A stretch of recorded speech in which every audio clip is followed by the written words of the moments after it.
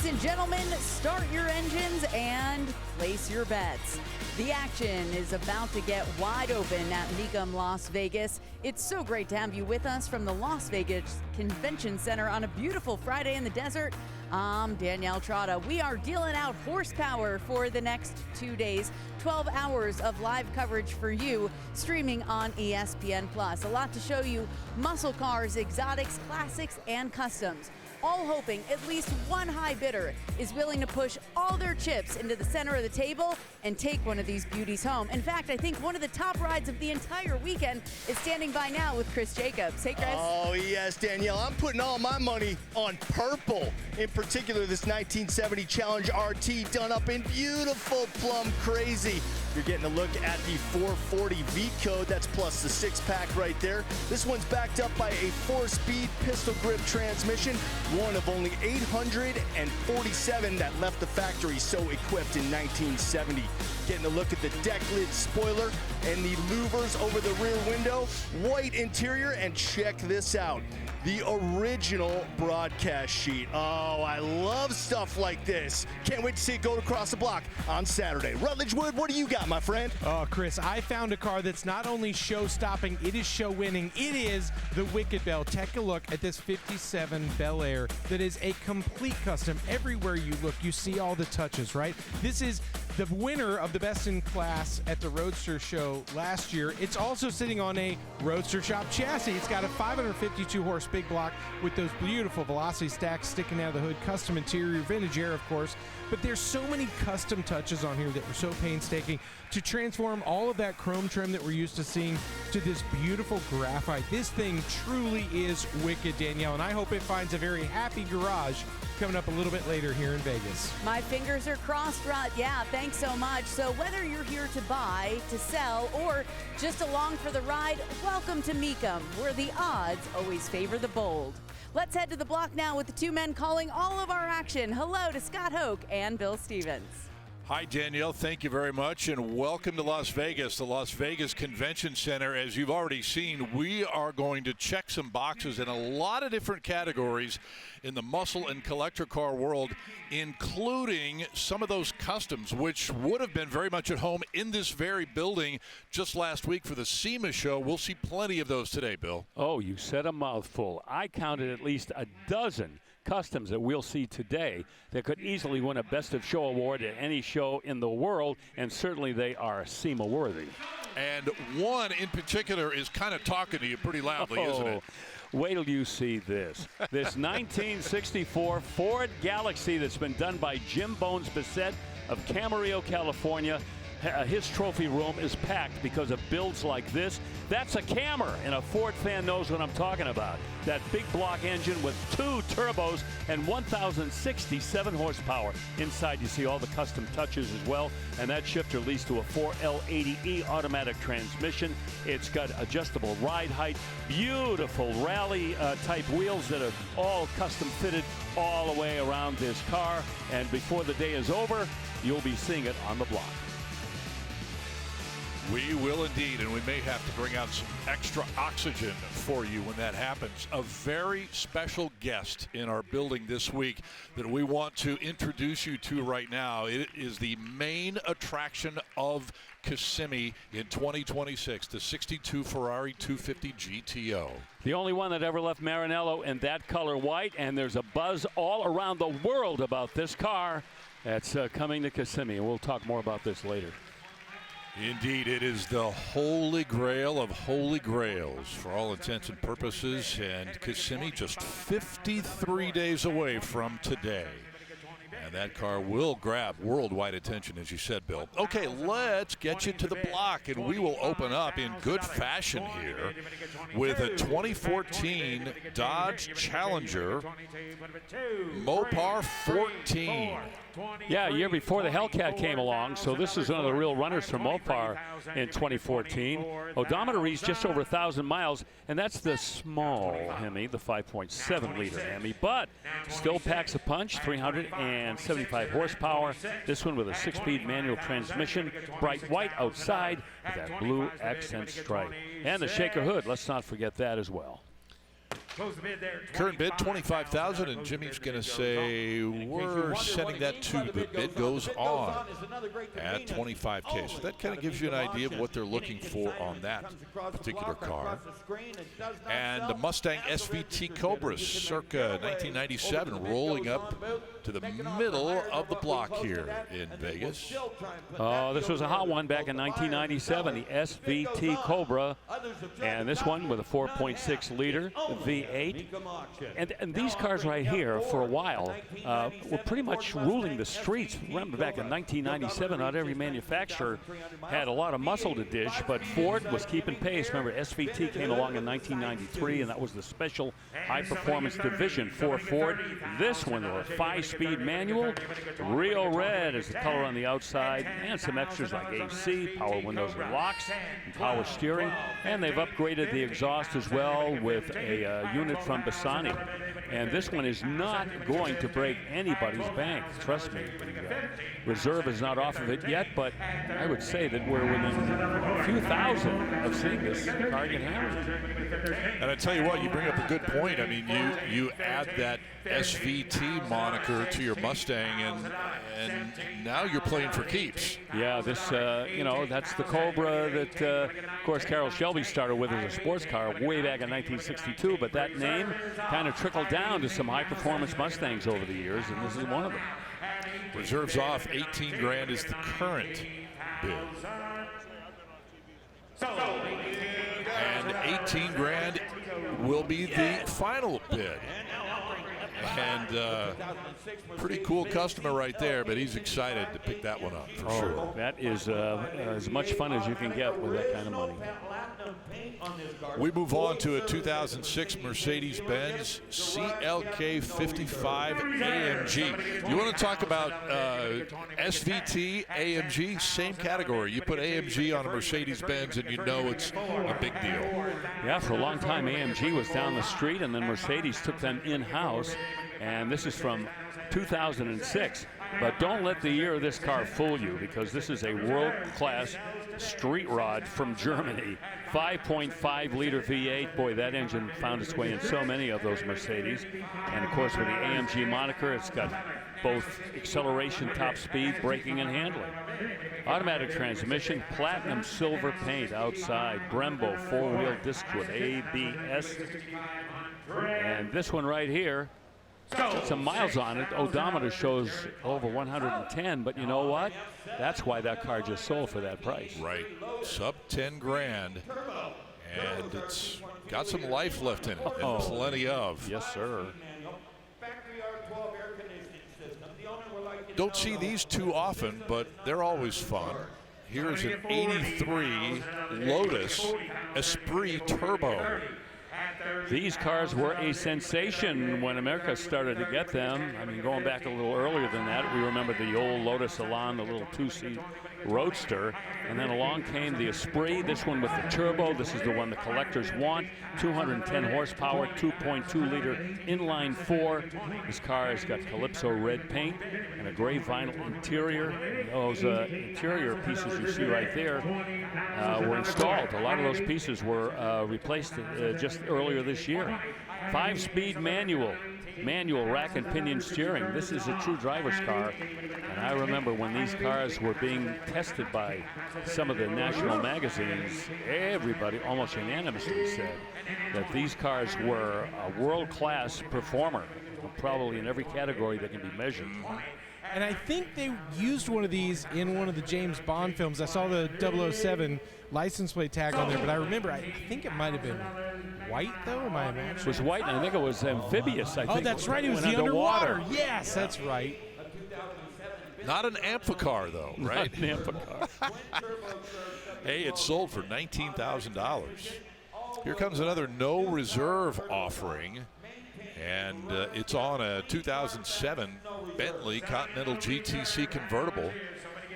Oh, Scott, we see these on regular occasion, actually. Some of these 15, 18, maybe even 20-year-old Bentleys, which stickered well into six figures, become so much more affordable. And this one right here, just a little over 37,000 showing on the odometer. It's got that W12 engine, that big twin-turbo 6-liter engine with the automatic, all-wheel drive. And this was the premium Bentley, the GTC back in 07. We don't see him, however, painted like this with the wheel and tire treatment on this one, right? No, we don't. It's interesting. A lot of these cars get modded, but sometimes they end up kind of getting unmodded when they go back on the market. But this one, some pretty cool little tasteful twists there with the two-tone paint. They brought the red into the headlights. They kind of did a ring in there, but also the wheels. That interior really just sets this one off. But I like those little styling cues when you can see that they did the sort of red angel eye setup there in the headlight. But wheels, I mean, this is still a car. Y'all know I would love to own one of these. Yeah, I'm afraid that if you bought that, though, you put a little Woody Woodpecker decal on the fenders or something. That's a great idea, actually. Yeah, don't feel the fire, Bill, right? Yeah, right. How about this, though? No reserve and a $25,000. And as I mentioned, you know, we kind of talk about this whenever we see one of these cars from this particular vintage. They are so affordable and attainable now for people who couldn't dream of owning one when these cars were new. Oh, even some little custom pinstriping on the rear deck lid, and 26 grand at no reserve buys that Bentley, man. Yeah. And luckily YouTube taught people how to cross-reference part numbers, so suddenly a $1,500 starter looks a lot like a Turbo Beetle starter for $80. Oh, that's right. Cool things to learn. That's changed, yeah. All right, next up, from 1974, Ford Ranchero. Well, in 1974, we were seeing big block engines without big block horsepower. This has got the 460 in it. This is one of one is produced, according to the Elite Marty report. That 460 puts out about 220 horsepower. Restored for a few years, about 5 years ago, with 200 miles on this truck since. Phytech fuel injection, that'll bump the horsepower a little bit with a rebuilt C6 Ford automatic transmission. And loaded with options, AC, power brakes and steering. Has a trailer tow package on it as well. And these were kind of tougher to me looking than, say, the El Camino, and because it had a little more styling cues sometimes of, I think, the wagons they were making at the time. I don't know if it really got the love that it deserved, but this one, Bill, when you put that engine under the hood, suddenly the tough factor goes way up. Yeah, that big block, no doubt, and those American torque thrust wheels. With the gray spokes, that is such a perfect wheel choice. Nice treatment all the way around, and 20 is going to be a little short of the mark, so we'll let that pay a visit to Bit Goes On, and we'll return to Las Vegas in a moment.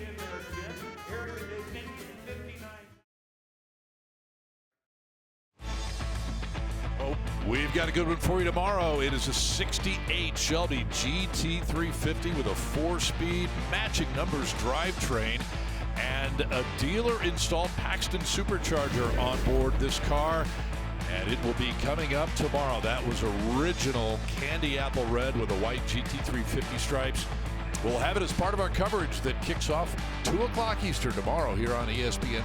Selling a no reserve, and the Shelby American folks are right up the street here. Yes, they are. Yes, they are indeed.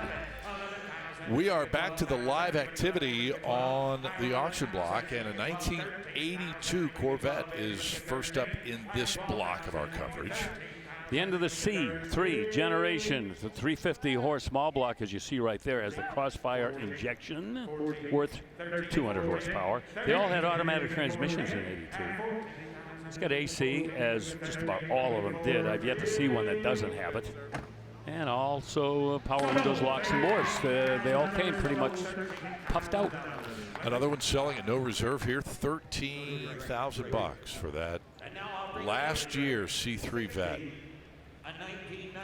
Let's move on to a 93 Mustang LX now.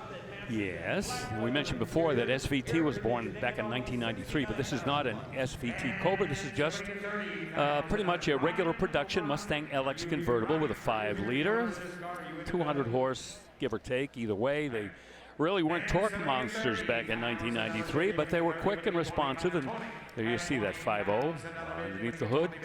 Automatic transmission, bright yellow, black stripes. Black convertible top. Those are factory chrome wheels it's riding on. And this will not sell for a lot of money. We may be close to seeing the reserve come out like right now.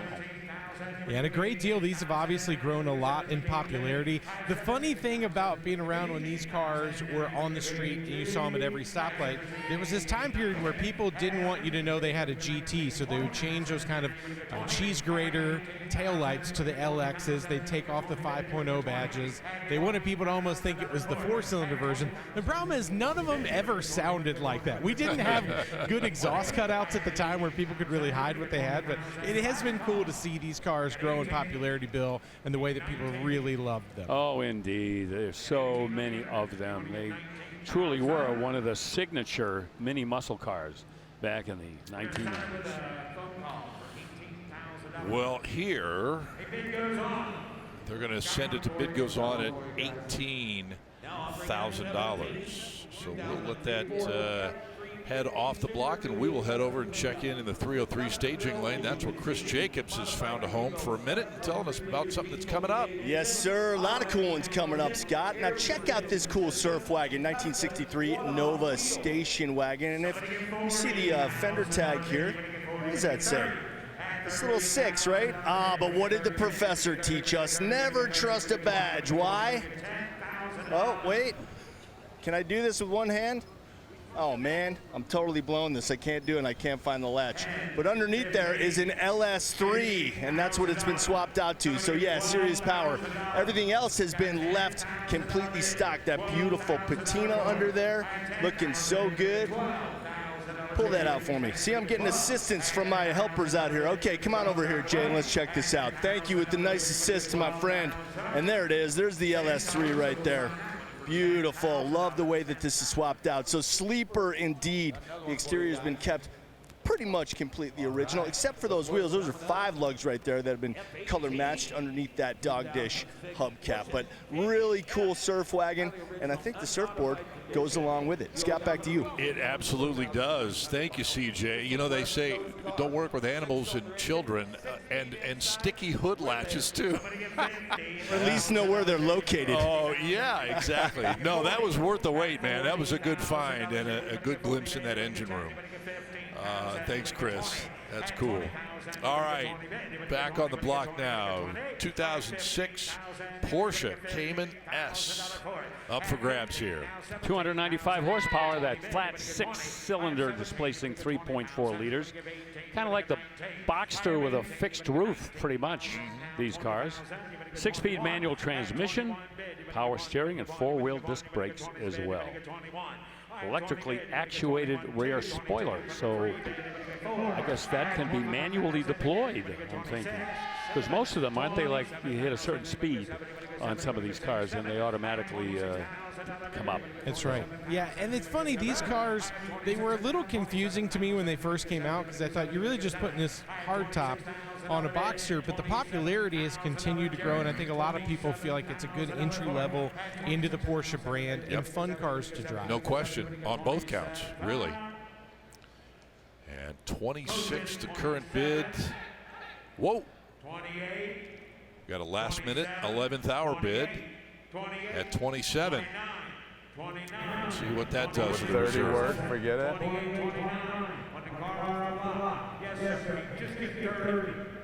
That'd be the good bid. 30,000 work, forget it. I'll take 29. No. He's got 28 back here. You give me 29. Let's see if we can get it. No, that's right. Hey, how about 28.5? No, I'm good. Thanks. Don't let that guy drive your car. 27 bid. Roll the dice. You're in Vegas. 28.5. One time. We got 27 bid. We're asking for 30. We're still working. No, I'm good.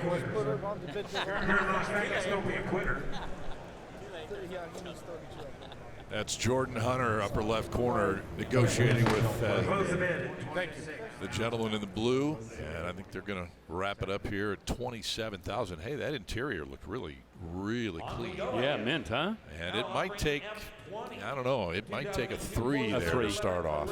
Yep. So at 27, I think they're going to send it to the bid goes on. Right behind it is a 911 from 2002. 911 Carrera Cabriolet, selling it no reserve. Yeah, so we're going to back up in terms of the chronology here from 2006 to 2002, but we're going to go up a few weight classes with the model here. Yeah, it's a 911 with 320 horsepower out of the 3.6-liter flat six with a Tiptronic 5-speed automatic transmission. And I would have to think at no reserve, some people are going to be jumping all over this Porsche. This thing, oh, no question. Also has that speed actuated spoiler that pops up right above where everybody's pushing the car back there. You know, these 996s have kind of gotten a bad rap for the headlights primarily, is what people don't like them. They call them just the runny eggs or runny yolks, but they're great cars to drive and superior to the air-cooleds in a lot of different ways. Just doesn't have the same sort of love and passion for the 993s or the 997s. Rutledge, it's fried egg. Please get your Porsche. I'm so sorry. I make that crowd angry every time I talk about their cars. I was going to say something, Chris, but I'm glad that you stepped in and moderated that. You know, it's interesting that this generation and this particular segment, like from 99 to 02, here at 20,500, that's about as affordable a Porsche 911 as you're going to find. It really is, and a great driving car, a car you can have fun with. You won't lose a ton of money on them. A lot of the others, they have such a severe drop over time, but this one, that'd be a great car to have and enjoy. Hey, listen, you'll still get the premium spot at the country club when the valet takes it. No question. $20,500 buys that 911. 2002. Okay, 1952 pickup truck from, drumroll please, how about International? Oh yeah, they were in the pickup truck game back in the 50s, in fact, for quite a while. This one, the L110, and it's got that inline 6-cylinder engine that came in so many of these older trucks back then from International. 3-speed manual transmission and restored pretty much the way it would have come from the International factory. Not sure about those chrome bumpers though. I would say those are add-ons. Otherwise, they pretty much stuck to the book on this. I've got a lot of love for these. My grandpa had an International Harvester dealership on Route 66 just outside of Albuquerque, so I always grew up very much an International guy. I always loved these, and they just were so funky and so different that it's hard not to appreciate their styling. Hey, how come you didn't tell us that he taught you how to drive sitting on his lap in his pickup truck? Well, I just don't know the legality of that. It's definitely a lot of dirt roads. I was learning to drive a manual far before I was 16. How many years you been on TV and suddenly you're worried about legality? You know, I just don't know how these reruns work anymore. It's different, Bill. Okay. This is not a rerun. We're live, dude. Exactly. It's the future I'm worried about. $24,000. Yeah, this was long before pickup trucks were considered to be daily drivers or, you know, a substitution for the family car. These were built to work. Hey, and to your point, Rutledge, I remember as a 13 or 14-year-old driving through a field in southern Indiana with a guy that had an old pickup truck, and it was the first time I drove. You know, pretty neat. It was a cool feeling, absolutely. All right, they are over the moon with that one. $24,500 for that International pickup truck. Love it. Well, let's stay in the vintage realm for a minute with a no reserve 1966 Ford Bronco. Look at this. Yeah, boy, another vehicle that kind of takes us through generational changes over the years. This debuted in 1966 as this one here. It's got the inline 6-cylinder engine with 170 cubic inch displacement. Not a lot of horsepower there, but they weren't built to be powerful. They were utility vehicles, basically. And, oh, there you see the interior. Beautifully restored. The whole truck, in fact. Uncut fenders. Yep. The U14. The 3-speed manual. The terrific half cab, don't forget. Well, yeah, U14. And terrific color combination. Man, this has all the good stuff. Equipped much like the ones that I delivered pizzas in back in 1968, I believe. And I probably should have been fired by the owner of the pizza shop because of the abuse that I dealt out on those little Broncos that we had. Well, you were just trying to get them there on time and get them there hot. Want them there hot. It's funny, we see so many cool Broncos restored in all these various stages, but when you see one that's a little more original with the uncut fenders, just kind of the way it came, this one's got a little bit different, slightly newer wheels off an F-150, but man, it's just, the charm is there. You see why people love these so much. And just draw a comparison between this and what Broncos are all about today, with the off-road ability from the factory, the horsepower ratings, the extra options that they come with, like totally different vehicles. A gazillion-y, billion-y combination. Different additions, and yes. Yeah, far more modular now. It's like the Build-A-Bear of off-road. Pretty much. Versus what these were. These were far more utilitarian. I mean, this really was the sports utility vehicle. You get all the options like on half a sheet of paper. Still working on it at 25 grand.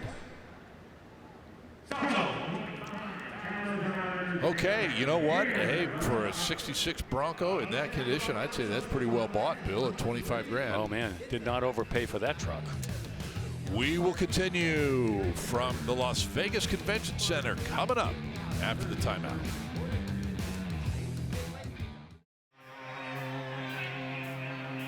Welcome back to Las Vegas, here in Central Hall at the Las Vegas Convention Center for our continuing coverage of Mecum auctions. You know, there's a saying in the collector car world, originality counts for a lot, and this car is completely original. 1978 Pontiac Trans Am, one owner car.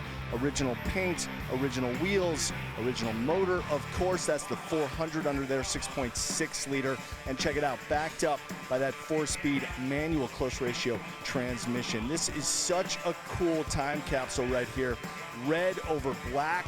It's going to be going across the block very soon, and it will be going to its second owner because it is selling at no reserve. Man, these are such cool cars. Basically identical to the 77, except for the grille.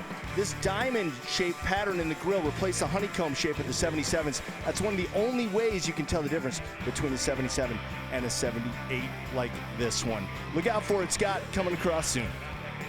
Sounds good, CJ. Thank you. And isn't it so cool when you get a car that's so noteworthy like that, and it's been in one person's hands as far as ownership for all these years. Yeah, it's not a challenge to trace the history of that Trans Am. And the stories it can tell, for sure. Cool. On the block now, 2007 H2. This is the semi-big boy. Of course, this is the H2, which sounds silly, but the downsized Hummer. 6-liter V8 with a ton of torque. Automatic transmission, and the white and the charcoal leather interior is one of the desirable color combinations for these trucks.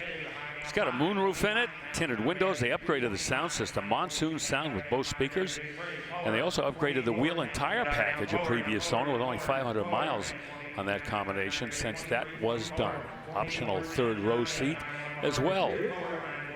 Pricey when they were new, and like a lot of these other vehicles we're going to see, you just put a few miles and a few years on them, and suddenly they kind of fall back to the everyman.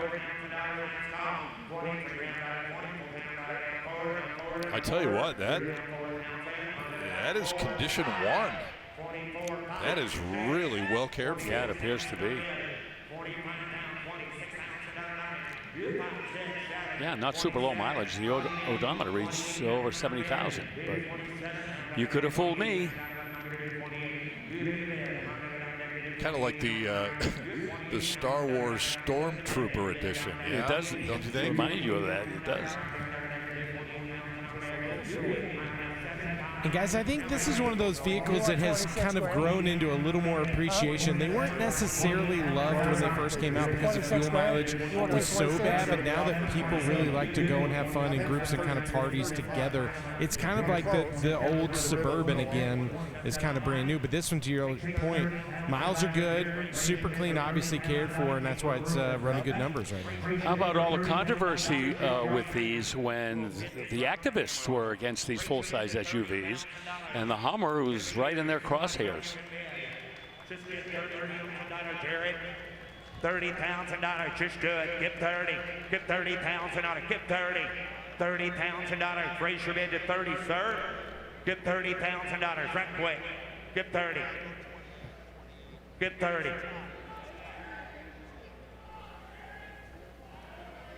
Get $30,000. Just get 30. You're that close. Get 30,000.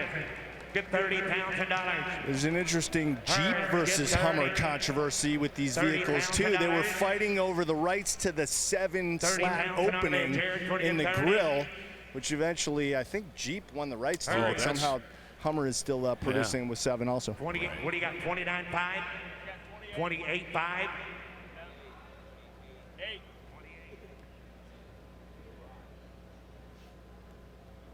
That's a 26.5. 26.5. Very good, It's only sir. 500 away. I got $28,000. Huh? Can you ask him to raise just another $500? Well, we tried to. We've been working on it for the last 2 minutes. Well, We're on net 26.5. Yes. Okay, they got it straightened out. And by the way, that grill slat deal, that goes so far back for Jeep. It's like, man, don't even mess with them on that. You know what I mean? Well, ironically, when they started making the Bantams and the Willis, they were 9 slats, and then they went to 7, and that became, as you said, a Jeep staple. Yep. History is littered with situations like that. That could be a whole different show, Yeah. you know? In any case, this H2 sells for $28,000. Okay, and we'll move on to 2011 Jaguar XFR. Luxury, performance, styling. You ever had one of these? I haven't had one of these, no. Okay. I've had 2 Jags with both XK8s. Yeah. Okay. And there's nothing wrong with these sedans. Man, are they plush. And the aroma coming from that leather interior is intoxicating. 510 horsepower, too. Don't want to overlook that. With, of course, an automatic transmission. And this one has been dolled up a little bit with red brake calipers, too. Ultimate black is that color. Charcoal in London is the name of that beautiful leather interior. My, oh, my. This was probably between $80,000, $90,000, $95,000, brand new back in 2011. Loaded to the gills.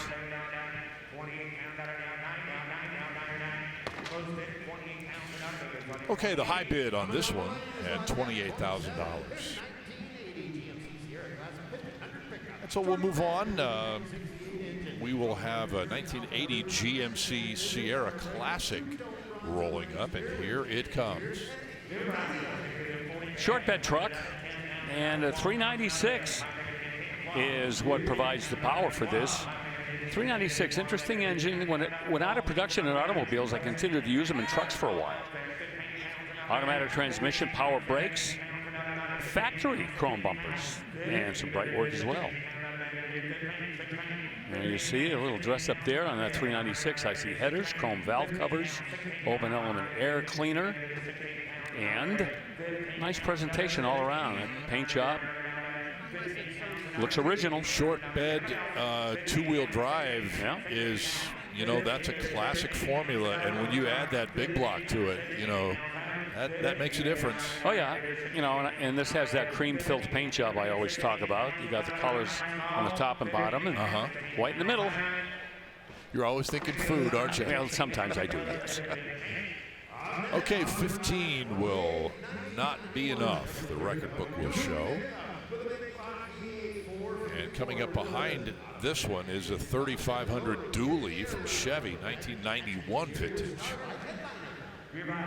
Oh, this one reminds me of the Ben-Hur chariot race.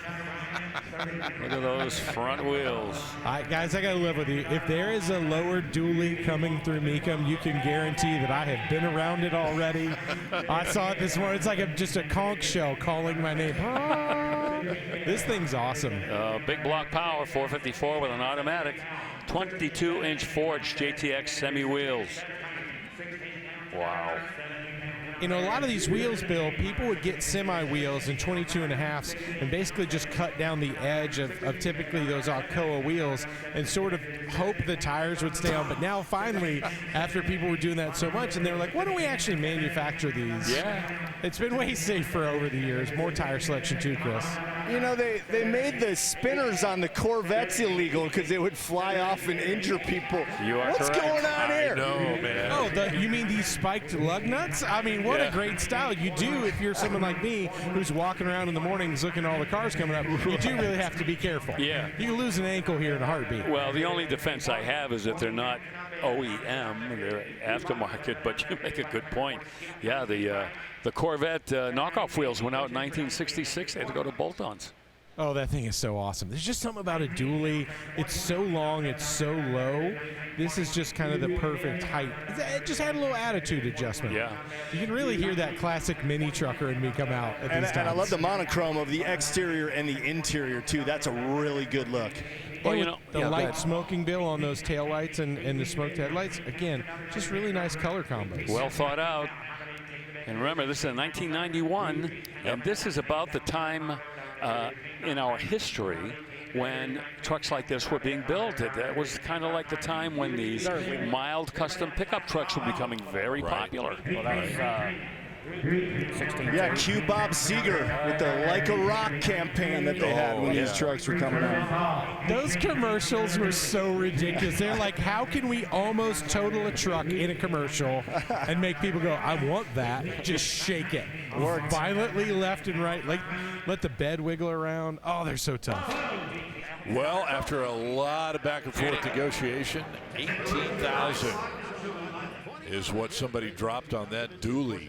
1991. The thing I couldn't remember, I remember about those commercials, I couldn't understand. They show the truck going down the highway, driving nice.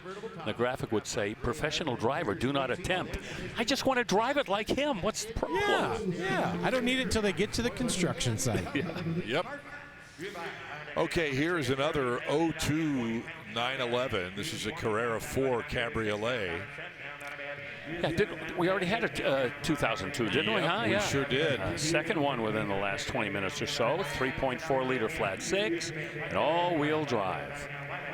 Fried egg, scrambled egg, runny egg, whatever you want to call headlights. Yeah, and you know about those headlights too, there's a 996.1 and a 996.2. They actually made the headlights look a little bit better on the 996.2s, and you can tell the difference because that lower corner is much sharper than the 996.1 headlights. But in Porsche purist books, it's just still unacceptable. And I think it was because they looked so similar to the Boxster headlights that people were like, hey, I'm buying a 911. Why does my front end look like a Boxster? Right. And I think, Bill, it looks like that one's got the sports seats in it. Definitely has like a more of a GT3 style wing to it. Yeah, this one is packed with options, Rod. I mean, they did not overlook anything on the option sheet. By the way, Chris made a good point. That 02 911 we had before was the 996.2. Will 15 buy it?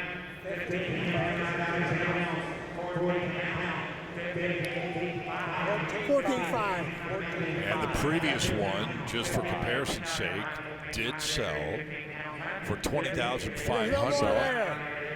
So we'll be in the same neighborhood on this one. Again, affordable 911 territory here all the way. Yeah, I mean, that's the point you made. If you want to get into the 911 market and not drop a bunch of big bucks, 996 is pretty much your only avenue. Yeah. Wow, this undersells the other one. Look at that. Look at that. $14,500. Okay, love it.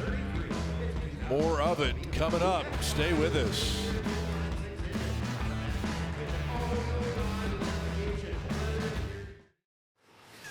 Well, ever since the early 90s, right up until today, the airwaves of New York City has featured the voice of one legendary DJ. What's up, everybody? I'm Chris Jacobs, and today I'm in that DJ's hometown, the Bronx, to find out more about his passion for American muscle. This is the Funk Master Flex Collection. So let's go around the room. Let's start with this 69 right here. Originally on the Le Mans Blue. It is a 396 car. 396 car. I think 350 horse. Well, I put back the interior the way it is. I mean, I changed it to power windows. It's not an original power window car. Not the original transmission. Original rear end, original block. Lou was telling me that you guys did a real nice swap out to a 502 on this one. I love the 502 is my favorite crate motor. The 572 is a little bit too much for me. The 427 isn't enough for me. And the 502, it's just, you know, I like it a lot. I still have the original 396 out of this car. I still have the original tranny. That's the original rear end. So this car was a 396. 396. Not a 454. Yeah, I have the build sheet, I have the protector plate, I have the bill of sale for this car. Awesome. It's originally on the column. And that's included in the auction. Like yeah, whoever is the winning bidder is going to get that original motor as well. Absolutely. Oh man, what a blast I had, Scott. Yep. In the Bronx, driving a 69 Charger around the Bronx. Not a lot of people could say they've had that experience, and it was great. Can't wait to see these cars go across the block in Florida. You know, what struck me was that I'm not sure that Funk and Bill could be friends, because Funk says, hey, 572 is too much for me, you know, so they're not going to hang together. Like, if Chris isn't the coolest guy we know already, he went and hung out with Funk Master Flex. I was just, I was so jealous. Envious. Can we call him Funk? Yeah, we're on a first Funk basis. Okay, all right. Here is 95 F350 now for us to behold. Yeah, this is one of the big dudes from Ford, F350. 7.3 liter power stroke. Big V8 engine with so much torque. With an automatic transmission, and this is four-wheel drive truck as well. And this doesn't look like it's done a day of work in its life. It has had a pretty easy time of it, I think. And those things are so coveted, Scott. That's why that goes for big money. People love that OBS style with the power stroke. Nope, no doubt. And 36 grand buys it. And we've talked about it before. That's a time period, too, when more and more trucks were starting to have the big crew cab, the full-size, four-door deal. Crew cabs, extended cabs. Which is now commonplace, has been. Okay, here is CJ, your Nova station wagon with that modern power plant. And the engine swap.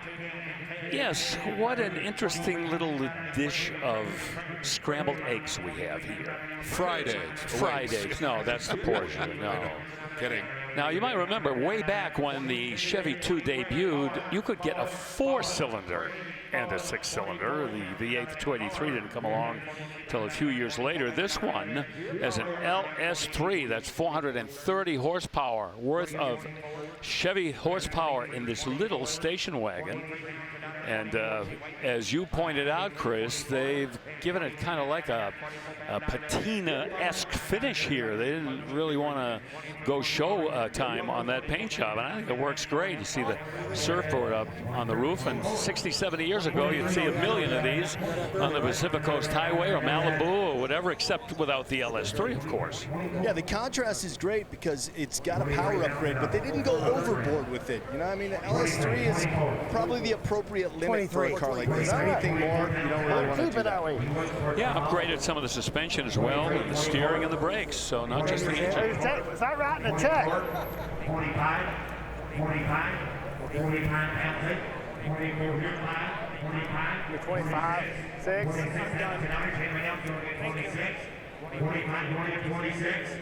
He's still not going to drop it. 26 pounds. Anyone else? 25 pounds. 26 pounds. 23 is the money. Maybe 5.5. Okay. Probably closer to 30, I assume. I don't know. Sleeper wagon. What's your best shot? Winds up at 25,000, and I think that's where they're going to leave it for now. So a little bit extra work needed to make that deal happen. Meantime, 2012 Maserati Gran Turismo convertible next up. Molto bene. Say that. True Italian high-end premium convertible, 4.7 liter V8 with 444 horsepower. There you see the engine there snuggling right between the front fenders. It's got nav and dual zone climate control, paddle shifted automatic transmission. Alloy wheels, about 49,000 miles on the odometer, and such a beautiful combination of exterior and interior. The pearl white and the very light beige inside. It is bargain hunter o'clock up here on the block. Man, 19 grand for a car that probably sold for maybe high 80s, low 90s, even more in 2012. Yes, I mean, sir. Wow, and how clean is it? Oh, this is a good looking car. Yeah, and that white, that has a pearl look to it as well, kind of a pearl application. And it works.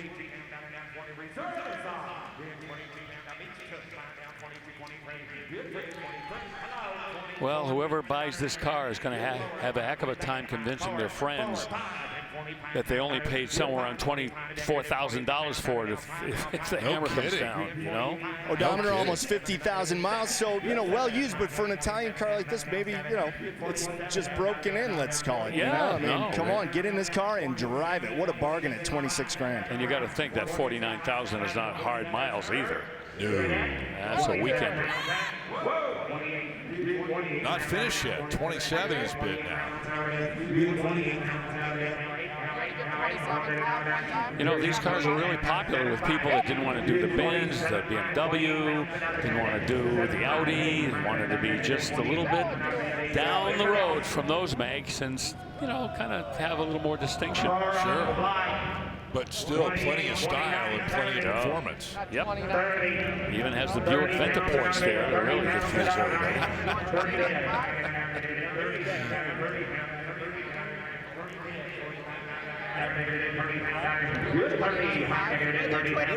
Hey, will you take that? Yep. And look at the depth of the pearl in that big tube. That's fantastic. Yes, sir. Pearl takes a little extra effort to apply it properly. It is definitely unforgiving if it isn't applied to the automobile properly. $29,500 and some happy new owners of that Maserati. Let's check in now in the 303 staging lane. Danielle Trotta's over there for us. Yeah, I can't see you guys right now, Scott, but just listening to that last car, it felt like Chris Jacobs was talking about a great bargain and a good-looking car. I feel like you guys were just channeling what I'm next to now, this beautiful 2003 Cadillac Escalade EXT, because it really checks those same exact boxes. I'm in staging, as you mentioned, Scott, and this color, this truck just stopped me in my tracks. This beautiful blue pops under the lights, just stunning. You see those 21-inch chrome wheels, a nice upgrade on this truck and some power to go along with it as well. 6-liter V8 engine. You've got a nice interior as well, gray, leather, heated seat, sunroof, and she is just beautiful. And you talk about a value, the estimate on this truck is only $10,000 to $15,000. And I thought, why is that? Well, the last odometer reading on the truck was 176,000 miles. So it's got some clicks on the odometer. That may say, okay, we've got some years on her, but the outside, guys, this truck looks brand new. Get it for 10, 15K. I think it would last you a long time. A great value coming to the block here. It is just stunning. I'm in love with this Escalade. It's great. Yeah, it's a good-looking truck, no doubt about it, Danielle. So we fully expect to see her behind the wheel, perhaps, as it crosses the block, maybe with bidder badge in hand. Yeah, and you know, if you have some with that many miles, you get the maintenance history on that truck, make sure it was well taken care of, and it really kind of takes the risk out of trying to own something like that. It does. Here's a 99 Camaro SS, and bidding at $10,000 at the moment. Well, this is another one of those cars that looks a lot more valuable than it'll probably sell for. That's got the 315 horsepower, 5.7 in it with an automatic. It's going to go to the bid goes on, but my guess is maybe of all the cars we've seen go to bid goes on today, this might be the one most likely to have a post-block sale. Okay. Look at this. This is cool. It is a 1963 Mercury Comet S22. What, another one? What do you mean another one? We haven't had one of these in years. Oh, look at that engine. That is the correct 164 horse, 260 cube V8. That's a Windsor-based engine, and that was the first V8 engine that Shelby put into his small block Cobras, the 260. And this is a matching numbers on this car. Look at this. Yes, indeed. Wow. A little two-barrel carburetor with a Mecum automatic transmission. It's original. It's there. 325 gears in the back. They've even got paperwork that'll tell you what day it was built on in 1963 and 7,000. Not going to do it. How about that? Yeah. Such a cool little bit of history. The Mercury.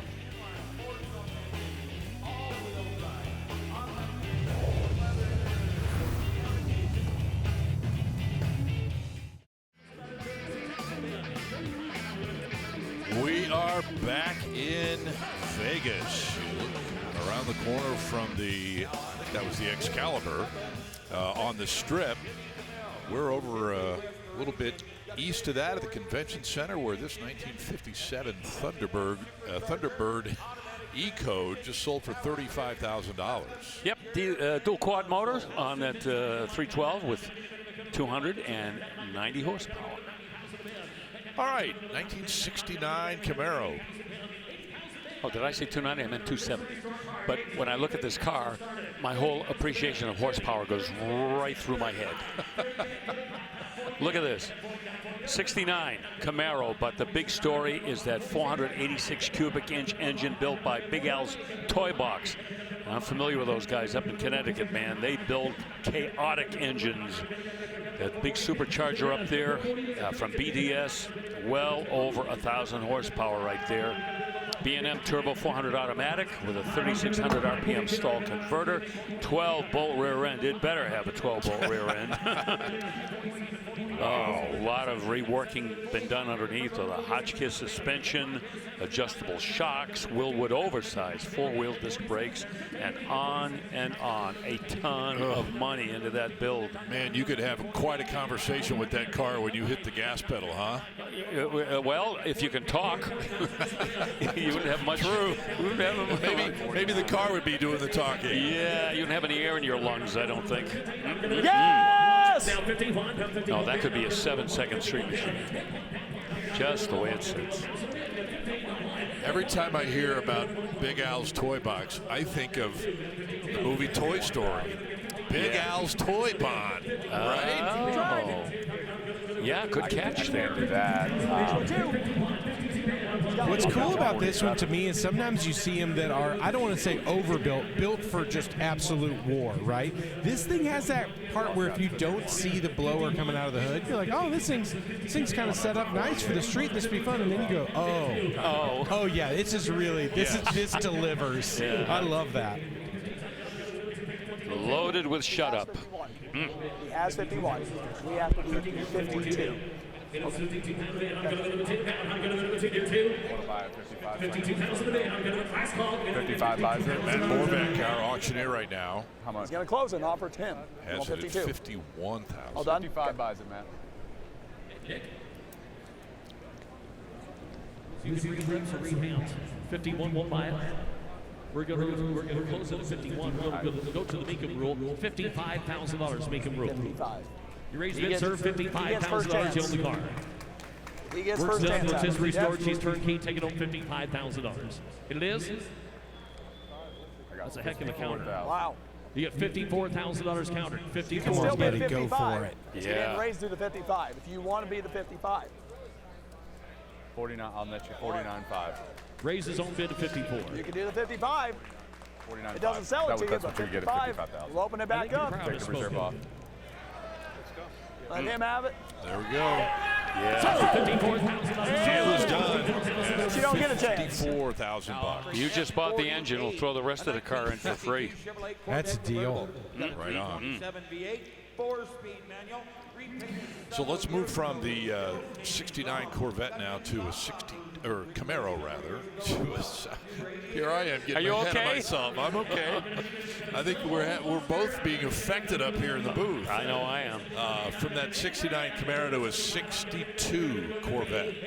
Nothing radical here. The only thing that I see that has been changed is the carburetor. That's an Edelbrock carburetor with a non-original air cleaner sitting up top there. Of course, it's a 327. 62 was the first year for the 327 in the Corvette with a 4-speed. There you see it. Pretty much sticking to the original on the inside of the car. They replaced the soft top a few years ago, which is good. And Bill, what do you think about those wheels and tires on there? Kind of that spoke style for that. They're okay. Probably not my choice, but they're pretty. You know, if I were going to do a wheel change on a Corvette, I think I'd go more with a vintage type wheel, like a torque thrust D, maybe on there. Of course, they had full wheel covers back in '62, and even those look pretty good as well. Yeah, it's interesting. They're close, but it's almost like it gives a slightly more European flavor with the spoke and the tire ratio there to the wheel, I wonder. Yes, I would agree with that. Send it to bid goes on. I think we'll have a good chance there. You want me to put 50,000 on it for bid goes on? Yeah. Okay, I'll do it. Thank you.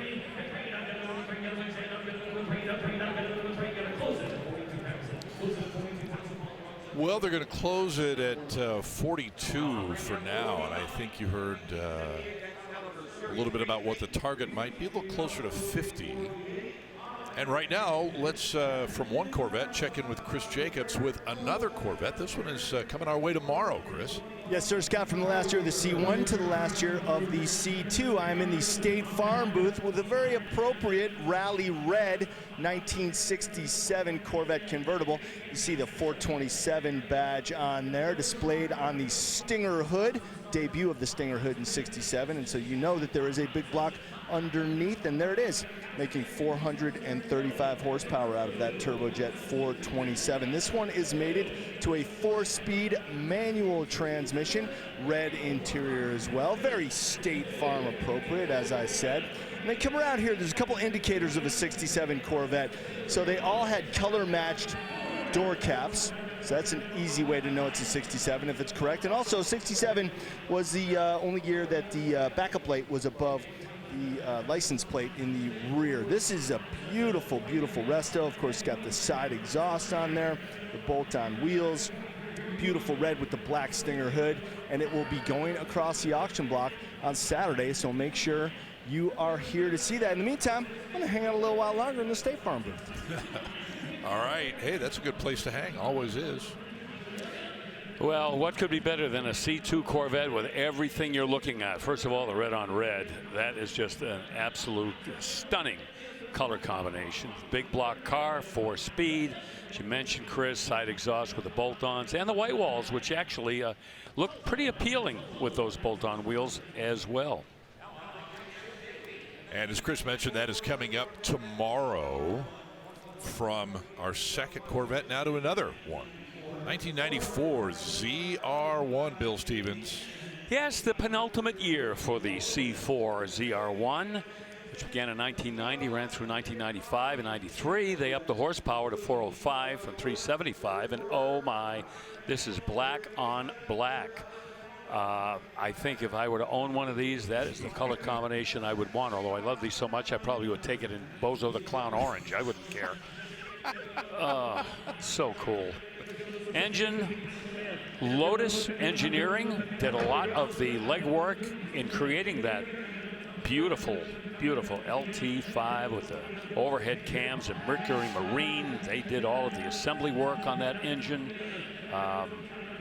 Can't get any better than that in a Corvette engine, especially back in this time period. This was the king of the hill. I'm sorry, I'm still laughing at that color. I don't think it was factory, but no, right. By the way, in all seriousness, as you see this one at $20,000, we're talking about Kissimmee less than 2 months away, the Mike Yeager collection, the My Garage Museum collection, has an '89 ZR1 prototype that will be crossing the block. One little icing on the cake? Yes. His collection also includes a black-on-black ZR1 Corvette that's coming to Kissimmee as well. You are correct. I know what you're ZR1s, thinking. right? Yes. Scott, you're thinking black on black on black on black on black on black on black. 32. That's right. I'm thinking of Bozo Orange on Bozo Orange. It's my ultimate combo. Yep. 25. Have they moved on? Or are they still No, working they're still on this working one? on this, yeah. Okay. Now they're going to move on. Okay. All right, so from the ZR1, $25,000 to a 1970 Camaro RS, totally customized here. Totally. Ooh, understatement. Wow. Let's take a look at this. From end to end, bumper to bumper, top to bottom, this has had all kinds of custom work. That is a 6.2 liter GM Performance crate motor with 400 horsepower. Everything has been reworked, rebuilt, customized. Tremec 6-speed manual transmission with a Ford 9-inch rear end and 370 gears. Speed Tech added to the suspension with the torque arm rear suspension and the Road Assault front suspension. I could keep going. Willwood brakes everywhere. Firewall underneath, you might have seen, has been all smooth. I love that look. And the paint is platinum silver, gray interior. Dare I say, knocking on the door of Pro Touring. That is the level of this car. I think my favorite touch, I don't know if you caught it when the hood was open, the LS cover is carbon fiber. It's really cool touch. Yep, I am going to go along with you, Chris. That, I think, checks off all the Pro Touring boxes. And if it's not the stance and the wheel and brake combo, it's kind of all of them together with that paint. This morning, this was one that was definitely drawing the crowd the whole time back in the staging lanes. I'd like to see a little more horsepower for Pro Touring. It's a 400 horse, 6.2 in it, but anything else you look at, it tells you that this qualifies for that category.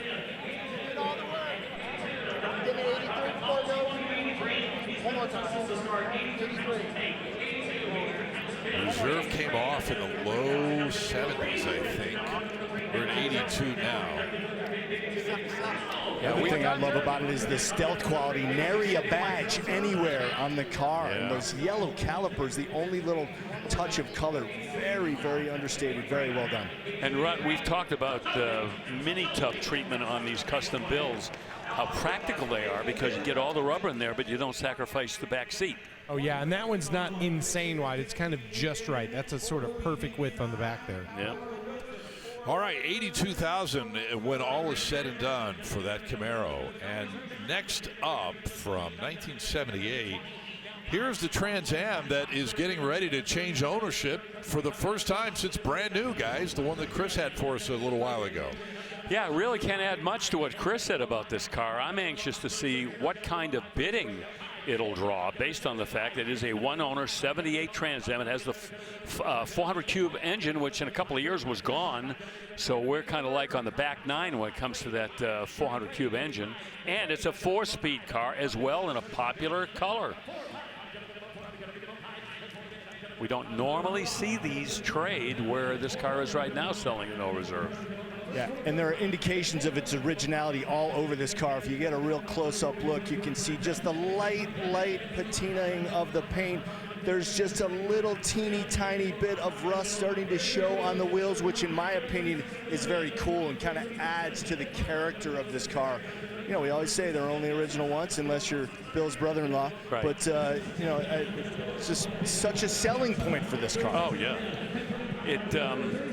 It definitely is a car that will tell you its life story, and it has been well maintained. Yes, sir. And at Congrats. that price, what a deal, guys. You can drive it, enjoy it, let people see it. It's not going to drop in value a ton. That's beautiful.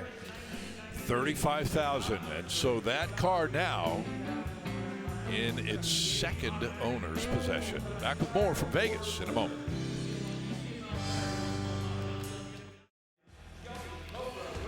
Welcome you back to Central Hall here at the Las Vegas Convention Center, our home once again this year for Mecum Las Vegas here on ESPN+. Don't forget, as we take a look at the 303 staging lane, 303 products will take extra good care of your car and protect them from the harshest elements that Mother Nature can dish out. All kinds of advanced formulations. They do internal testing. They have more than 40 years of field-tested results. And you can find out more at that website on the lower left of your screen, 303mecum.com. 303, proven to protect. Here's a 1965 Cobra replica on the auction block now. Yeah, Factory 5 that has had, some personalization added to it, which is kind of the name of the game if you buy a Factory 5 car, because you build it and do whatever you want. This time has a 351 in it. It's been all built up with a T5 5-speed manual transmission. You saw Carroll Shelby's autograph on the dashboard there. Racing seats all custom built with racing belts as well. And Mustang 2 front end, which is kind of the way they go with these Factory 5 cars that are built right up the road from where I live, Wareham, Massachusetts. The Smith family been doing it for a while, and they are the largest selling Cobra replica manufacturer in the country right now.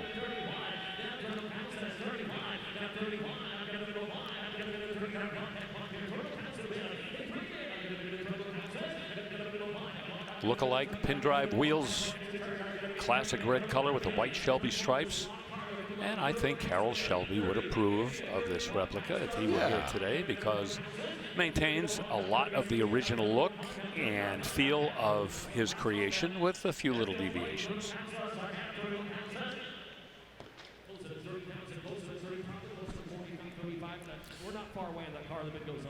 Well, okay, Matt Morvac says not far away. Might take another 5-10 grand or so.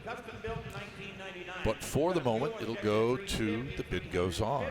And a 1933 Ford Custom Woody will follow in its heels, on its heels. And I'm looking at the California black plate on the front end of this car, and it says S-Fin or Surfin' USA. Yeah. How about that? I got a 34 wagon and I call it a Woody. Surf City, here we come. Jan and Dane, man. This is a 33, not a 34. However, this is a very well done custom Woody. 350 cubic inch, 350.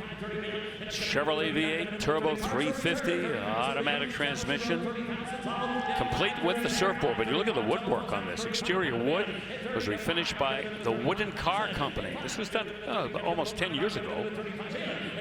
Even have a wooden insert on the steering wheel as well. It's a cool car, guys. This one built originally, I think, in 1999. A 350 turbo 350 setup. Yep. And this would be a solid cruiser to go have some fun with. And again, I think one of the great things about coming here and seeing some of the deals is it would be so hard to replicate this car for anywhere near these numbers. Yeah, what a deal. We see that happen a lot. It's a lot easier to buy one that's done than go through all the hassle of waiting for it to be done and having to, order the right parts. Oh, they're the wrong ones. We got to get the other parts now. And all of that stuff. Just buy it like this. Go drive it. Yeah, each time I see that 56 F1 in pieces at my friend's house that I paid for, I'm like, what am I doing? Exactly. You notice the stripes on the fin on the surfboard? They've been replicated on the side view mirrors. The same stripes. Oh, yeah. Nice tie-in. Yep. I did see that. Didn't connect it, though. Thank you, Bill. Yeah, no. It's worth pointing out. You've got your observation skills in full bloom today. Not always, but today. 49,000. 49's all hammers up and high. 49,000 a bid. 48 bid. No reserves, so 49,000 a bid. this is going to be it. $49,000. Yes or no? Not going to bid about 49,000. Sold 14,000. Sold 14,000. There we go. Thank you very much. Congratulations. 48 it is. Eldorado convertible. Very smart shopping. Yeah, that's pretty cool. 500 cubic inch V8. Okay, let's move on to check out a 76 Eldorado convertible from Cadillac. Yeah, the Cadillac Eldorado convertible, that kind of went the way of the woolly mammoth during this time period, as people weren't buying convertibles as much as they were buying cars with T-tops. Previously owned by Vancouver Canucks goalie Kirk McLean. All right. I'll check under the seat, see if maybe there's a hockey puck under Of course. It's got that big 500 cubic inch V8 engine that made about 190 horsepower, believe it or not. Automatic, of course. Silver exterior. This car's been repainted once. That was back in 2012. Power everywhere. Power seats, windows, steering, brakes. And old Kirk McLean kept all the service records and receipts to help you keep track of how well this was maintained. Very appropriate. This car is going across the block here in Vegas. You can see this car cruising down the strip. What a cool interior combo there too. That kind of ice blue with the wood grain. And an appropriate car for an NHL goalie too. It's got a massive trunk. Put all his pads all his in there. Stuff, yes.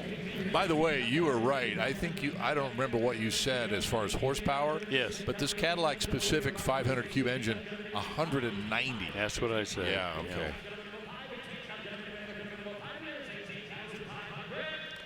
That car will always get eyeballs, no matter where it goes, for hundreds of years into the future. It just will. You are so right, man. And $18,000 seems like a bargain to pay for that car today. We're back to Vegas in a moment.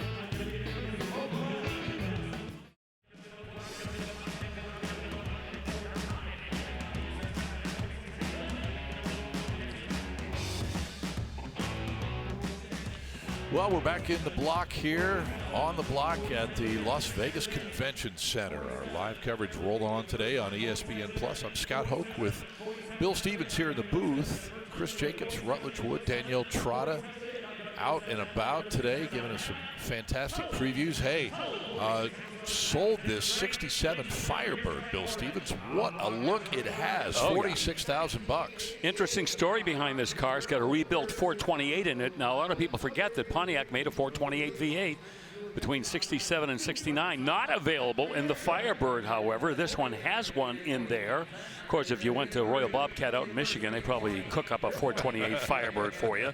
Anyway, this one with a rebuilt T10 4-speed, all the right parts and pieces, and yep, sold American. Indeed. Okay, here is a 1988 IROC Z convertible. Oh, this was the essential Camaro back during this time period, right up until 1990. This one has had a few upgrades to it. Nonetheless, can you say that for me? Not the least of which is this 383 stroker. How did I know? Oh, you knew. Yes. Yeah, so that's a big powerhouse underneath there with a Holly Sniper fuel injection system. Notice the automatic transmission. That's a 700 R4. And factory air, Bluetooth AM, FM, stereo, power windows and mirrors. Pretty plush. And how about the chrome IROC Z wheels, which we do not often see? That kind of sets it all off, doesn't it? It does. Gives it an extra snazzy look, if you will. Yep, deep black paint with chrome wheels. That is eye candy. $27,000 is not going to buy all that eye candy right now. So trip to bid goes on is in order next.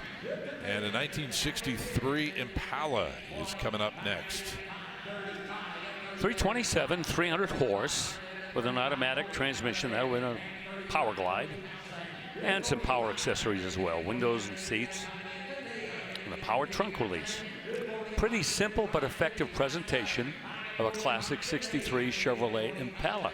This styling was an immediate home run. When the 63 Chevy, the entire product line debuted, people really gravitated toward a big upgrade from the 1962 car, which wasn't that much different from the 61, but 63 really changed the game, and it sold well.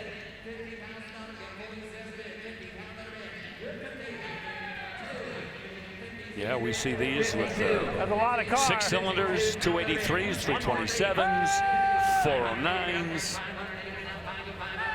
A lot of flexibility terms of powertrains.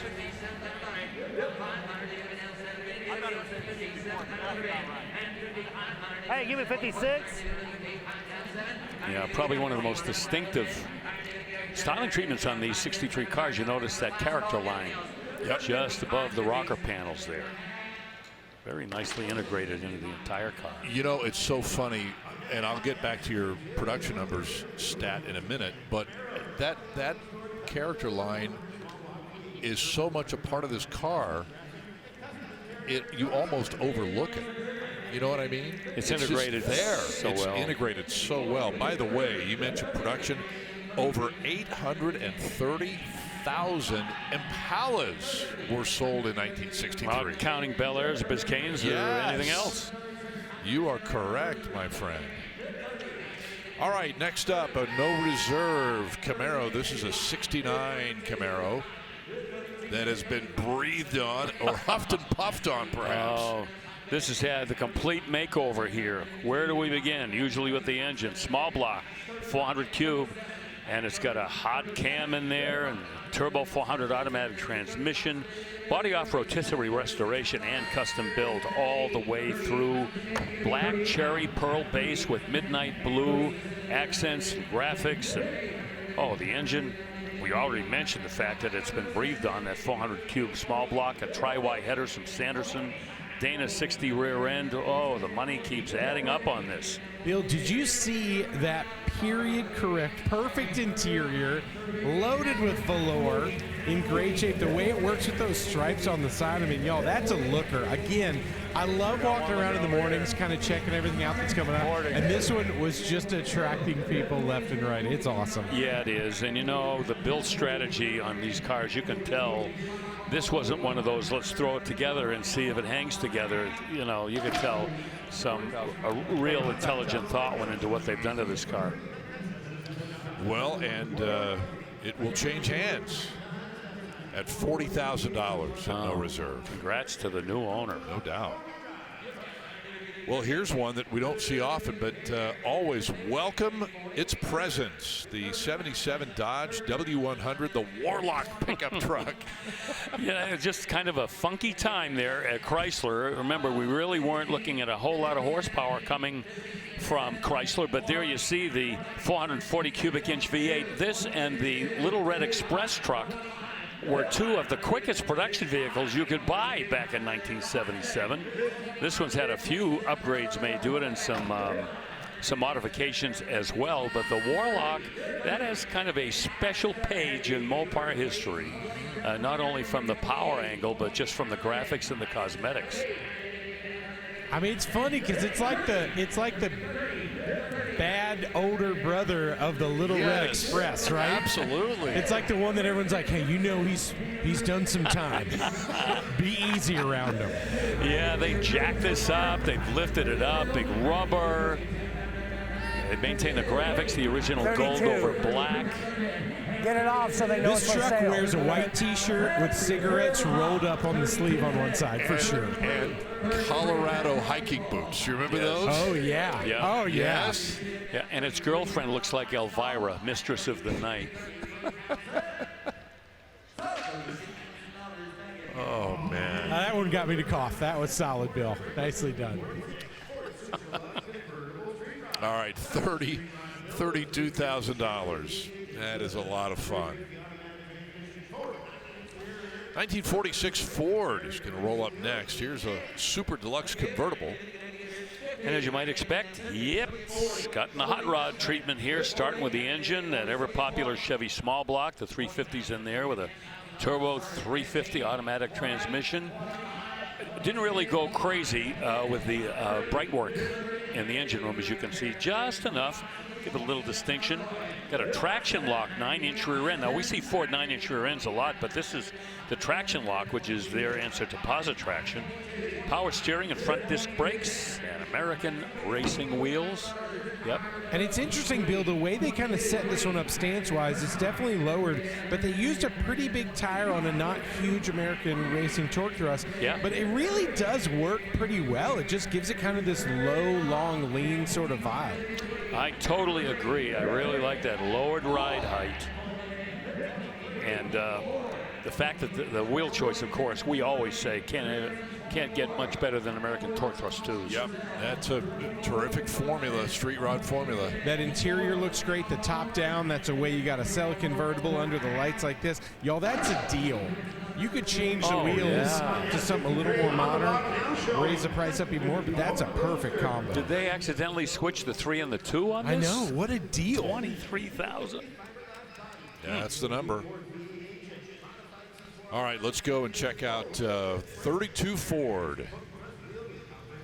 Oh, the classic hot rod from now through eternity. Yep. And this is the high boy, no fenders on it. And it's got a Ford engine, 325 horsepower, 302. C4 automatic transmission. And these eternal 32 Ford hot rods, all done differently. There are no two that are exactly alike. Everybody kind of takes their own path when they're building them up. This one with Willwood 4-wheel discs and the Ford traction lock rear end. Again, this is the 8-inch version. And American Racing torque thrust 2 wheels.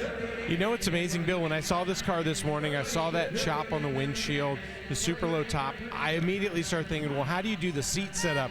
That's how you do it. Custom seat laid way back in there. You make plenty of room for the people. That driver looks comfortable as could be in there. Yep. And you know, the fascinating thing about these hot rods now is that you can build one of these with everything off the shelf. Everything in the aftermarket's available to build a car like this. I think this was a given body on this one, right? Yeah, how cool is that? I mean, you really could call Brookwood, call Gibbon, whoever, and then get frame, brakes, anything you want. Yep, I call them catalog cars.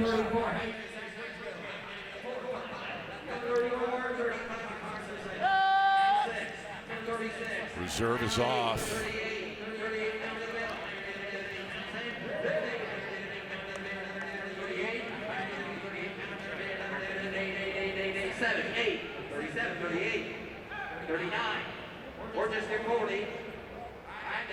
That's Trev Morbeck, by the way, our auctioneer, world champion auctioneer.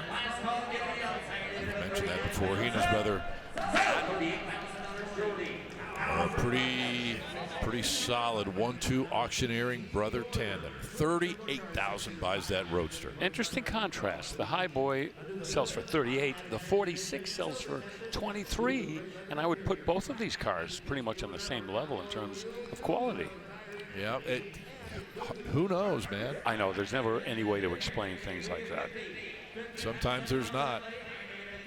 Hey, but it's what one guy wants versus what another guy wants. You know, people ask me, what is this car worth? You know, it depends on the day, the bidders that are there, and who knows what else. Yep. The barometric pressure, everything somehow plays into it. Going to move to a Bentley now. It's an 05 Continental GT Mulliner edition. Yeah, with a 6-liter twin-turbo engine making 552 horsepower with a 6-speed automatic. Silver Tempest. That's the name of that color outside, with beluga gray inside and the 19-inch Mulliner alloy wheels as well. Which those are such a great-looking wheel. You see why they kept them on here. And again, it's going to be interesting to see how does this do compared to the convertible that we saw earlier. Again, it's kind of that thing. Does somebody feel like a convertible today? Maybe a hardtop? Beautiful car. Right. 29, the reserve's off. A little more than 33,000 miles on the odometer. Again, this is probably a car that was not a daily driver. Weekend car, that special dinner out. Yep. Special family events. That would be the car to take. It sold for 29, just like that. So somebody else is going to have fun with that as we have a little bit more fun with this 03 Escalade EXT. This is the one that I think Danielle was going to try to bid on here. Oh, she was tingling she was over this truck. all over this one. Maybe still is. 6-liter V8, big power, automatic transmission, and extras include the sunroof, leather interior, heated seats, dual zone climate, running boards, and the 21-inch chrome wheels. But as she mentioned, that color, you got me at that color. Paint's beautiful. They did a really great job. It does not, I just don't, it's kind of like Bill Stevens. It may have some miles on it, but it doesn't show its age. From the outside, it looks brand new. What more can you say, Scott? I think that was a compliment, but I'm not sure.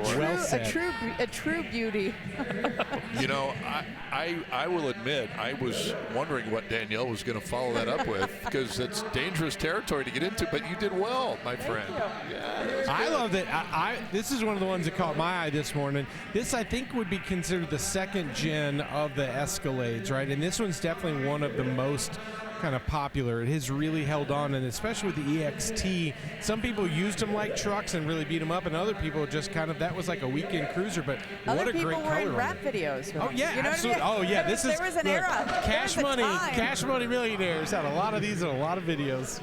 Wow, what a great price for Look at that, $9,500 out the door. Wow, my goodness, love that. Back with more from the Las Vegas Convention Center coming up on ESPN Plus. Welcome back, everybody, to Las Vegas, Nevada.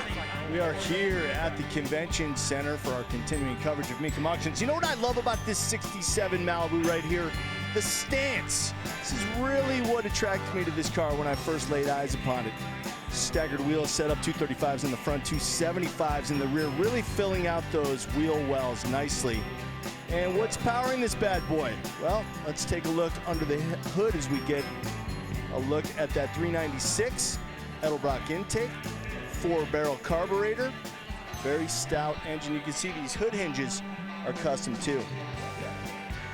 Lifts it quite easily. I love the rally wheels. I love the gold paint. I love the black top. As we come around to the interior, nice and clean. It's got that turbo 350 automatic transmission. But it's just all about the stealth of this car and that stance. Man, is it cool. And you'll get a chance to see it go across the block. It's coming soon. Scott? Oh, it is a beauty, man. And that California rake, you are spot on, Brother Chris. Yeah, I agree with him in terms of that staggered tire setup. You don't see that a lot, but boy, that application just can't be beat. You want to try that again? Yeah, I think you're going to have to finish for me. I'm sorry. Thank you, Chris. As we mentioned, that's coming up. An Audi Q5 Premium Quattro. The reserve has been lifted at $11,000. Yeah, another vehicle that was in the premium price range when it was new, and look at it now. It's got the 3-liter V6, no turbo, no supercharger. This is naturally aspirated automatic transmission, and the Quattro all-wheel drive system. Panoramic sunroof. Boy, I really love that look. A lot of different brands now will do that full-length sunroof. Can't be beat. Yeah, that's pretty cool. Yeah. Every once in a great while, I'll get one as a rental, you know, wherever we might go. Yeah. You're right, man. That makes a big difference. Yeah, it just lights up so the whole cool. inside. Okay, here is next an 06 Wrangler Rubicon. Interested to see where this goes. Top of the line. Yep. Top trim level. Yep. Got that unbreakable 4-liter inline 6-cylinder engine. This with an automatic transmission. Power, everything. Steering and brakes. Got AC in it. Tilt steering column with cruise control. And lots of other goodies in this Jeep. I think this is the first Jeep we've had today. You're right. Yeah. Yes.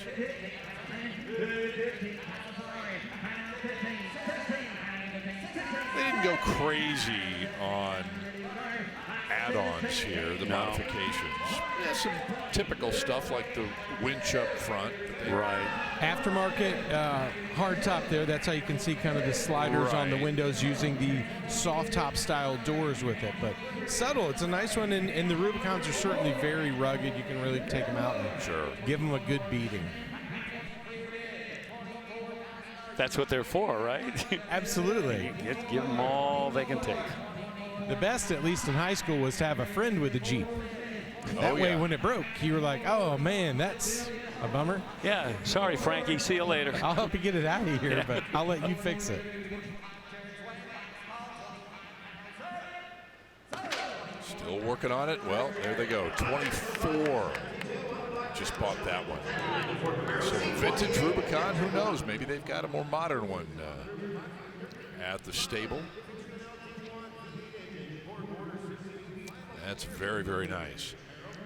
Here's a 94 Camaro Z28 right behind the Ruby. Yeah, and I'll be curious to see where the bidding goes on this.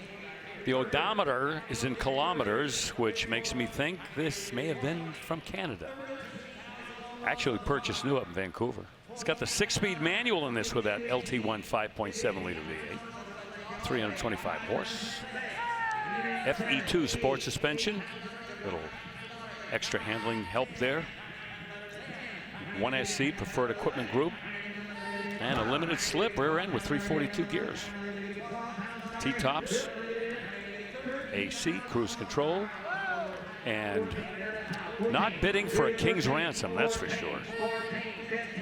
We've really seen what can take these cars from a great deal to, oh my gosh, I can't believe it sold for that much. Is usually, are there 2 or 3 people in the room or online that want that, would have that kind of emotional connection to it? It's really solid car, and again, like you said, Bill, that's a pretty great price for what you're getting there. Oh, so far, yeah. We don't know if it's going to sell, but once again, if you were going to go out and look for this car, it probably take you a little while. They are not all equipped like this one. You know, it's funny, you mentioned how many guys it takes to get in on a car and get serious about the bidding or what have you. As we see Megan with the internet with the high bid now at $16,000. I was talking to Megan and Katie, who usually man the internet, and I said, how many people could you potentially have on a car? And they were saying, you know, we've had at least 20 people on one car at any given time that are interested in bidding. Could be 2 or 3 or 4 of them bidding all at the same time on the internet. And they'll also have people on the phone at the same time. Yes. And then in person in the room. It is so much. It's such an orchestra of people for each of these cars. And look, they're still working it. 16,000. So whoever was there on the internet.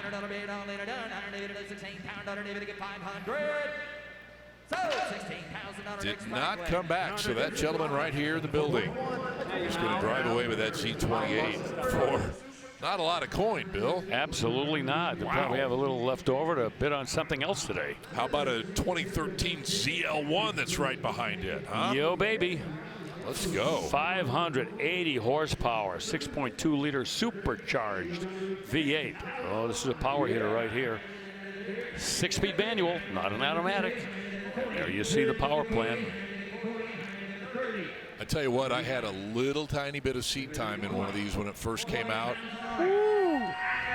It will get your attention. Oh, yeah. Little rocket ship.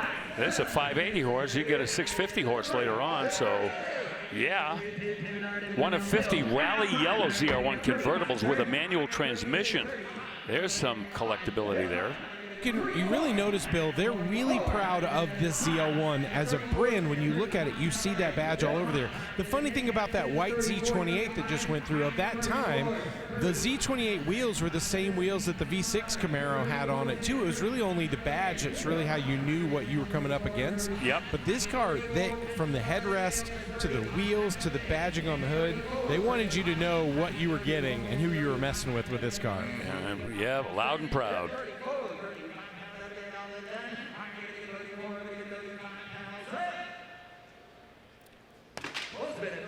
Yeah, 34 is not going to cut it with this car.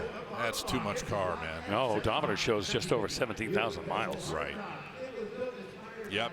I don't blame the consignor at all for hanging on to that one.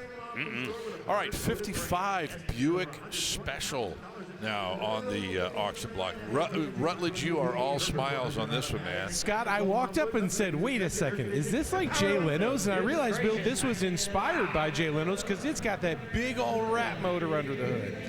502, yep, with plenty of power with that Ramjet fuel injection, turbo 400 transmission, and Curry rear end. Oh yeah, that's beefy. 373 gears, a frame off restoration with this whole treatment from top to bottom. Upgraded suspension. Also the exhaust system that now has MagnaFlow mufflers. It's going to have a great sound. They invested over $10,000 just in the sound system.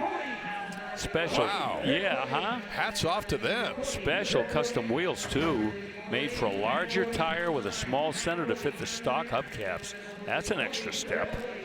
Oh, this thing is sharp, y'all. And let's give a shout out to Curry Enterprises. Casey's a friend of mine. And I tell you what, every time they have built a rear end for me, it has never let me down. And you know, when you put that kind of power in a car this heavy, you've got to make sure you're thinking about all of those components. This build was obviously very thought out. Yeah, Curry builds them for street rods, race cars, off-road cars, anything at all. They are bulletproof.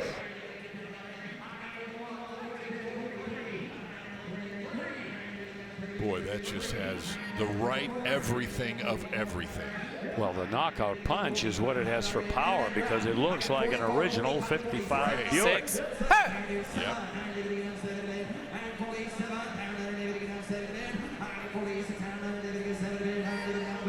Eight.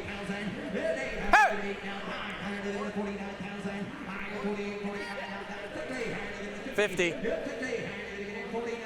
You want to see if he'll get 51? Get 51 time? Done. Internet. Internet has it. Thanks, Phil. Yes, indeed. Now offering lot F. $49,000. That will be the center of attraction at any cruise night. You are correct. Hey, back with more in just a moment from Vegas. Stay with us.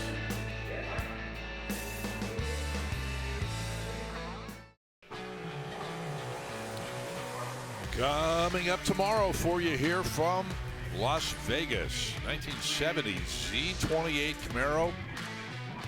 360 horse, 350 under the hood. 4-speed transmission. That is classic copper. It is sensational.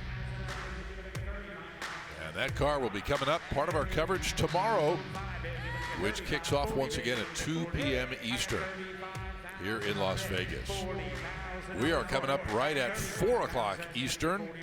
So 2 hours in, 4 to go here with you today on a fantastic Friday with our second Shelby Cobra replica here, Bill. All done differently. This is a unique motor cars replica. Now, this goes back to 1992 when this was built, and back in 1992, the Cobra replica industry was really beginning to mushroom. You had Unique, you had West Coast Cobras, you had NAF, you had Street Beast, you had ERA, you had Contemporary Classics, and they all had a different way of replicating the Cobra, and they were all an alternative to an original Cobra, which at that point was becoming out of the reach of most people price-wise. This one with a 450 horse Ford stroker in it and a lot of extra mechanical work, but it is not going to make the reserve. Interesting also to note, as we get set to see a Factory 5 Shelby Daytona replica from 1965. Back when that Cobra replica was built in 1992, most people were kind of still staying within the lines. They weren't coloring outside the lines just quite yet. No, the companies were promoting the fact that their car was the most original to the real Shelby Cobra. Okay, let's take a look at the interior here, Bill. Yeah, well done here. And again, you know, we're not talking original. I mean, there were only 6 original Daytona coupes built, so when you see one on the street, it's very unlikely it's one of those. It's a replica. And this one has a Scott Schafferoff 707 horsepower V8 engine. Boy, would Carroll Shelby love to get his hands on that back in the 1960s. Yes. Tremec 5-speed manual transmission. Took 4 years to build this. And you can see they took liberties with this Daytona Coupe replica everywhere you look, even down to the treatment of the taillights. Of course, the wheels, all aftermarket. When's the last time we've seen 582 and 707 badged to promote cubic inches and horsepower on the same car? And a scoop that would look right at home on a Pro Modified. Right. Just breaks all the rules. Go ahead and lift the reserve. Okay, the reserve's off at 47.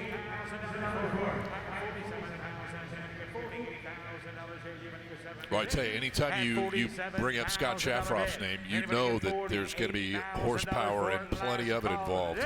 Yeah, he's probably the most well-known for his nitrous oxide motors for drag racing, but he can build anything. $47,000, that is indeed where that ends up. Here is a 2006 Mustang. This is a Celine 281 Extreme.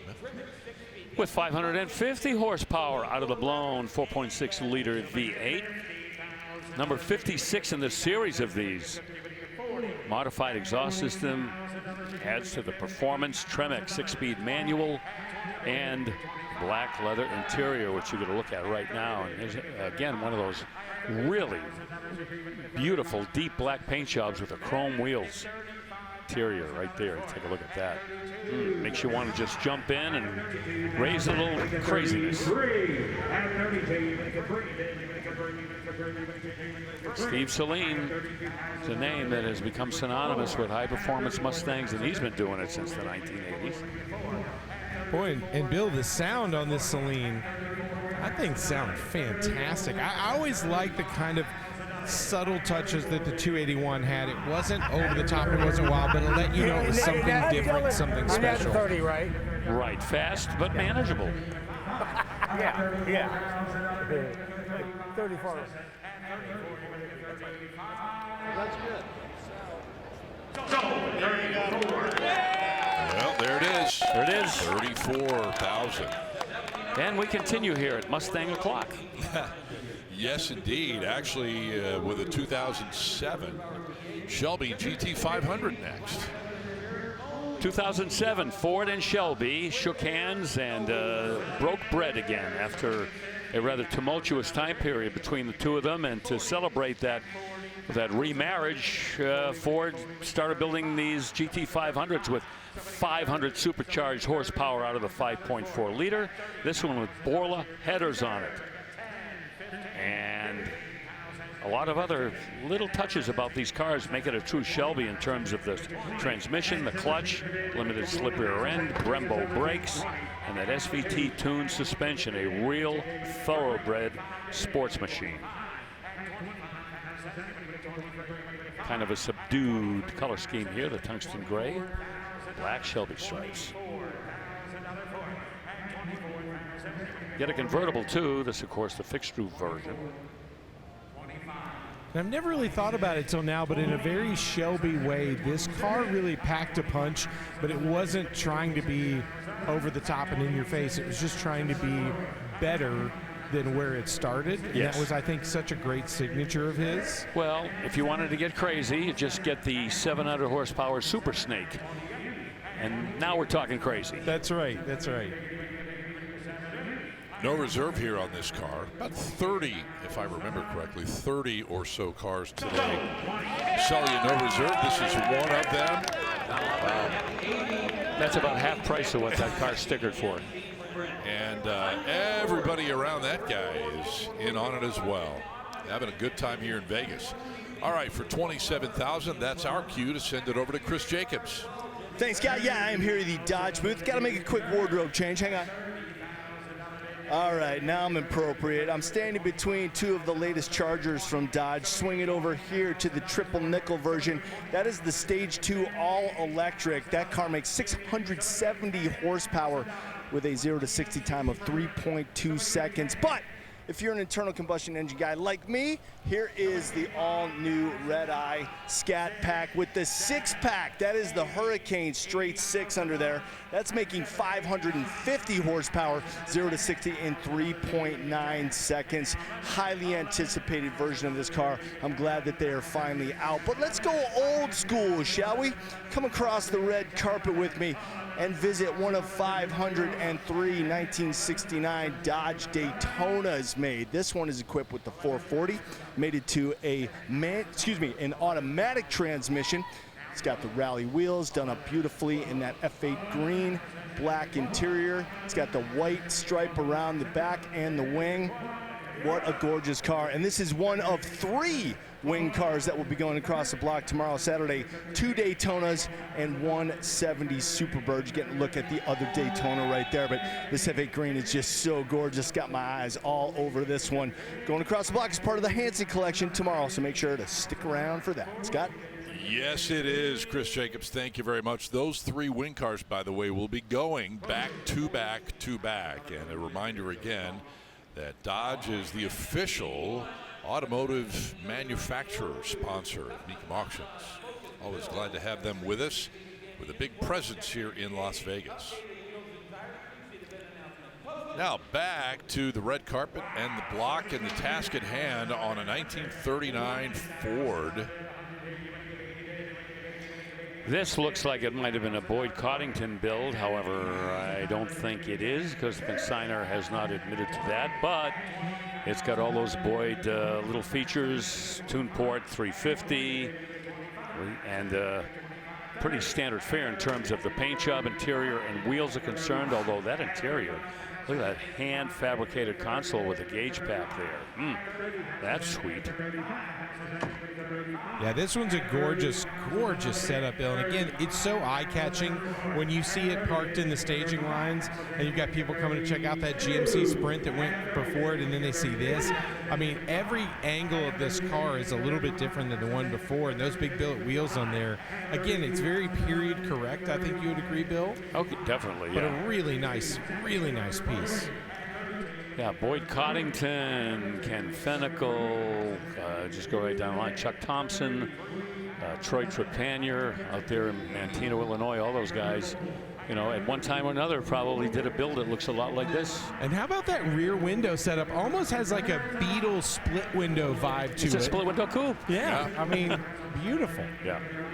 34,000. The reserve is off. And Jimmy Landis finalizes the deal at 34,000. I mean, that feels like they bought that for 10% of what that build costs. That's amazing. What a cool car. Yes, just another one, Rutledge.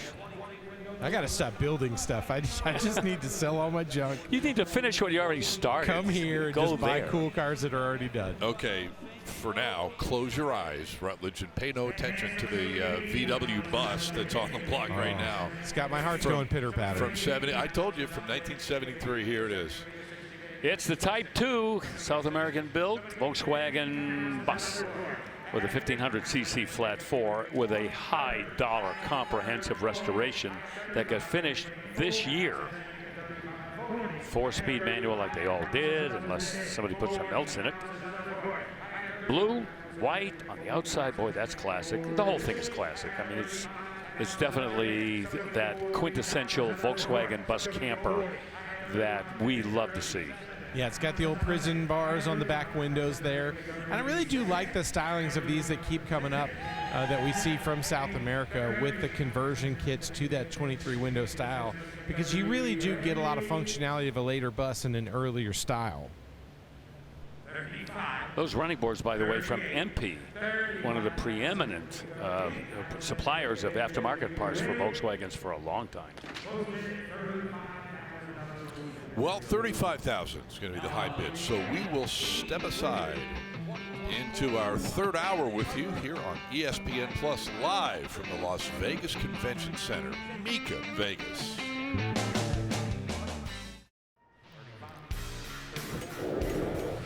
Here's a look at a good crowd here on a Friday afternoon, and some of the cars that are waiting to get their moment under the lights. But right now, look at this 69 Camaro RSSS with a 396 yellow houndstooth interior. Bill, are you kidding me? 35 grand? Yellow is right. Wow. Yeah. 396 in there. Don't know if the car was born with that. You can't tell by the VIN. However, you can on the trim tag, but I didn't get a look at that. But it does have a 396 in it with an automatic transmission and that bright yellow eye-catching paint. 37, 38, once, twice, last call, 38. Oh, yeah, this was equipped from the factory. There's a copy of it on the website. This is a factory-equipped 396, man. Okay. I did not have that information in front of me. Thank you. You are welcome. All right. So what'd that sell for? 35? Yes. 37. 37? Thank you, Tony Williams. That's right. In our truck. He's paying attention. Good for him. 1969 Chevelle right behind it. This has got power. Well, if someone were to ask me, Bill, what did they do to that Chevelle to make it easy? everything. Frame off, custom build, less than 500 miles since they finished it up. That's a 383 stroker, 500 horse. Built by Rutledge Performance out in Paso Robles, California. And it's got the YN supercharger system, aluminum cylinder heads, the HEI high output HP 64K distributor. Oh my. Aluminum radiator. Transmission is a 700 R4 that's been gone through with B&M aftermarket parts and pieces. 4-wheel Willwood power disc brakes, ride tech suspension. Oh my. It's even got Recaros in there, Bill, which I really love because it shows me, okay, we put a ton of power in here, 500 horse with that 383 stroker. We're going to make sure you can actually hold on to that power. We'll make a good bucket in there for you. But I think those might be Budnick wheels on there. I think, man, they look great. Subtle. This one's that kind of mild meets wild, and it's sort of wrapped in between the two. You mentioned the seats. How often do we see the back seat has been stitched to match the Recaros up front? Absolutely. We are at 73,000 on this 69 Chevelle.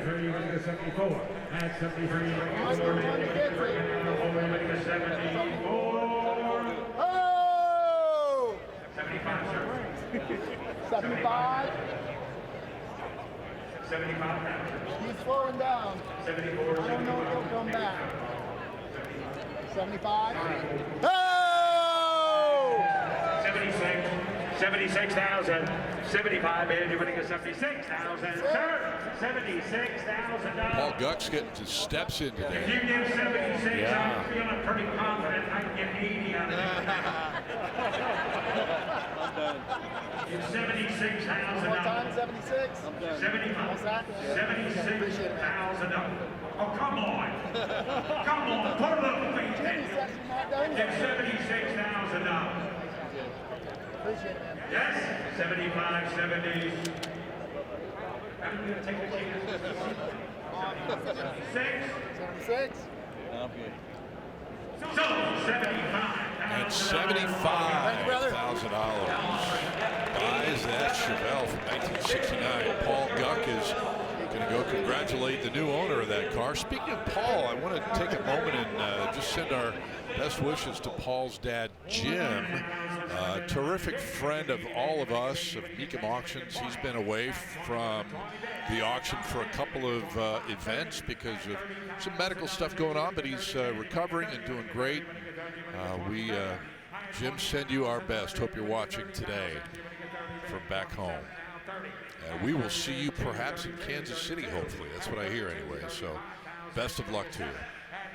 67 Chevelle is right behind the one we just sold, and we're already at 37,000 on this one.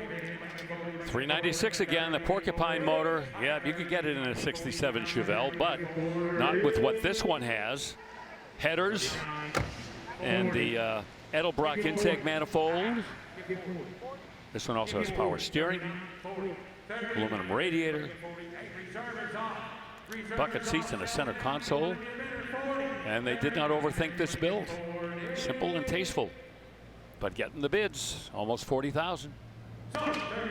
Little extra rubber on the back end helps out. On the old rally wheels. You got it, man. 39,000.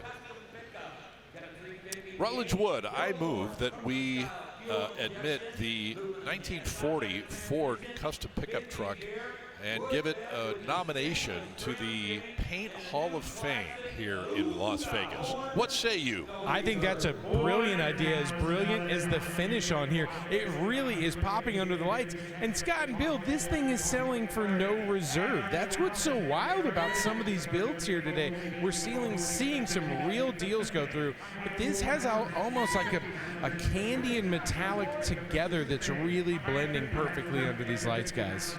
Oh, that is an understatement. And yeah, when you sell the vehicle at no reserve, the commission is lowered, which is an attractive thing for consigners. Also, a lot of times the consigners know what they have and just have no doubt in their mind that the vehicle is going to draw accelerated bidding, and we're already in the mid-50s on this truck. You know, the more I see this truck up close, we may just have to just closed the nominations right now, and this is the only one that makes the Hall of Fame. Yeah. It's so good. It's beautiful, and Bill, you're right. It is all about confidence in this build. This person knew what they had, and I think the number's still low at this point. That paint you can see from here is just gorgeous. Candy apple red. It was classic, a custom car color as ever there was. It's textbook, man. Yep. You might have seen the Hillborn trumpet-style fuel injection there with the stacks on a 350 small block.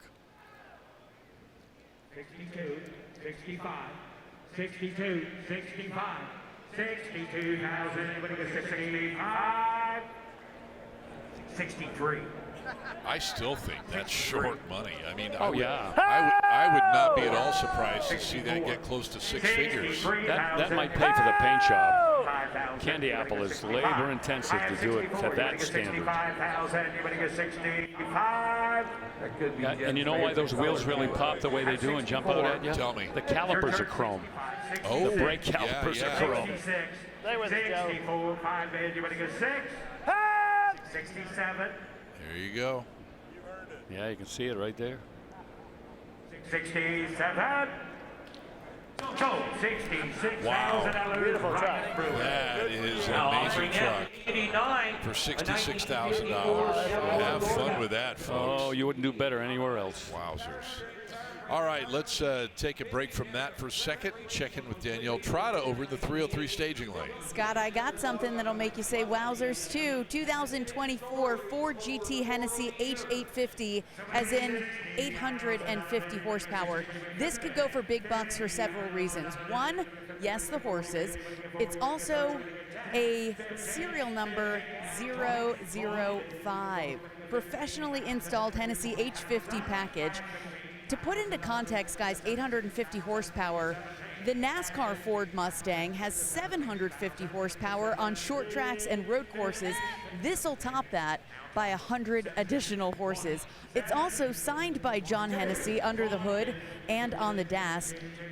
Supercharged V8 engine, 6-speed, upgrades galore, upgraded fuel injectors, upgraded fuel pump, only 1,058 miles. And guys, I want to show you the inside here. The owner opted for the cloth seats versus the leather, which I'm not mad at. I've been sitting in this car for a little while now, and the comfort is there. I know people that sometimes they'll specifically want that cloth feel as opposed to the leather. These seats are done really, really well, and that display screen, Eric, let's show them on the dash. I've never seen one that size, so you are going to be in command and have a lot of power with this Hennessy Mustang. Crossing the block in just a little bit, I'm guessing for big bucks, Scott. Yeah, we will all find out together. Yes, thank you, Danielle. That is potent, if there ever was such a thing. On a cold morning, I'll take the cloth seat. Oh, true. Yes. Good call. Okay, another bus for Rutledge to turn away from as quickly as humanly possible. 74 Type 2 VW now. Yeah, and what we said before about the other one, we can probably repeat almost word for word on this one. 74 Type 2. It's got that 1500cc flat four, 4-speed manual. And it's got all of those little camper touches inside there that we become so familiar with. Mini fridge, it's got AC. 2-burner electric stove with a little bed in there, pop-up TV. What else you need? It's got the Safari windows on it with the optional Safari window wiper bracket, so you still have windshield wipers. I like that it's got the front and rear racks too, and it's got the ladder. And you can really see under the lights that white is just a little bit more creamy, a little more pearl to it, I guess. Under the lights, that's a beautiful setup. Well, 52 who will not ring the bell on this VW bus, so we will hit the pause button for a moment. Our coverage from Vegas will roll on in just a few minutes.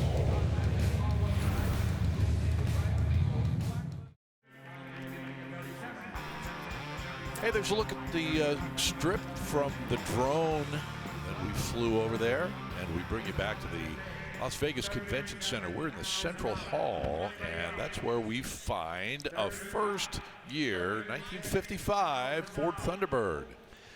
That is a cutie. Yes, it is. It's got the 292 in it, 182 horsepower, 4-barrel engine. with a frame-off rotisserie restoration in its history. And there you go. Boom.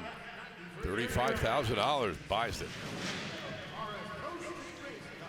Okay, Bill Stevens, you may have heard this car fire up. It is a 67 Camaro. It's a Pro Street race car. And here we go. Yep. Every single thing that's been done to this Camaro is for going faster. Custom built all the way, known as Pinky the Camaro. 388 cubic inch small block, Edelbrock heads, 5-angle valve job, and it doesn't stop there. Crowler solid lifter cam, 12-to-1 compression pistons, quick fuel carburetor, Magna fuel pump, fuel regulator, all aftermarket, all high performance. Has an MSD starter, MSD blaster coil, matching ignition module, pro billet distributor, and everything I just mentioned, ka-ching, ka-ching, costs you some money. Bill, I'm not saying that I think we should make a permanent change, but if there was a water box and a burnout spot on the far side of the block, I just want you to know, I would say yes, I would vote for that. Because cars like this, I'm telling you, if you saw this thing do a smoky burnout, there's a lot more hands going up for it. But with no reserve and all of this work done on here, I mean, someone is on their way to getting an insane deal. Yeah, you know, you're right about the burnout. I mean, that would absolutely blow people right out of their seats. But if they could see this car at a drag strip and how quickly they leave the starting line, they're doing 100 miles an hour maybe in 5 seconds. It's just something you're not used to seeing. Well, this one brings $25,000 at no reserve. So a lot of speed for your buck right there. Okay, 57 Bel Air. Up on the block now, guys. Scott, this is the Wicked Bell that I showed you earlier, and as Dan lifts the hood, you can notice one thing already. Normally the 57 would have that chrome piece on the hood, but this car has had so much work done. It was a total remake to have this one piece on their front bumper. So many things they did. You've got a big block under the hood. This is on a Roadster Shop chassis. You've got those Velocity stacks in there. All the chrome on the car was converted to this gunmetal kind of a color. I mean, every single thought and detail went into this build. The way that the rear bumpers are tucked in, they've deleted that big side piece on the 57 Bel Airs we know so much. But this one got first place in its class at the Roadster Awards. I mean, Bill, what do you think about this monster? Well, you know what? If you're impressed with what we can see, I want to show you what you can't see. Let's go underneath this car. Oh, there is some highfalutin detailing going on underneath this 57 Chevrolet. Look at the suspension. Wow.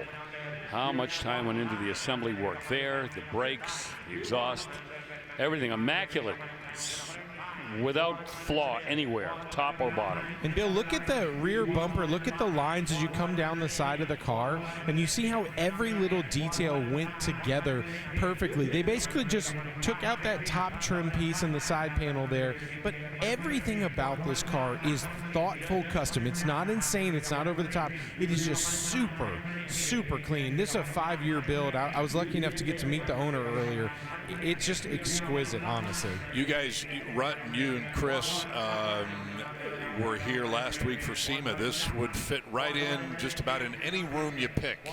Oh, and it's very appropriate that it's got a Roadster Shop chassis, too, because those guys are obviously supplying chassis for the top builds at SEMA. They have a Best on Roadster Shop award that they give out each year. Their party is the best one at SEMA. The most amazing touch, I think, is that offset cutout in the hood. It's just so cool. I got 100,000. 105 pounds, right? 110. Yeah.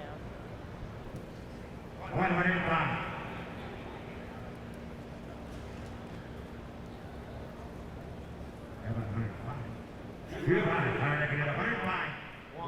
Frank's got something cooking. Well, the consigners have indicated We can go with them and it's no. Well, the thing is, when you pull that thing up on the internet, you guys have tried to sell it several times. So that's going to hurt me.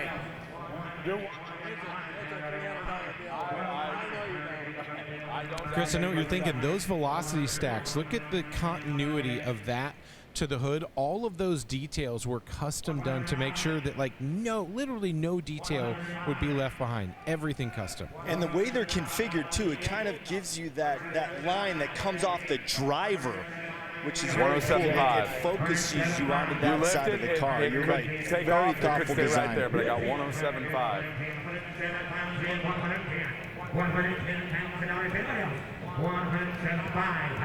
It's Vegas, baby. Roll the dice. I want to check for 100. Check for 100. Boy, there was some hand wringing going on there, but he got the number that he wanted, and the reserve comes off. Now, Rudd, you mentioned this was a class winner. I think you meant the Grand National Roadster Show. Is that That's right. Oh, man. Yeah, number one in its class there. That tells you something about it.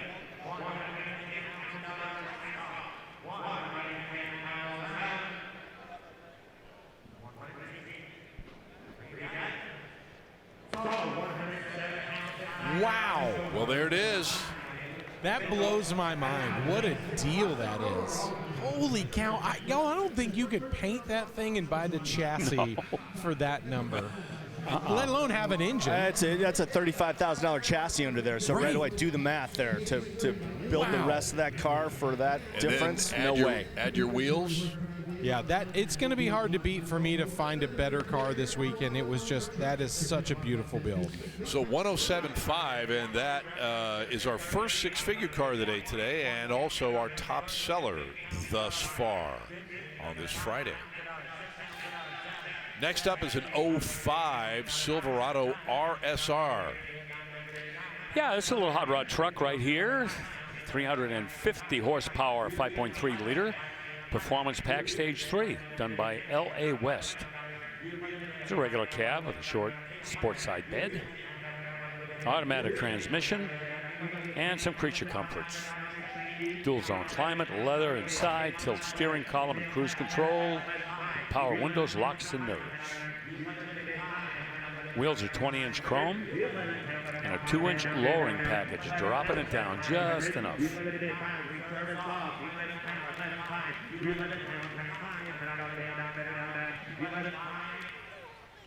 Tangier orange, which looks like Hugger orange or Hemi orange. Sure does. But Tangier's a little more exotic. Little more bougie sounding. Yes, I love that Tangier orange.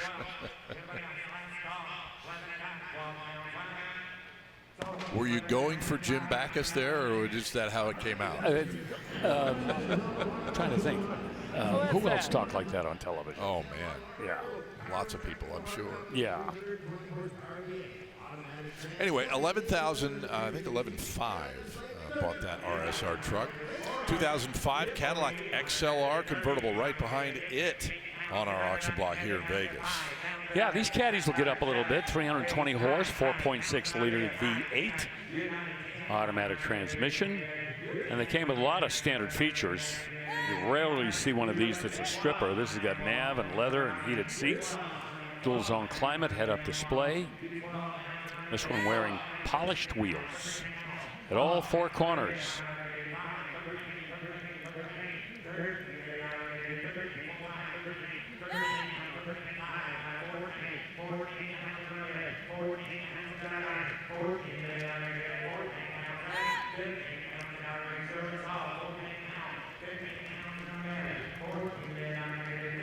Yeah, this is going to be a bargain. Just added to the list of all the others we've seen today. Just 35,000 miles on the odometer. Power retractable hardtop. You don't have to fuss with a soft top on this.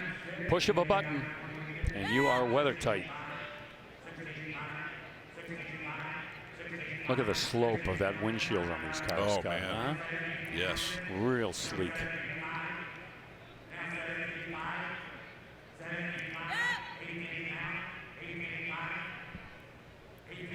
Built on the same assembly line, by the way, as the Corvette. I was about ready to bring that up to you. Yeah.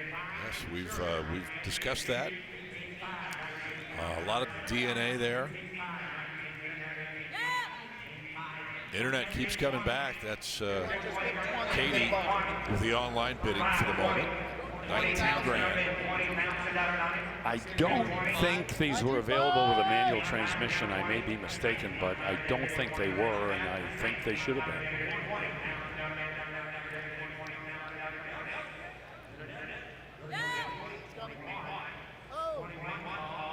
We got 20 on the internet. Is it the guy in the black shirt? Yeah, he's right there in the black shirt. Let me ask him.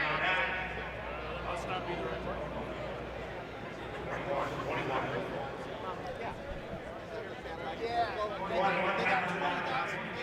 You want to go 21 on it? What did my son-in-law bid on it? We were at 19.5. Okay. We got to get 21 to get back in. One more time, then? I'll do 20 and a half. Oh!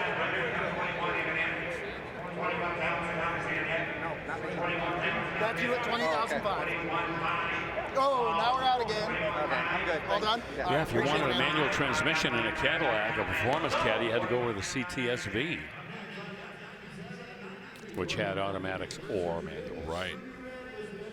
Well, 21,000 buys this Cadillac XLR. All right, distinctive color on the 93 Corvette 40th anniversary here. Yeah, back in 1993, Corvette was 40 years old, as we remember 1953, the kickoff year. And they celebrated that birthday with 4,204 of these 40th anniversary coupes. LT1, 300 horse, 350 cube engine. That had come in the year before. That actually was a big jump for horsepower for the Corvette, going from 250 to 300. With an automatic transmission, removable Targa top, and other extras include the Bose Gold CD and cassette stereo, electronic climate control. Wow, CD and cassette. You were living large in 93, man, with that, huh? That's what I miss about my 98 Jeep Grand Cherokee 5.9. It had both. Yeah. You know, you just couldn't get that anywhere else.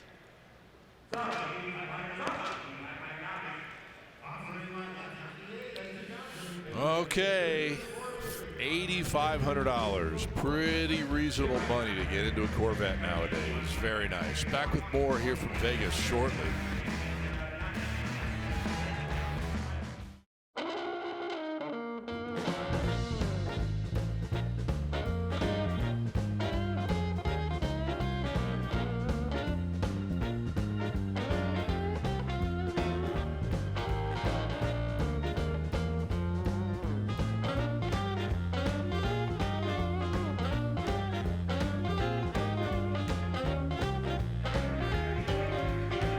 The late Jack Shoemaker, he was very much into American cars. Didn't really matter about the make as much as when it was built.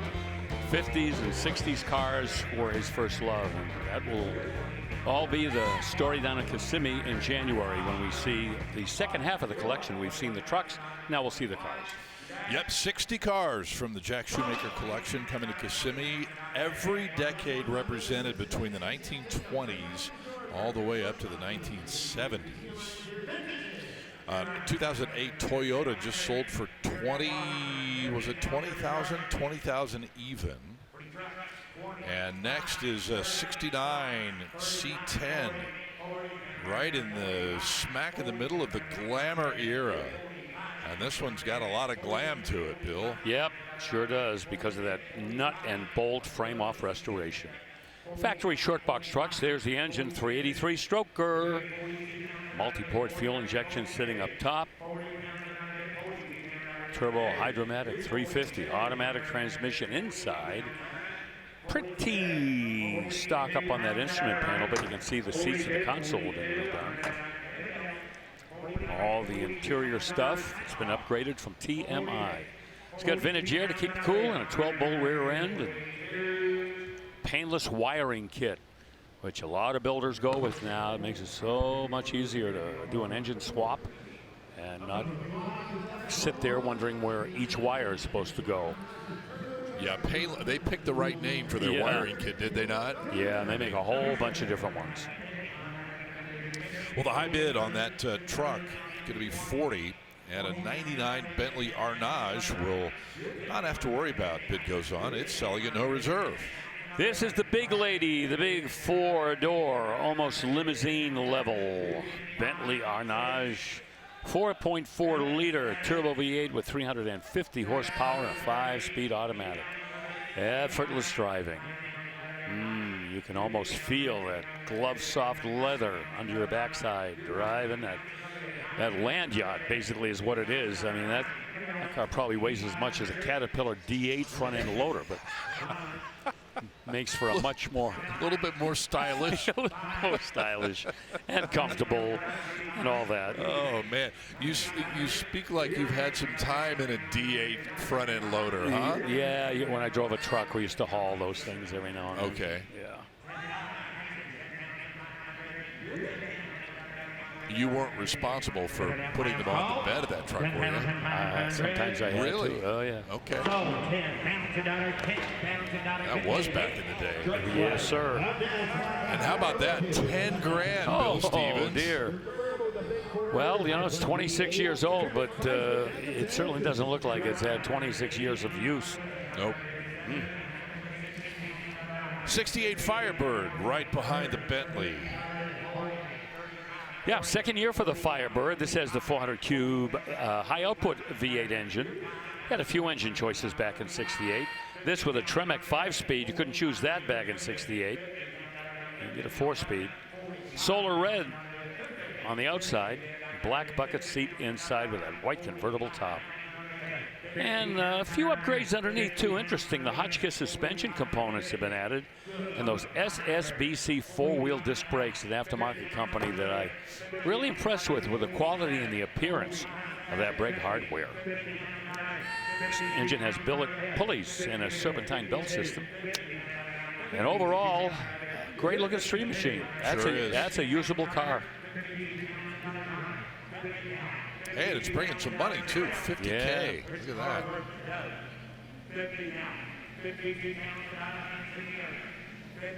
Yeah, this style of 67 and 68 and 69, things changed in terms of the appearance on the Firebird, and it became even more popular. Okay, the high bid here says Russell Conklin, $50,000. Rutledge Wood, let's check in with a car that is coming to the block tomorrow. What have you uncovered, my friend? Scott, from Hellcats to Hot Rods, there are so many amazing cars here, like this Porsche 997, but we would call this an RWB, standing for Rawelt Begriff. Let me come show you this car. These cars are really designed by a Japanese artist named Akira Nakai, and the whole idea is that you order the kit that you want from Nakai-san. He will fly to you and assemble the car for you as a bespoke one-of-one build. This car was built off a Seal 6-speed car. You can see the beautiful RWB wheels, but it's not until you really understand how wide this thing is from the back that you really see the artistry. This started as one guy's dream of taking his Porsche to the racetrack, but the town and the racetrack near him said he had to have fenders that were covering the tires, and that was really where this whole movement of the wide-body RWB 911 started. And I was lucky enough to build an air-cooled version years ago, but this new 997 kit has come out now, and of course the 997 is a really superior driving vehicle to the air-cooled 911s. You get a lot more power out of them too. You can of course do the turbo ones as well, but this is a beautiful car. It's me crossing the block tomorrow, and I can tell you, me and a bunch of my friends are definitely going to be watching this one. And I don't think I can afford it, but, you know, I'll register to bid just in case, guys. It'd be hasty to not, but what a beautiful build. Just in case, yes. A smart way to play that. Rutledge, thank you very much. And as you mentioned, that'll be coming up tomorrow. Don't forget our coverage tomorrow starts at 2 o'clock Eastern, 11 o'clock out here in Las Vegas in the Pacific time zone. And next for us right now is another Factory 5 Cobra replica. Yet another one. And it's described as a 66 Factory 5 Shelby Cobra, but that's superfluous because these Cobra replicas, I've seen them title is a 65, 67, doesn't matter. And the nickname of this Shelby Cobra replica is My Way, which pretty much summarizes the whole approach to building Cobra replicas now. Everybody has their own way of doing it. This one built by Matt Moore out of Moore Performance in Oak Harbor, Ohio. It's got a small block in it, a little 302, Tremec T56 6-speed manual transmission, and a flawless Daytona sunburst orange exterior paint. And, go ahead. No, and just added the white Shelby stripes, finishing touch. Looks nice, and I was going to say how appropriate, however accidental that it is, that it's called My Way. Here we are in the town that Frank Sinatra had so much success in. Yeah. He did it his way. Yep, good fit. And the bid goes on at $40,000. 1972 K5 Blazer. Boy, how many of these did we have in Fort Worth a couple of weeks ago, huh? This market, I'm telling you, it is shaking the earth.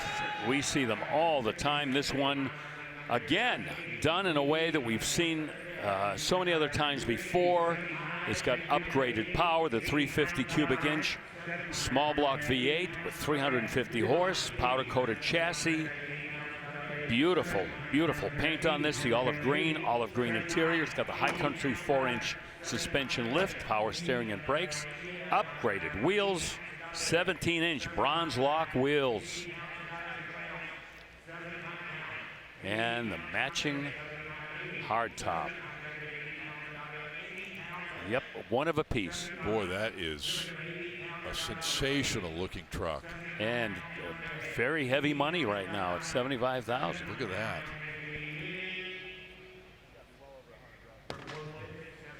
And heavy at 75, but it's going to need to be heavier. Oh, we're only at the 50-yard line with that, let me tell you. By the way, your Patriots and my Colts are doing pretty well. Speaking of 50-yard line. Maybe going after that AFC championship. You never know. Head-to-head. We may not be talking to each other in Kansas City, by the way. Yeah, I'm not going to be too friendly. Here's the 2003 Silverado. Yeah, the 1500 HD pickup. Broad-shouldered pickup truck with a 6-liter V8 and an automatic transmission. And option after option, this is definitely optioned out almost to the ultimate max. XD series wheels, 20 inches and 35-inch tires, giving you that real rough-looking profile. Sunroof, leather, heated seats, dual-zone climate, tilt steering column and cruise.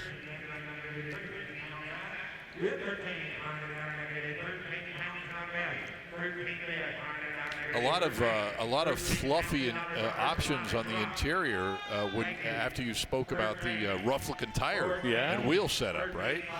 Yep, it's macho on the outside and mom's apple pie on the inside. Yep.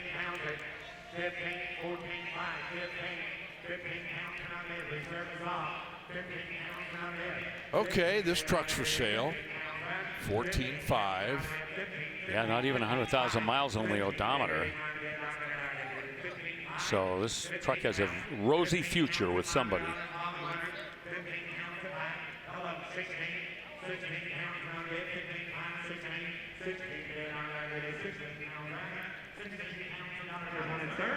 We got 15.5, 16, 16.5, 16 pounds and $500 to you. 16.5. Is that a bid? 16 pounds. 16.5. 16 pounds and 500. 16 bigger to do $500 bid. 16 pounds. 16 pounds and 500. Nobody else. Got it. 16.5. Last call. 16 500. I'm going to down 16.5. So 16 pounds. All right, there we go. 16 grand. We'll buy that one. And we move on to a 2008 Corvette convertible in that terrific atomic orange, and brand new to to the game. The LS3 in 08 got a little bit of a power bump and a displacement bump. Well, the LS3 came in 2 flavors back in 2008. This one has that upticked exhaust, gave you 436 horsepower. 430 was the standard fare on that engine. And this one with a manual, the 6-speed. Preferred equipment group, the 3LT trim, power convertible top, nav, magnetic selective ride control, and the dual mod performance exhaust that I just mentioned gives you that modicum of extra power. And approaching 54,000 miles on the odometer.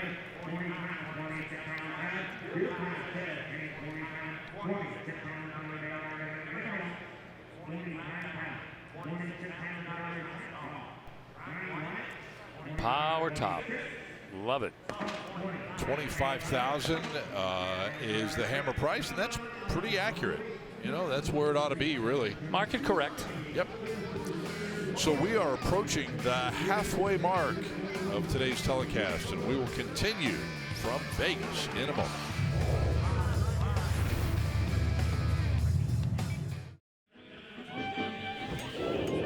Welcome back once again to Las Vegas. And it is coming up on 2 o'clock here in Vegas. Straight up, we are halfway home today in our first of 2 days of coverage. And as we kick off the new half of the program in a brand new hour, let's do it with our Stay-Built Performance Tip. And for that, let's check in with Chris Jacobs. Yes, sir, Scott. Stable protection. Everybody needs a little bit of that in their life, especially if you want great fuel efficiency. Just put some in your tank every time you fuel up, and it protects your fuel, gets the most efficiency out of there, and of course prevents corrosion as well. And you get a shot at the product there. And this gorgeous restored 1963 Corvette split window, of course. Sebring silver over black. This is a frame-on restoration. Nothing was overlooked. This car started out with the L75 327, making 300 horse. That's been balanced and blueprinted up the L76 version, making 340 specs and appearance. Got the correct aluminum intake, valve covers, and air cleaner. This is a 4-speed car, as I may have mentioned. And again, completely redone. Absolute attention to detail. This thing just looks so, so good. Another thing I love about it too, flip here to the windshield just for a sec. It's got this really cool sticker here. This car was sold new in Texas in 1963. It's got this 63 approved inspection certificate from the state of Texas. I love little touches like that that really kind of tell the story of this car. Is there anything more iconic than a split window vet? I'll wait. Scott? Yeah, I'm with you, Chris. I love those extra special touches that a lot of guys are not bashful about including with their car. And more at StayBuiltMecum.com. That's our Stay-Built Performance Tip for today. And as always, glad to have them on board with us as one of our long-term sponsors. 1977 Chevy Scottsdale pickup. The reserve is off here at $16,500, Bill Stevens. Yeah, pretty much all original too. Not much of a story here, except it's a very well presented 77 Chevy pickup. 305 V8 automatic, power steering and brakes with factory air, and a new owner. Love it. $16,500. 66 VW Type 2 combi bus here. Yeah, the official vehicle of the Woodstock generation. There you go. Frame off restoration. Everything has been replaced or restored, even underneath. Chassis, floor pans, you name it. Everything's been serviced or finished in the original factory two-tone blue and white. Trim, moldings, emblems, all replaced with factory parts. Updated interior. They really were obsessed with originality when they did the restoration on this little bus. All the electrics in these buses right here, which were prone after a while to get a little funky, all replaced.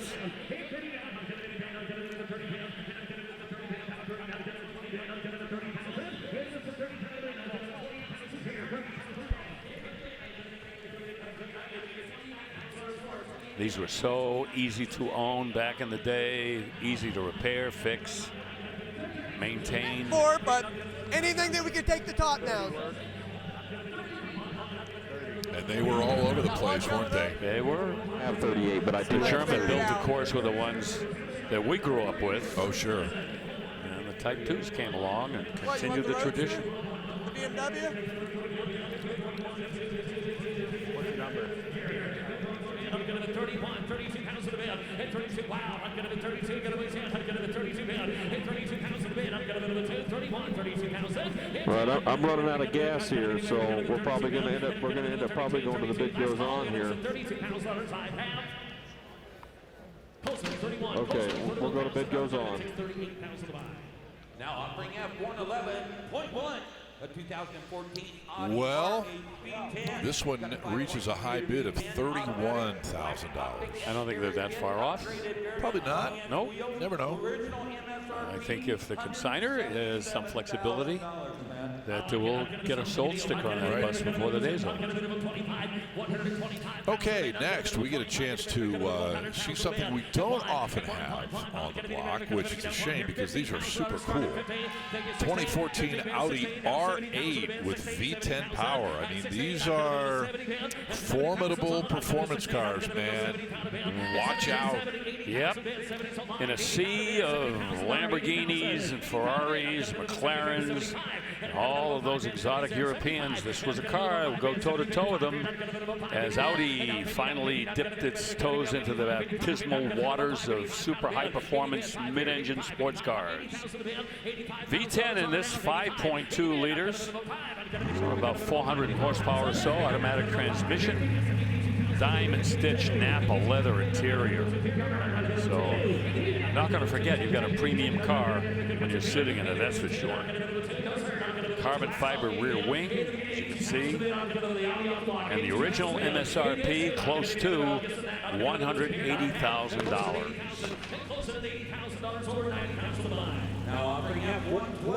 Well, you know what? 80,000 is only, I don't know, I think I heard Matt say 10 grand away from quote unquote the magic number here. So they are getting into the neighborhood, let's say. So for the moment, we'll leave it at bid goes on and turn our attention, zoom in, double click on a 2012 Boss 302. Yeah, the Boss came back. The Boss 302 originally debuted in 1969. And Ford knew a good thing when they saw it. Boy, I'll tell you, the new generation of the Ford Mustang Boss 302 has all the performance, all the appearance, and all the chops of that original car that won the Trans Am Championship back in 1970. Race red, white stripes, 444 horsepower out of 5-liter V8 6-speed manual and 373 gears in the back with a limited slip rear end. 19-inch wheels, lightweight alloys. And original paperwork goes along with it.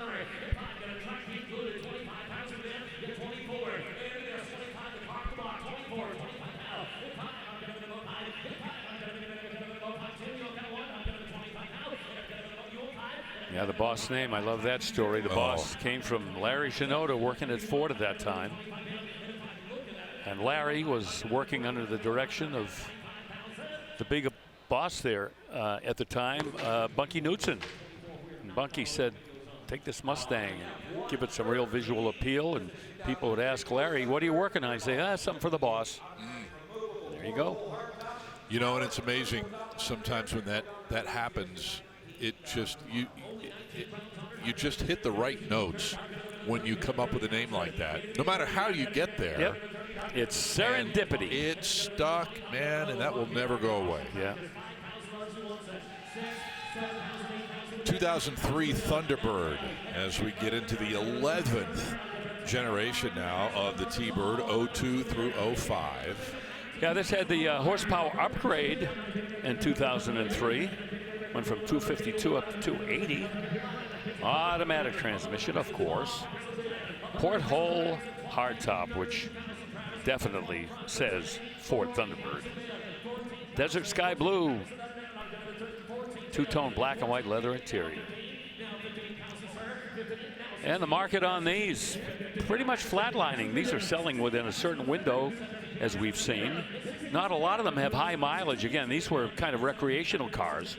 You could drive them every day, obviously, but they were usually the second car in someone's garage. And it's going to sell, Scott.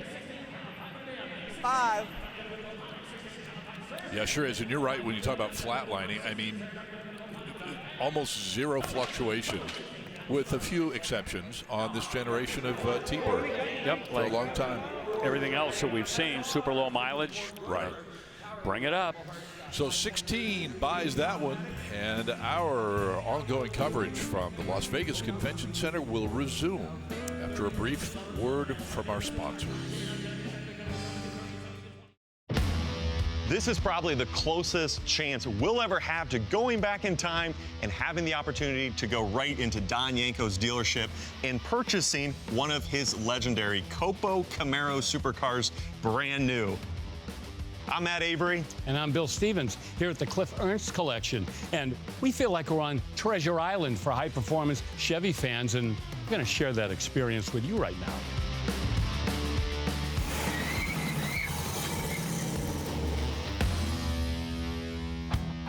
Tell us about this, JR. This really is the centerpiece of the collection. What's the story?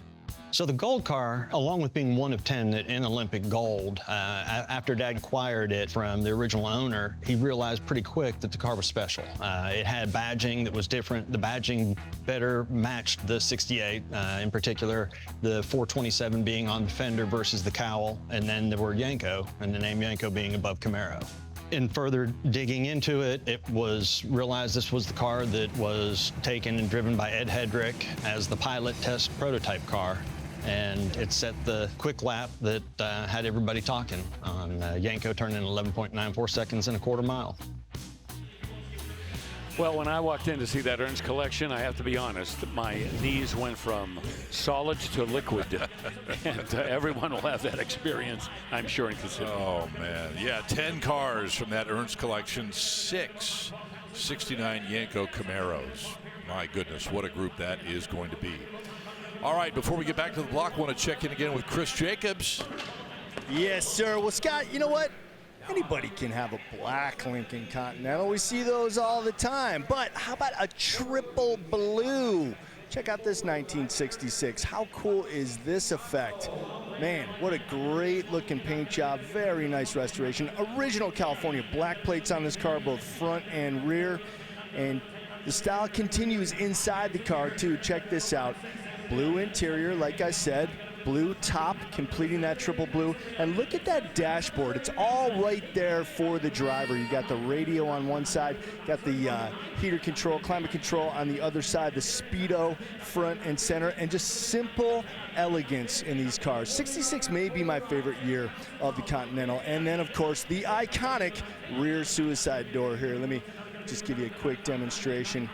And so solid. You can see all the style continues in the interior touches as well. And I love closing these doors because they are so solid. This is such a well-constructed car, tank, both. You know what I'm saying?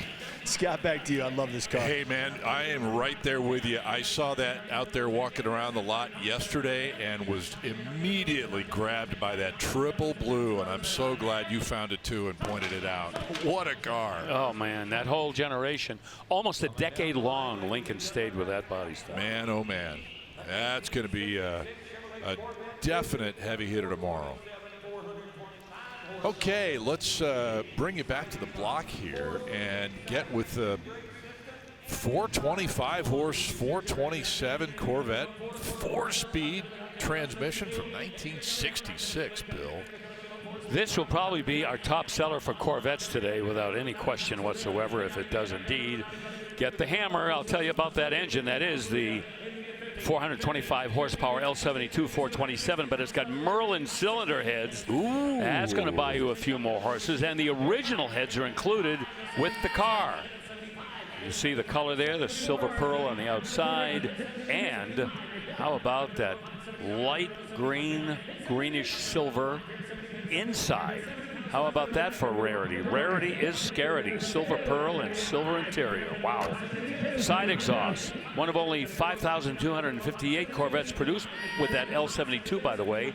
And I had one of those cars, and I will tell you, when you mash that throttle, Oh, you will say a couple of Hail Marys because you will not be ready for what happens next. Great car. Knockoff wheels and a side exhaust.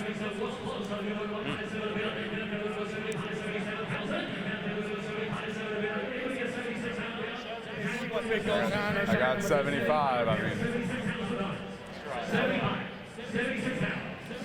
Well, 75 is kind of where it's parked now. Man, you got to be at least 80, maybe 90 on this car. Yeah, it's under the money right now. You get a 390 horse 427 in 1966, and that was it for 427s. But in '67, boy, things expanded a little bit. Tri-power engines came in with a hydraulic lifter 400, the 435 horse, solid lifter 427 with tri-power, and of course the L88. I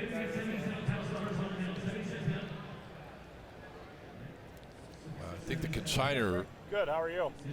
said he was hoping for 85. You got the internet came back. They don't want to let it go that quickly. 77, going to 78.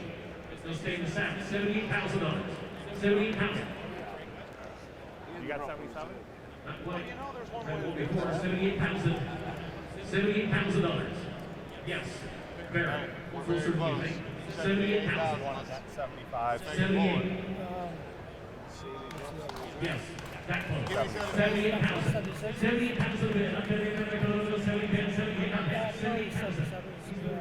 I bet you 75. I'm gonna hold off for. That's 85. And that's 75. I appreciate it. I'm just gonna hold. Yeah. Okay.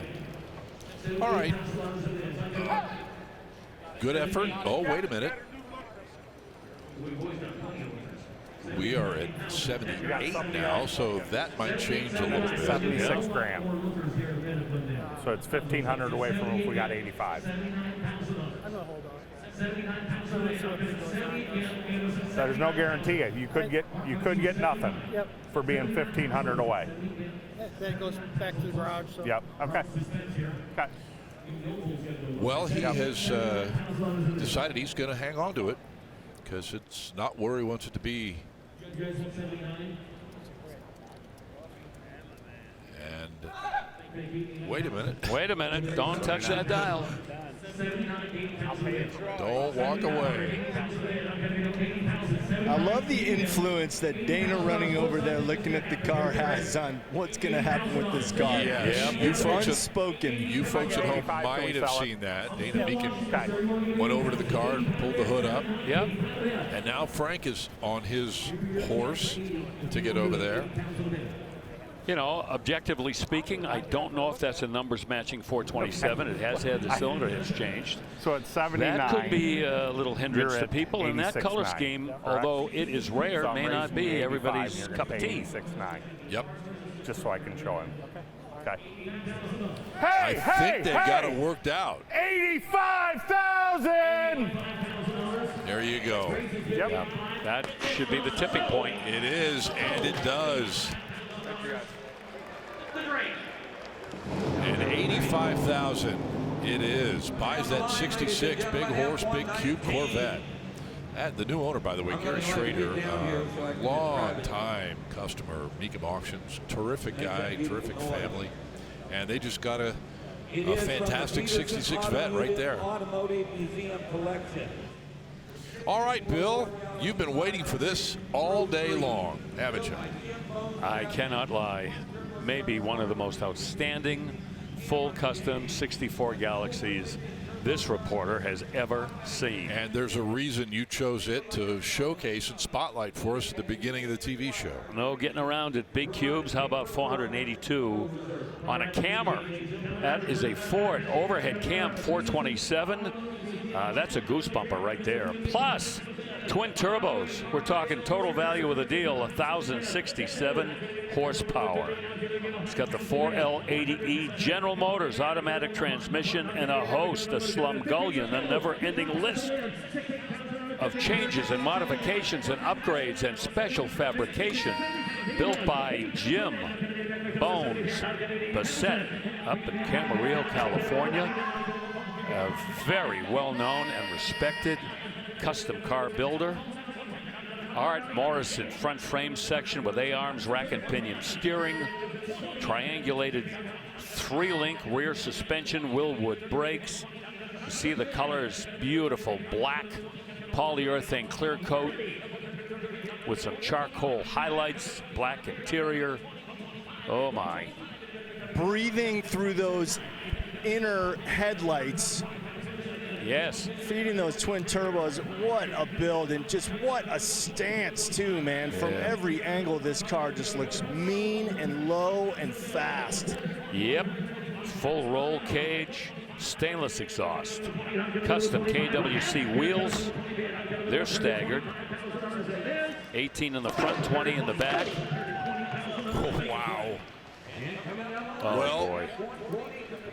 Bill, you hit it out of the ballpark, my friend. I am jelly. $120,000. That is our, by a long margin, our top seller thus far today.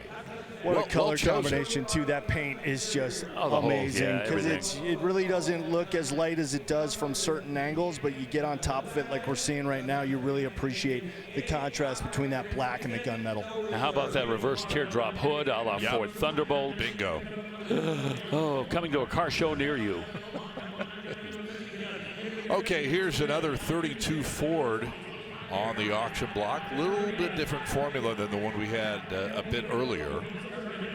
And we'll start the bidding here at 30, 35,000, 40 grand. You know this was originally built in the early 70s? Really? Yes, Bill Herbert, the associate member of the LA Roadster Group, he did this car back in the 1970s. You want to talk about something that's held up? Oh, 392. That is a Chrysler Hemi. They just fired up your car again. I think they're going to bring rain. Wow. You were startled there for a second. Well, I wasn't expecting it. Anyway, back to this hot rod. Great build. No expense spared. Chip Foose actually did a little bit of work on this car as well. Okay. Yep. 727 3-speed. Torque flight for the transmission. Sensational paint, finish work, fit and finish. American torque thrust. And I'll bet you I can point out exactly where Chip's handiwork is. It's got to be in those the rockers swooping up to that front fender. That is just signature Foose, that rake from rear to front. I tell you what, that build looks like it was done last week, not in the early 70s. I mean, you were right on it about holding up over the test of time. Well, they just built 74, asking you know, 75. we often say 75? that when a street rod is built with a good forethought for what is used, how it's put together, it will be timeless. In 50 years from now, we're that competing car will against the still internet be here. We got 77, asking 80. Do you want to be 80? You want to try 79 one time? You sure? All right, well, I appreciate it. Thank you. Okay, $76,000 for that 32 Ford. Well, we are very pleased here as we wind up another season of Mecum Auctions on television. Pleased to announce a new partnership with Mecum and one of our product line makers, Hero Covers, specializing in completely custom indoor and outdoor covers for your car, for your truck. They can cover your bike or your boat, even an airplane if you want them to do that. And you can find out more at herocovers.com. Anything you need to protect, they are your go-to source. We are thrilled to be partnering with them. Okay, let's see what happens with this 1932 Ford. We've mentioned this before, 14 different body styles in 1932. This is a four-door sedan now. Scott, it's deuce o'clock. Okay. Custom build all the way. Top has been chopped 1.5 inches. Got the Chevy small block and the 700 R4 automatic. The custom frame is mounted with Ride-Tech air suspension, and get this, extra touch, extra creativity. How about a Jaguar independent rear suspension on this street rod? Shaved bumpers, handles, and trim. Smoothly look. And billet specialty wheels. Yeah, this is another super clean street rod.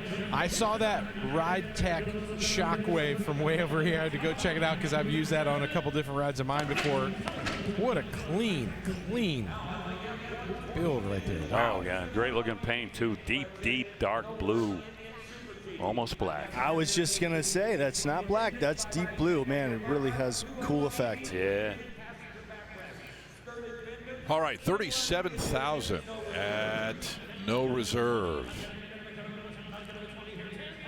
And now we get to check out a couple of motorcycles for you. First of all, from 2001, we've got an Indian Super Chief. That's an S&S 88 Coupe V twin 5-speed manual gearbox and a traditional Indian styling that goes all the way back to the beginning of the brand back in the early 1900s. Perfect opportunity for you to drop a little promo on the Mecum motorcycle auction right here in Las Vegas. Absolutely. In fact, we will be back in January, the end of January, at South Point Casino and Hotel, straight south on Las Vegas Boulevard, by the way. And Paul Dorleone and Ralph Shaheen, will be there as well. And we are looking forward to that. The world's largest motorcycle auction. You will see Indians galore there. As we take a look at this one, no reserve, $11,000, and that is where it sells. From the Peterson Automotive This, one of a couple of bikes out of the Peterson Automotive Museum collection. And now we go back, and you can clearly take a look at that bike and go back to 1947 now with an Indian Chief. This, a 74 cubic inch V-twin, 3-speed manual transmission compared to 5-speed on the other bike. This is a tank-shifted 3-speed manual. There you see the classic lines and styling of the Indian front fairings.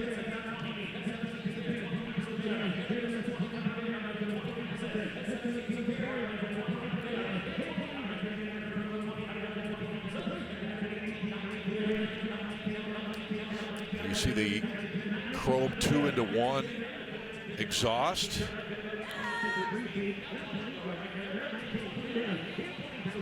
And a beautiful color combination on that 1947 Indian Chief. Again, selling at no reserve. This has been part of the Peterson Museum collection for a few years now, since 1922. Or since 2022, I should say. Boy, the antique motorcycle market continues to be just one big mushroom cloud. It really is.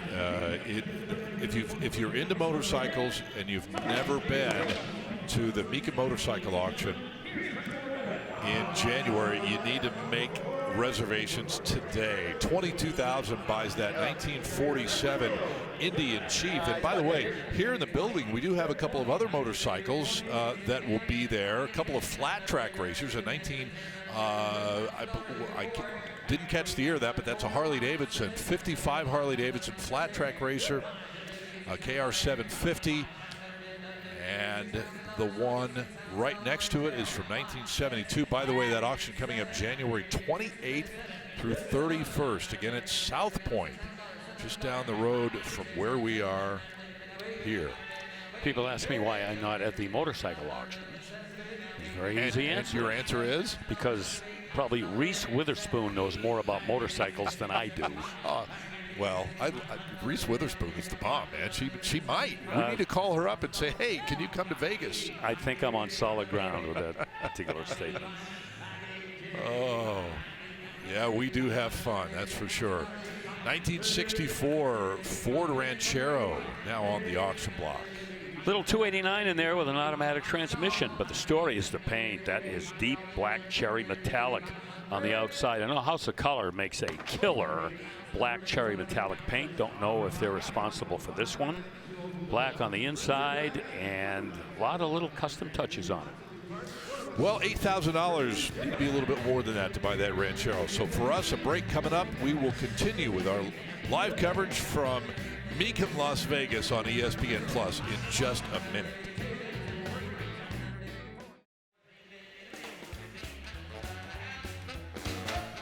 Whether you want to put it all on red or black, we really have every color to show you here on the board, and maybe you'll win big if you want to bid on this 1959 Austin Healey Roadster. The color, an original by the manufacturer. This was redone, but original color called Primrose Yellow. Now, this 1959 Roadster, the 106, was the last year of this model. It was about to be replaced by the much more powerful and legendary Austin Healey 3000. But this 100 series debuted with the 2.6-liter 6-inline engine, about 117 horsepower. Iconic wide front grille. You see the beautiful body lines and the chrome. Side curtain windows here and a soft top, so not the roll-up windows. And you take a look inside, our cameraman Jay showing off the beautiful black leather with the white piping, and just an iconic British Roadster interior. There is nothing flashy about it. Very simple. It is not flashy, but very classy, very iconic. And Bill, you know this is true. This was really the gateway drug, right, in terms of Austin Healey's for the eventual big Healeys, which came in the late 1950s with the 3000, but this the 106. So a little bit of history here for folks that love this kind of roadster. Crossing the block today, coming up in just a little bit. Thank you very much, Danielle Trotta. Always love to see those cool colors as well, as you pointed out. Here on the block now is a 2017 Cadillac XTS. Yeah, the XTS now kind of transitioning from the CTS to the XTS. Remember the CTS, CTS-V, those cars were just animalistic. He's a little toned down and more of a, say, luxury semi-performance car with lots of extras. These cars came through with a lot of options that follow through in that Cadillac tradition. The power is a 304 horsepower, 3.6-liter V6 with an automatic. It's got the luxury package, and that loads in a lot of extra gingerbread, heated seats, Apple CarPlay and Android Auto, Bluetooth, nav, rear view camera, blind spot monitoring, and remote start. Oh, I gotta have my remote start in the wintertime. Oh, I do. Yeah? Oh, yeah. I have an app in my phone. I can start my Jaguar F-Pace Really? now. And you know how to use it. It took a year to learn it, but now I can use it. Remote starts. I like to use it to startle people when they're standing next to the car. You just sort of, and also I have an SRT, so it's you know, it makes this great sound when it starts up. Yeah, and you live in California, so you don't have those 30-degree mornings. It gets chilly. It gets chilly. Oh, stop. Define chilly. Yeah. 40. 40. Oh, come on, man. Hey, but you're from Chicago. I'll give you some props. I survived blizzards when I was a kid, so I got the credit. Yeah. I got a feed. All right, 17, and that's enough to pull that reserve. Yeah, again, just a great Ready, buy guys? for somebody with a Cadillac. Another one. It's got just over 27,000 miles on it, and it's just ready to go. Indeed, $17,000. I knew you were All right, let's check out a pretty cool customer here, a 2007 Jaguar XK Coupe. Yeah, I'll tell you a little bit about these. I have the XK8, which is the, kissing cousin to these XK Coupes. And they are smooth, they are luxurious, they coddle you, they comfort you, and they got enough power to get out of their own way. 4.2-liter V8 with 300 horsepower. This one, black and tan. What a great color scheme that is. And every single possible option you could possibly get in a Jag in 07. List is long. It's got the luxury package, memory package, leather inside, 10-way. power heated bucket seats. I don't know how I would use 10 different directions for a seat, but that one will do it. Surround sound, Bluetooth, hands-free phone, adaptive cruise control. Hope it's got remote start. I was going to ask you if it did. You know, heated steering wheel? Yes. Oh, that too. That's a good one. Oh, yes. For all the nastiness that he likes in a car, he also loves the fluffy Loves stuff, his luxury. man. The luxury too, right? That's that weenie inside of me trying to get out.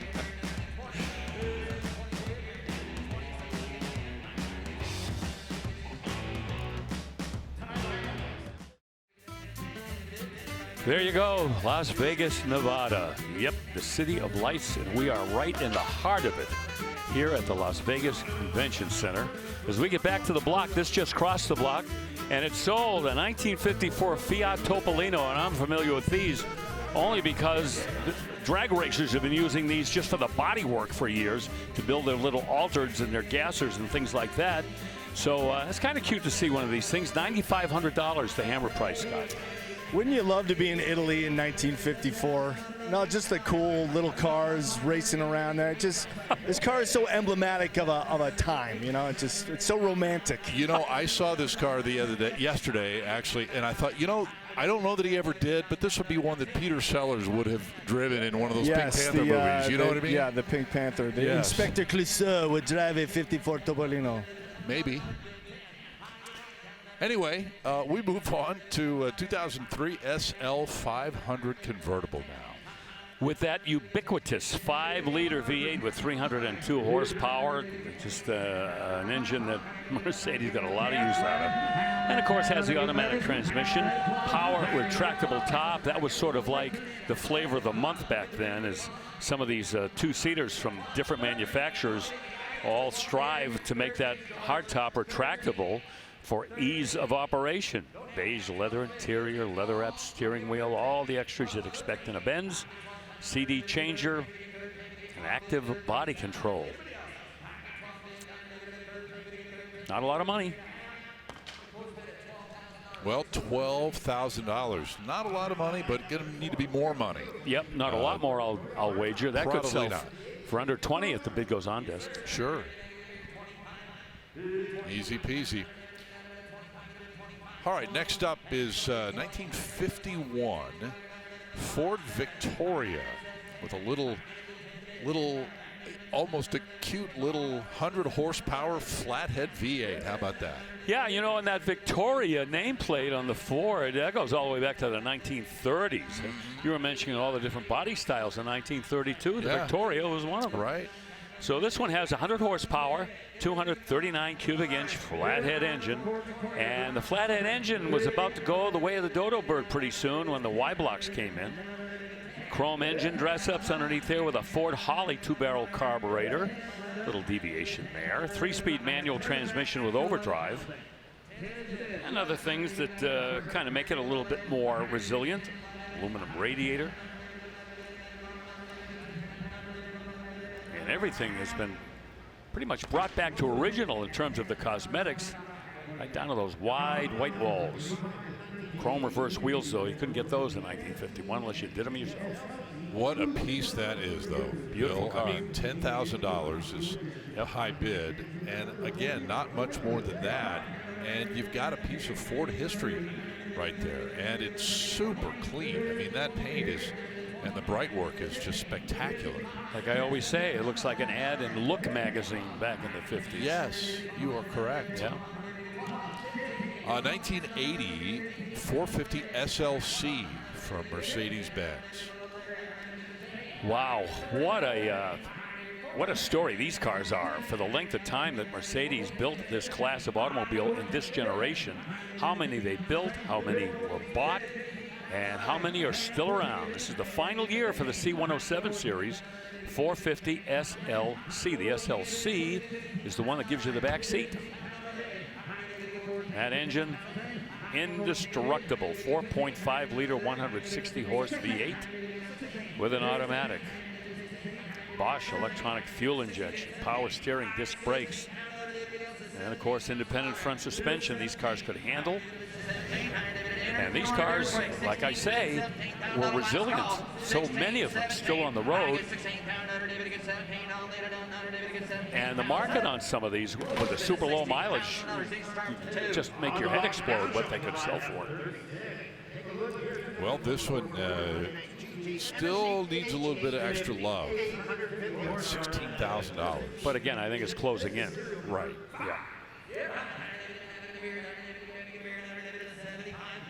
Well, we'll be sure to give this one a lot of love. It's a 2024 Mustang GT Hennessy H850. Yeah, you see the name Hennessy on any high-performance car, and you really should hide the women and children. Yeah. 850 horsepower out of a 5-liter Ford V8, the Coyote. But it's got a blower on it. Wow. It's supercharged. Yes, sir. It's been chassis and dyno tuned. It's been road tested. Quality control, a little over 1,000 miles. 650 pound-feet of torque. Oh, the induction system, all the best you can get. Two Hennessy autographs, not one, but two.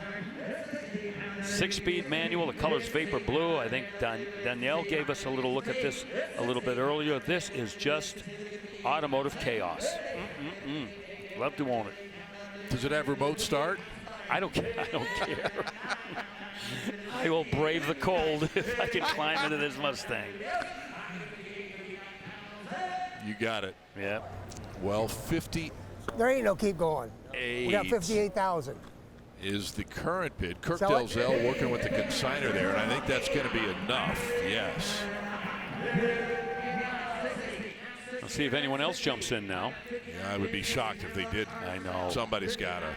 Look at how much work has been done on this Mustang. Right. Internet's back in now with Katie at 60. Ryan has a guy here in the building. 61.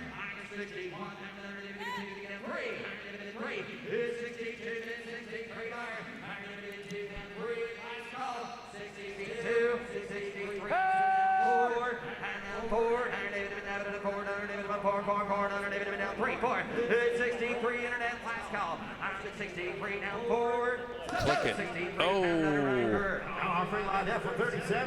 Yeah. Well, it's going to stay here in the building. $63,000. Reserve came off at 58. 58, right. Exactly right. So everybody's happy with that one. Oh, boy, they should be, too. Okay, we move on to a 1970 C10 with 383 power. Very unassuming pickup truck to have that engine, that 383 stroker. That's a 350 with a 400 crank, and I don't want to make it sound that easy because there's a little bit more work than that involved. That's what you start with. Plus, there are now stroker kits out there, aftermarket stroker kits, so that you're not having to do a complete, homemade version. Also, an automatic transmission behind it, some chrome stuff under the hood, as you may have seen. But otherwise, not a lot of money was spent on modifications. Threw in some LED headlights, and just a few little extra touches here and there, but nothing to really change the personality of this truck other than that engine. I mean, we're looking at a truck that's just on painted rallies, right? This is a really great example of sometimes a strike right down the middle. That's the best way to get a home run. Don't go wild, don't go crazy. They don't have it doesn't have Miata taillights on it randomly or something. No. Sometimes it's just be solid, be smart. And, man, you can do really well at these auctions. And getting really good money for what it is, as you just described, right? I mean, between Fort Worth and here, the C10s, man, they're coming in very strong. Yeah, well, I have a saying for what you said, Rut. Addition by subtraction. Absolutely. Is that not right? Yeah. Don't overthink it. Have an image in your mind of what you want to wind up with and stay with it. Well, that worked out to the tune of $44,000. Okay, now here is the triple blue Lincoln Continental that grabbed my attention yesterday, got Chris's eye today, and everybody's eye now. Bill, I'm starting to think that Danielle and Chris have an incredible eye for blue cars. We've seen 2 great blue choices from them today. This thing's gorgeous, Bill. Oh, and not only triple blue, the valve covers and the air cleaner also blue over that 462. I mean, this car is not losing any front end battles, that's for sure. Nope. That 462, that had short shelf life. They went back to a 460 a couple of years after this, but this is the preferred V8 in this generation of the Lincoln. 3,180 of them produced in 1966. That's a power-operated convertible top that you see there, too. And I got to think they're displaying with the top up to show off how nice that top is. Obviously been replaced and looks very, very new. And man, if it was black to begin with, I'm glad they went with blue for the replacement top, because it is a really cool effect to have triple blue. Sure is. I was going to say that car's just so regal, but I realize it's so continental. It really is. It's exquisite, Scott. Continental. You're such a dilettante. Couldn't have said it better myself, brother. You are the man. We're back to Vegas in a moment. Stay with us.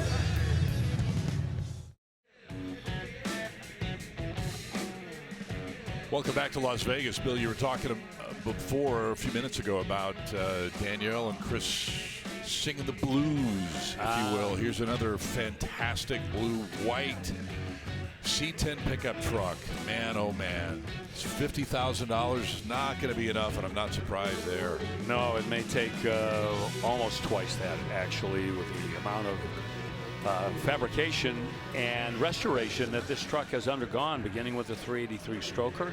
And, of course, it has that cream-filled paint job there, with a little extra cream on the roof on this one. That's like a double stuff, right? A double stuff, right. Yep. Yeah, a lot of great construction here. The Turbo 400, positive traction rear end, 373 gears, custom Pro Touring two-way adjustable coilovers. This is kind of like a Pro Touring pickup truck, actually, Scott. You're very correct, very accurate. Yeah. Total custom interior as well. Yep. Love it. Vintage air. It's got the proper horsepower rating, over 450. Got it all. Well, just need a few extra bucks. So $50,000 high bid. 303 staging lane now with Chris Jacobs. Thanks, Scott. Well, let's do some Mecum math, shall we? What do you call a 21 window bus that is missing its 10 windows up top? An 11 window bus, and that's exactly what this is. This 1967 Type 2 has been completely restored. You see what looks like patina here, but this is actually created patina. That, of course, is a style. So this bus has been completely restored, including the paint. Come around to the driver's side, and I can give you a look inside. Completely restored inside as well. Perfect. All of this materials and the interior brand new. Unfortunately, the side doors are locked, so I can't open them up to show you, but I will take you around to the rear of the bus to show you the flat 4 that has also been beautifully restored. Take a look at that. Just perfect power plant for these buses. And finally, the wheels. They are Porsche Hoke style wheels. And you've got a little tire staggeration between the rear and the front too. Shows up very, very nicely. Not sure if it's bagged or not what the suspension system is, but it's definitely sitting a little bit lower than stock, which of course contributes to its overall look. So coming across the block soon, I know this one's going to get a lot of eyeballs, Scott. Oh, it's getting some from the booth here, Chris. Thank you very much, brother. Bill Stevens, how much horsepower is sufficient in 63 Bel Air with, let's say, a 409 engine? I can answer that for you. Okay. The highest horsepower of any 409 from the factory back in the day was 425. This one has 550. That's enough. Balanced and blueprinted 409 with a 454 crankshaft. Yikes. Edelbrock headers, aluminum intake, dual quads.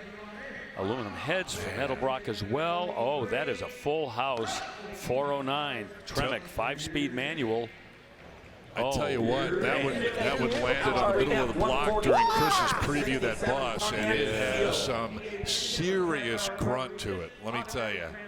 Man, oh man. Wow. Ultimate sleeper. I think it was 45,000.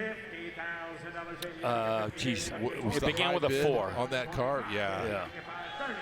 Okay, on to 1967 GTO up on the auction block. I like this. This is kind of kooky. Let's take a look. Yeah, okay, so that's a Pontiac V8. 400, okay, maybe 389 could be. 67 was the first year for the 400, but it's got tri-power, which wasn't available in 67. So there's a little, you might say, table magic going on when they built this engine. Saw the chrome valve covers there. Automatic transmission with that Hurst dual gate shifter that came along in the 67 Pontiac GTO. And getting some money here.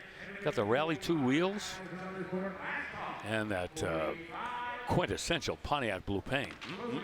Boy, if that was a convertible, it would really remind me of the movie Tommy Boy. So close, isn't it? So close. 42,000, the high bid on that GTO. Back with our continuing coverage here. Couple hours to go. Stay with us from Vegas.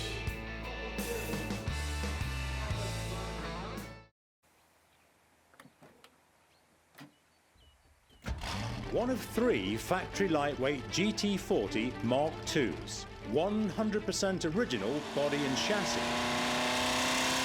Regarded by Ronnie Spain as the most original Mark II GT40 period. The Mark II GT40, arguably the pinnacle of sports racing cars from any era.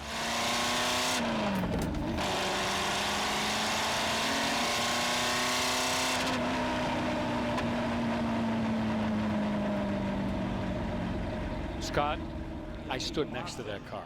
I am so jelly. You ought to be, because, you know, when that car was being campaigned by Ford with those 4 GTs, they literally were indomitable in international endurance racing. It was a short period, but during that period, there was nothing on earth that could beat those cars.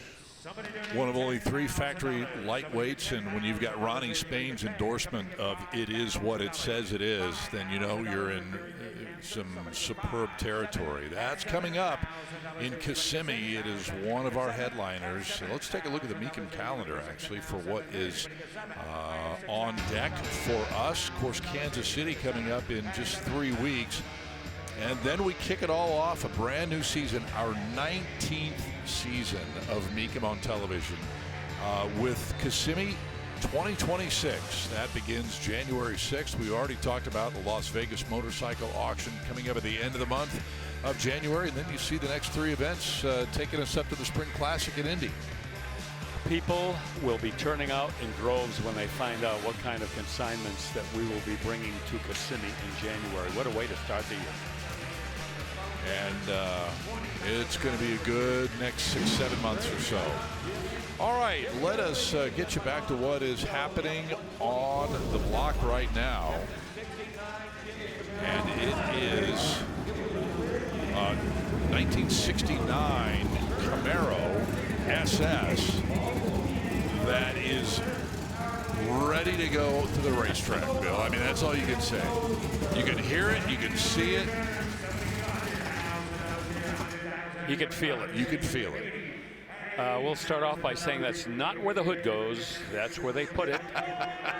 So you can get a good look at that. Thank you for clarifying that. I wanted to be sure. 555 cubic inch of full race big block motor. This was originally a real SS 396 Camaro, but boy, those days are long gone. This is a multiple NHRA event winner, runner-up in the national championship in 2022. This is set up for index racing. Basically, you run in a class that has an index or a standard. This one could run in, say, Super Comp or Super Gas. So it runs the 8.90 second index or 9.90 index. And the key is to try to run that elapsed time in the quarter mile. The closer you get, the better you're going to do. But you could also take that to bracket racing or all kinds of places where that can be drag raced, 8th mile, quarter mile, whatever, but it is not street legal. You will never get that car to pass inspection unless you know somebody at the registry. Yeah, but if you get pulled over, you just outrun it. You know, you just mash it and go. That car will never catch you, right? Few things could keep up. Wow. Yeah. Look at all the fabrication. Look at the rear wheel wells. Yeah. Right. And, you know, those are not just for appearance, because when that car's at speed, those rear tires, they expand. 100%. And you need that extra clearance. And selling at no reserve just brought $27,000. Wow. I can't see one thing on that car you could buy for that money. That is crazy. All right, let's move on now. And 2002 Boxster S from Porsche is up. Now, you being such a fan of Porsche, Scott, I'm kind of surprised you don't have one of these, or never had one. Or? You know, I like the Boxster, but when I make that move, I want to go straight to the 911. I was going to say the GT3. Oh, well, not that crazy. Boy, these cars have certainly some endurance. These have just endured since 1997 and have never lost their appeal, or certainly they have not lost, you know, their ability to give you the fun factor when you're behind the wheel. 3.2-liter six-cylinder engine, not overly powerful, but not expected to be. This one with an automatic transmission and leather interior and the power convertible top, power windows and locks, and just a bargain basement price on this. Bill, do you remember that time we were in Vegas together for Mecum and insane Camaro race cars kept selling for pennies? Yeah. Why didn't we pool our money together, buddy? You're right, because I can remember there were a couple of those Z28s and ZL1s. The ZL1 set up for the drags, and yeah, that was a buyer's market that time. I mean, Scott could have picked that up for 12 grand. Yeah, I know. I was looking at a 911 a couple of events ago that was in that same neighborhood, and I am kicking myself. All right, let's check in with Chris Jacobs once again. 303 staging lane. Chris, what have you uncovered this time? I've uncovered a piece of American iconic style. 1961 Pontiac Bonneville. Get a look under the hood here. It's a 389, topped off with tri-power, of course. Just an absolute stellar power plant. This one's made it to a 4-speed manual transmission. And what I love about this car, including the style, of course, the red, the white, and this one is a bubble top. And what do I mean by bubble top? Well, that's the shape of the top going into the back glass here. And an easy way to identify the bubble top is this rear pillar right here. It tapers down to the body. So if you see that, you know immediately that you've got the bubble top. Really cool bench seat interior with the tri-color. Pretty well stocked, except for some aftermarket gauges underneath the dash. That's pretty much it. But look at the style of that steering wheel as well. How cool is that? Man, I love these 61 Bonnevilles. You got the grab bar here for the passenger, clock in the middle of the dash. Everything pretty well stocked, appearing, as I said, except for a couple aftermarket gauges, but that's no problem at all. Rear seat armrest. Oh, man, I love these 61 Bonnevilles. Scott coming across the block in just a little bit. Okie doke. Thank you, Chris. Well, one of my first cars was a 62 Bonneville convertible, and soft spot in my heart for those cars, especially with those 8-lug wheels. Ooh. Looky. Oh, I know it. Red line tires. Oh, that's dessert. Hey, let's check out a 2007 Lincoln Town Car. It's a Signature Series. Yeah, that's a big townie. That's the signature car, 4.6-liter V8 with an automatic, and it's all about luxury. We shouldn't even be talking about the powertrain. Who cares? I agree. You know what I mean? If you want to drive a lazy boy and feel good everywhere you go, this is it. That's the deal. Bring all 40 of your friends with you. There's room for everybody. And they'll be comfortable. Yeah, that is a standard of luxury for the Ford Motor Company forever. It's funny when people ask me, hey, what car should I get for my kid when they turn 16? I go, number one, a Toyota Camry, but because those might be expensive.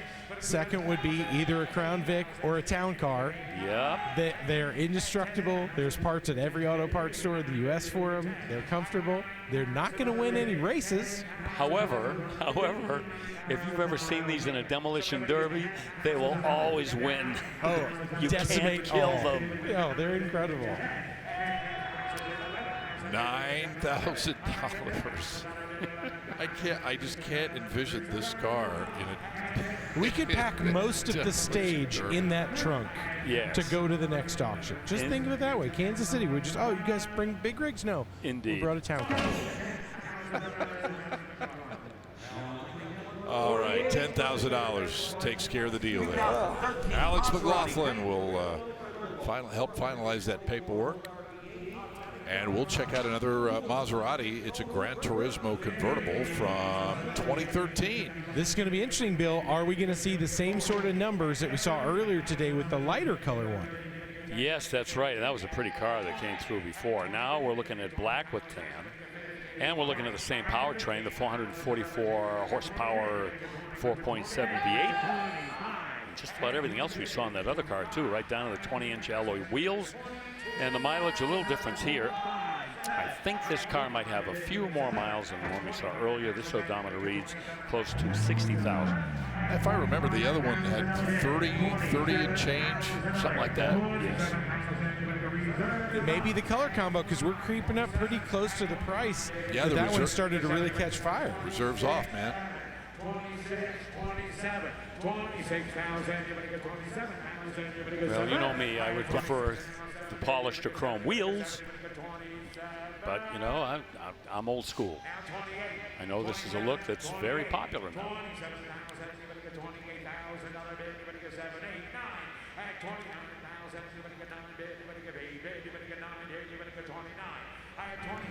Terrific color combination, man. That dark charcoal gray or black exterior with the saddle interior. Yeah, no downsides on this Maserati. It's just really interesting. It feels like almost the exact same situation. The reserve went off, then it danced up a few more $1,000. A couple people wanted it. Indeed. Took them a long time coming back. Yeah, we see new money sometimes. Gonna do it. And that's the strategy of some of the bidders. You know, they want to make sure the car's for sale before they get their hopes up. No, it gotta be 31. You gotta be, I got 500. To give 31. 30,000. Yeah, 31. If it's worth 500 more, heck yeah. Up. That's Travis Delzell. He is on the case. His man's got the high bid. Told you, that's gonna work. Is Travis right? Boom. Yes, he is. All right, brother. Thank you. Tell you what, they didn't overpay for that, did they? Not in the least. Again, that's one of those cars. You tell somebody what you paid for it, and they'll say, you can't be serious. Right. Here's a 1987 Camaro IROC Z. Right in the heart of the IROC Z generation. Got the original engine in it, the 5.7. Tuned port engine. Around 300 horsepower plus. A lot of originality, too, not restored. Right. Black paint, T-tops, AC, disc brakes.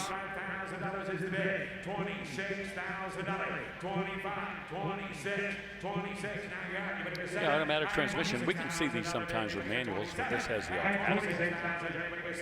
16-inch, correct. Alloy wheels. Car's got two tops and a 5.7. $27,000. 26, 27. I have $26,000. Anybody else? Close bid, $26,000. Well, $26,000. That'll be the high bid for the IROC Z. It's tricky, isn't it, Bill? Because on one way you go, boy, that it feels like about the right money, but then we've also seen rooms where that goes for twice, sometimes even 3 times that. It's such a tricky thing. Yeah, it is hard to predict, but A lot of times those super low mileage cars, they'll just blow us away with what they will eventually sell for. Okay, so Mustang 2018 Mustang RTR. Yeah, that is, of course, after my buddy Vaughn Gittin Jr.'s company, RTR. They're taking products from Mustang Turn Up. They now have their own RTR Mustang that you can get, Bill, as you know, from Ford directly. But this thing's got a lot of cool parts on it. You can see the light-up kind of grill nostrils that we just saw a second ago. Always some add-on goodies. But, you know, Bill, these are stout cars. Stout, and everything on the car is the best that you can get. There is no scrimping on these automobiles. This has got the 5-liter engine, Roush cold air intake, 6-speed manual. Beautiful finish work on this car, too. And not only is Vaughn Gittin a drift champion, but if you want to talk about an underdog, this is a guy that grew up near a rock quarry, got his friends together, started a thing called the Drift Alliance, went on to be a champion in Formula Drift. He bought Kenny Schrader's old shop in North Carolina, moves his family down there, started RTR. He's in Mexico right now, I think pre-running for the Baja. Are they living in Kenny's shop? Absolutely. Well, they live near there. You know, they're not that redneck. They don't have to stay in it, you know? I mean, he's in the right country for that, but what a cool thing. All right, that's cool. And it did sell. Happy customer here wearing the Ferrari sweatshirt. And next is 2007 GMC Yukon Denali. Top of the line, this was not an inexpensive truck back in 2007. But again, we're going to see if indeed this hammers a great buy for somebody. 6.2 liter V8 you just saw. This one's been lifted up. Lift kit is in it. Custom exhaust and grill, has a light bar. There's the inside of it.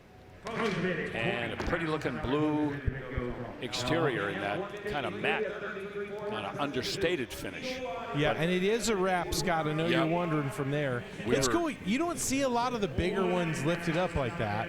Or wrapped. I mean, that is an unusual combination, but it's cool. It's working. You need a lot of rolls of wrap because it's a lot of surface area. You said it.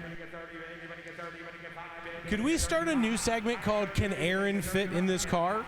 Because if so, I'd love to see if Aaron could fit in this car.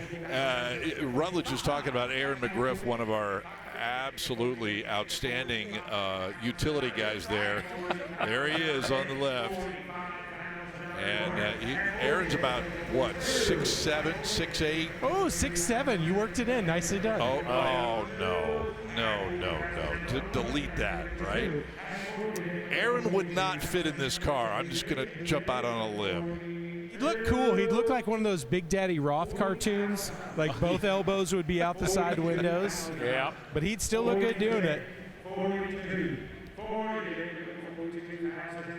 40,000. By the way, this is a 33 Ford, and the high bid at 40,000. Bill. Yeah, perfect high-end hot rod all the way through. Airbag, that thing was clean. I do think Aaron could fit in there, but we'll see if this catches on. You know, as a new segment. Might need a Sawzall to do it. That's true. Well, coming up behind the Ford, also from 1933, completely different flavor here, Bill, is Plymouth 5-window custom. This is a little kinky, in my opinion. Those black stripes just finish me, though. How many times you see a street rod with Shelby stripes? But anyway, there's a 33 5-window supercharged 454. Oh my, look at that. That is show ready. The inside looks a little like this. And how about the underneath? I think you will be impressed. So we take a look. All of that beautiful detailing, a lot of chrome and painted surfaces underneath there.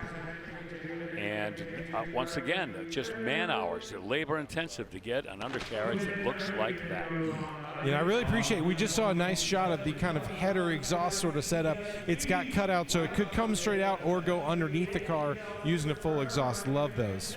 Yes, sir. $30,000, the high bid on that particular car. A break coming up for us from Vegas. We'll be back in a moment.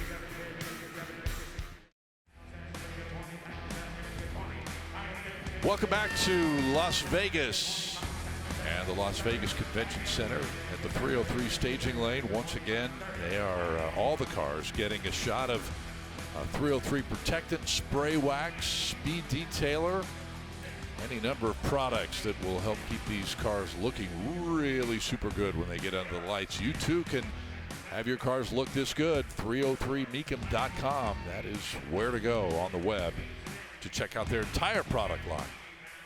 Here's a 1967 VW bus, a Type 2 11-window bus. Yeah, we talked about 21 window, 23 window. Here's an 11 window. And hats off to the guys at Slow Ride Garage and Vintage Speed who did a lot of the work on this. They tore this thing down to its bare shell before they prepared it and painted it and polished it. It's got the flat 4-cylinder engine and dual Delorto, which are kind of like Weber style carburetors. A lot of work went into this little guy. Oh boy, sure did. Yep.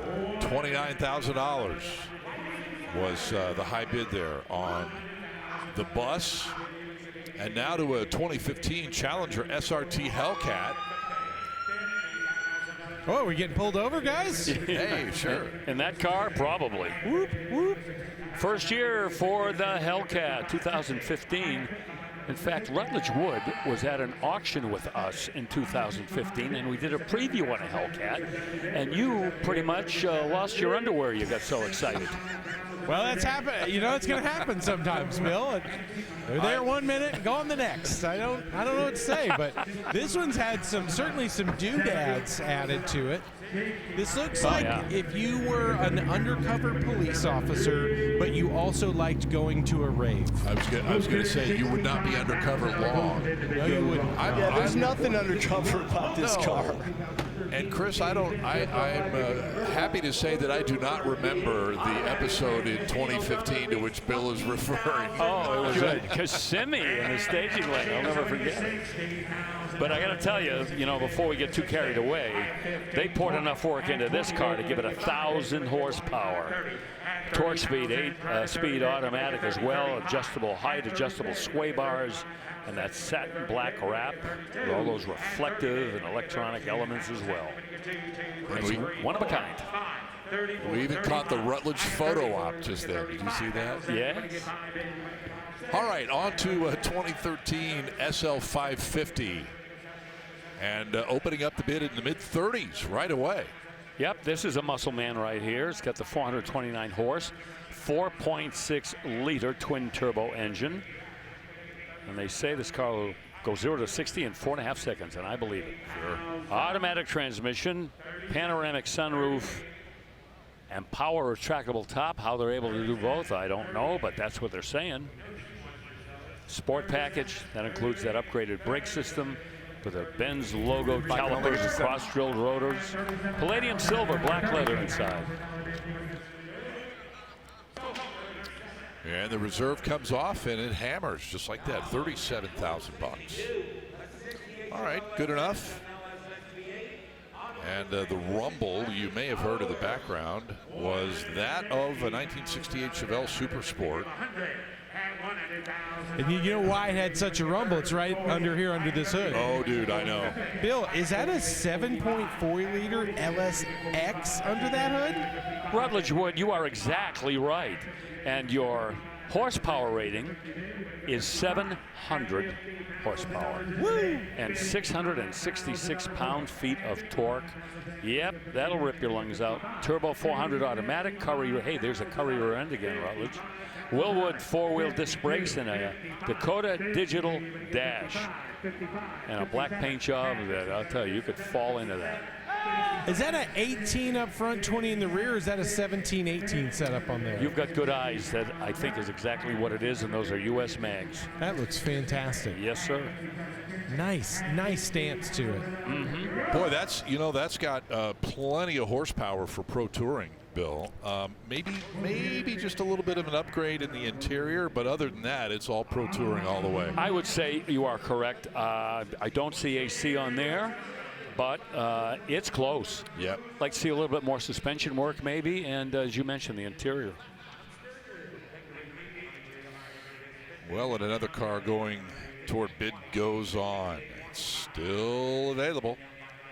In the meantime, a GT350 is next. Shelby GT350 circa 2016. And then along came the 526 horsepower Voodoo flat plane crank V8 rated 526 horsepower. And let me tell you something, this car will eat its young. It's horsepower o'clock. Oh boy, you're right. Wow, we are right in the middle of it. Tremec 6-speed. Yeah, and these cars, I can remember when the magazines got their hands on these cars, they could not find the superlatives for what these cars are capable of. Oh yeah, the excitement for when that flat plane crank came out, Bill, was just they could not contain themselves. Nope, the sound, the torque, the responsiveness, everything that you want in a high-performance engine. This has got nav, Sirius XM. That's because of the technology package it has. Leather and cloth sport bucket seats. It's fast, it's stylish, it's comfortable, it's intimidating, and it's loaded with electronic aids. 40 in your pocket. 40 in pocket? All right. Reserve is off. Remote start? No. I love that car up until then. Wow, that's a ton of car for the money, boys. Oh, man. $42,000, just bought that GT350. I love it because with the exception of the rally stripes, man, that is blacked out, ready to go. Yeah. And just a little contrast with those stripes.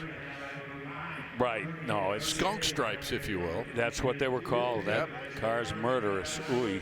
Okay. Challenger RT Scat Pack from 2021 is right behind it.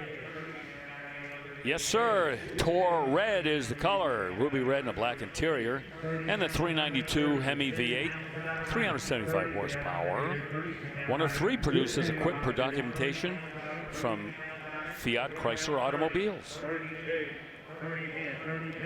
Yeah, that 392 6.4. I believe you got up to about 485 horsepower. Some of the versions of that engine. Torque Flight 8-speed automatic, high performance adaptive damping, and Brembo performance brakes. Shaker package, power sunroof, expensive option. Alcantara Napa seats, Scat Pack logo. Here's you see the shaker hood. Bill, what do you think of the graphics there with the wide stripe kind of almost vanishing on either side? How do you like that? I do. It kind of breaks up the red paint, a little bit more personality. Cool. It gives it a cool texture to it, too, right. You know? That, too, yeah. Yeah, the matte finish.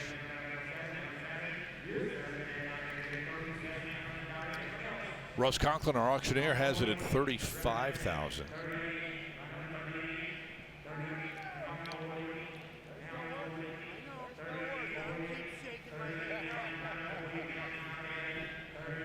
That'll get more bids. 38, 40, 40. Down there, 40.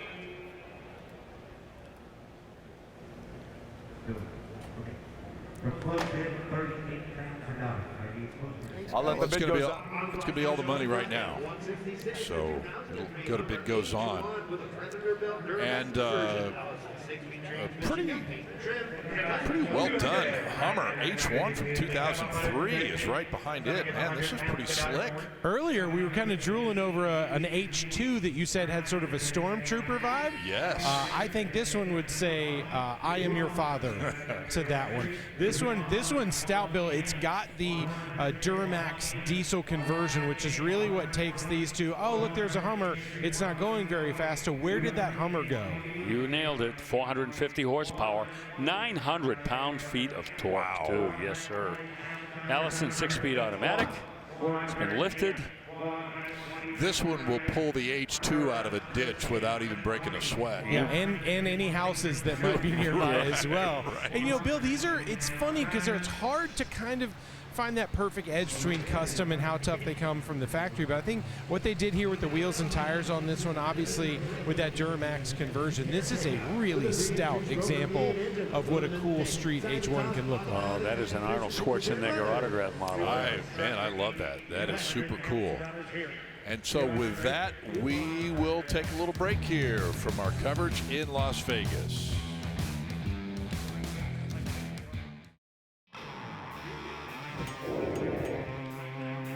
We're back with our live coverage here from Las Vegas on ESPN Plus. Scott Hoke with Bill Stevens in the booth. Chris Jacobs, Danielle Trotta, Rutledge Wood. Good crowd here. Folks up in the gold bidder section today as well, enjoying all the activity on the auction block. Here is a 1972 C10 as we return to the coverage here. Step-side model with big block power. Hey, just because we're out of October, big blocktober, big blocks are still welcome. We're turning back the clock. Yep. 454 with a turbo 400 automatic transmission and a Ford 9-inch rear end. And look at the rubber underneath there. I got to believe that we've got a narrowed rear end underneath there. I don't believe that there's 4-link underneath. However, they had to do a little surgery there to get all the rubber underneath, and they did it. So 23 is the high bid for that pickup truck for now. 1961 Bonneville. We've already seen this courtesy of a Chris preview and an opening bid at $30,000 to the internet. Yeah, the birth of the Super Duty program at Pontiac that did not last very long in '63. They pulled the plug on that with all the other race-inspired products from General Motors. Tri-Power 389. Now, if that were in a later model, 1964 GTO, you'd be up to 348 horsepower. This with a 4-speed manual, safety track differential. That's Pontiac's Positraction branding. And the 8-lug wheels. And a great looking red and white color scheme to offset the red interior.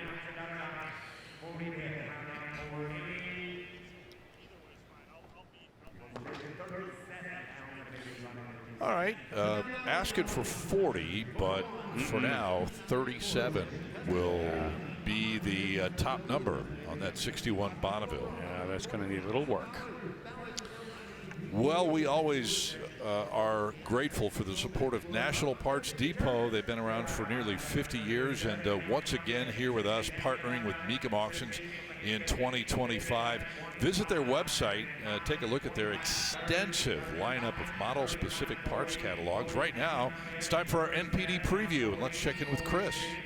Yeah, Scott, I'm standing by with a 1965 Mustang Fastback, 289 under the hood. Got the Edelbrock intake, Edelbrock carburetor, the Cobra style air cleaner, and the valve covers also Cobra style. That's why this one's got a 350 GT body kit on it. A little bit of a modification. You can see that black vinyl interior, 2+2 rear seat. And take a look at the dash, the gauge cluster there. That's all aftermarket right there. The side scoops, of course, are part of that GT350 kit as well. It's got the 15-inch Magnums on there, which always look great on this car. Now here's the thing. If I were to buy this car, I would want to put it back to its original form. And in order to do that, I would need to consult something or someone to help me do that. Bill Stevens, who should I turn to? Well, if that isn't a sledgehammer cue, I don't know what is. Yeah, there you go. The NPD, National Parts Depot catalog. And you go either way, too. You want to go back to original? That's okay. You want to do a little upgrading? Yep, that book will help you as well. NPD, we love the things that they offer everybody. And again, the website there, nationalpartsdepot.com. Bunch of different warehouses, by the way, and they can get you your parts pronto. Here's a 94 Chevy custom pickup truck. Well, you're not going to be shocked when I tell you there's probably over $140,000 invested in this project. Wowzers. 416 cubic inch, L92 in there, and they've moved it backwards. How about this? 14 inches for better weight distribution. This is on a pickup truck that's not going racing, so that is really an extra step. They got a fast fuel injection system on that engine, and lots of other upgrades too. LS3 heads. It's got a camshaft in it that's got extra lift and duration. Other things, how about traction control, the driveline sensor, so much electronic goodies here. And a 700 R4 automatic transmission, and they've exchanged some of the internals with billet pieces. So yeah, $140,000, you could eat that up pretty fast with all the changes they made. Only 44 is bid here, so still some work to do to get that truck bought.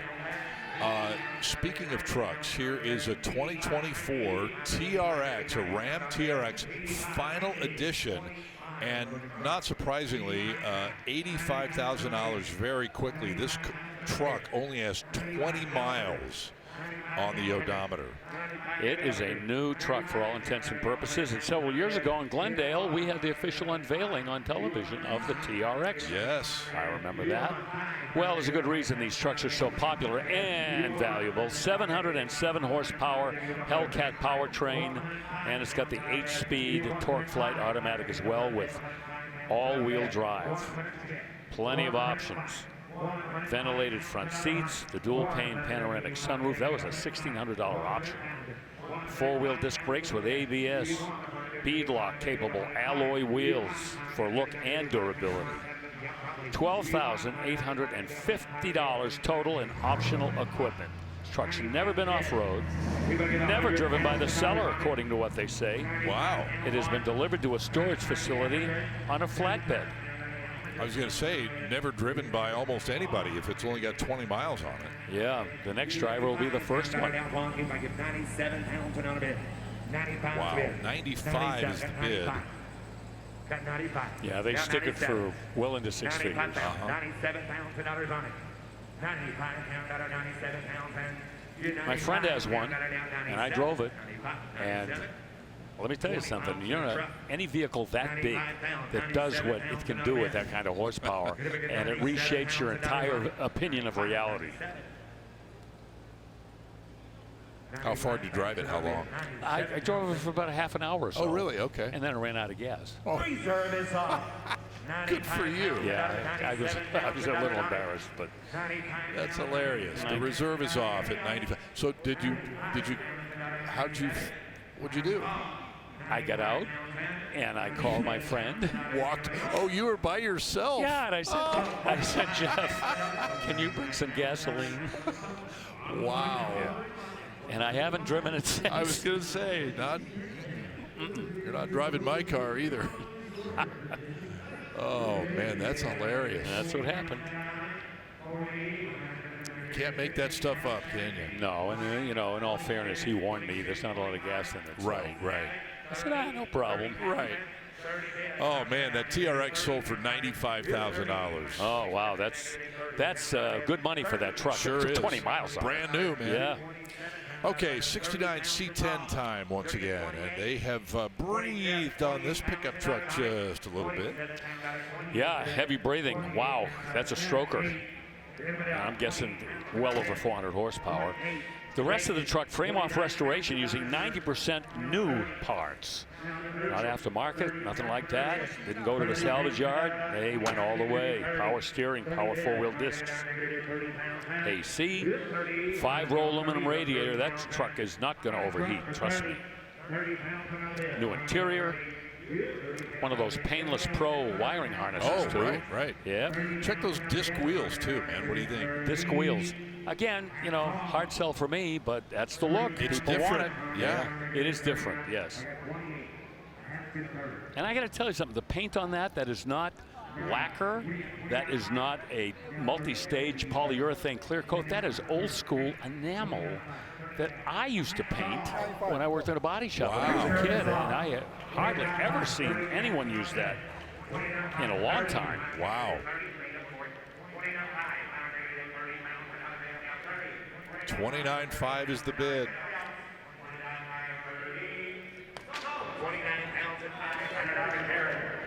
And with that hammer, Russ Conklin finishes the work on the C10. So 29.5 it is.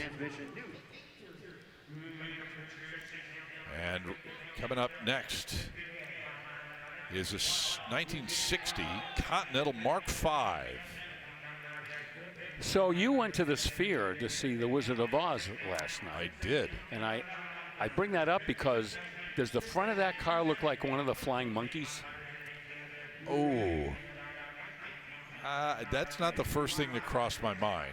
Doesn't it? But it has like an evil face. If you kind of squint, maybe. Yeah, the interesting thing about that show last night, they actually had drone-powered flying monkeys that came through above the audience. Yeah. Yeah, that production is mondo biondo. Yeah, this is 60 Lincoln Mark V, by the way. This is the last year for this generation. Remember, in 61, they went to that slab side, that beautiful design we saw earlier.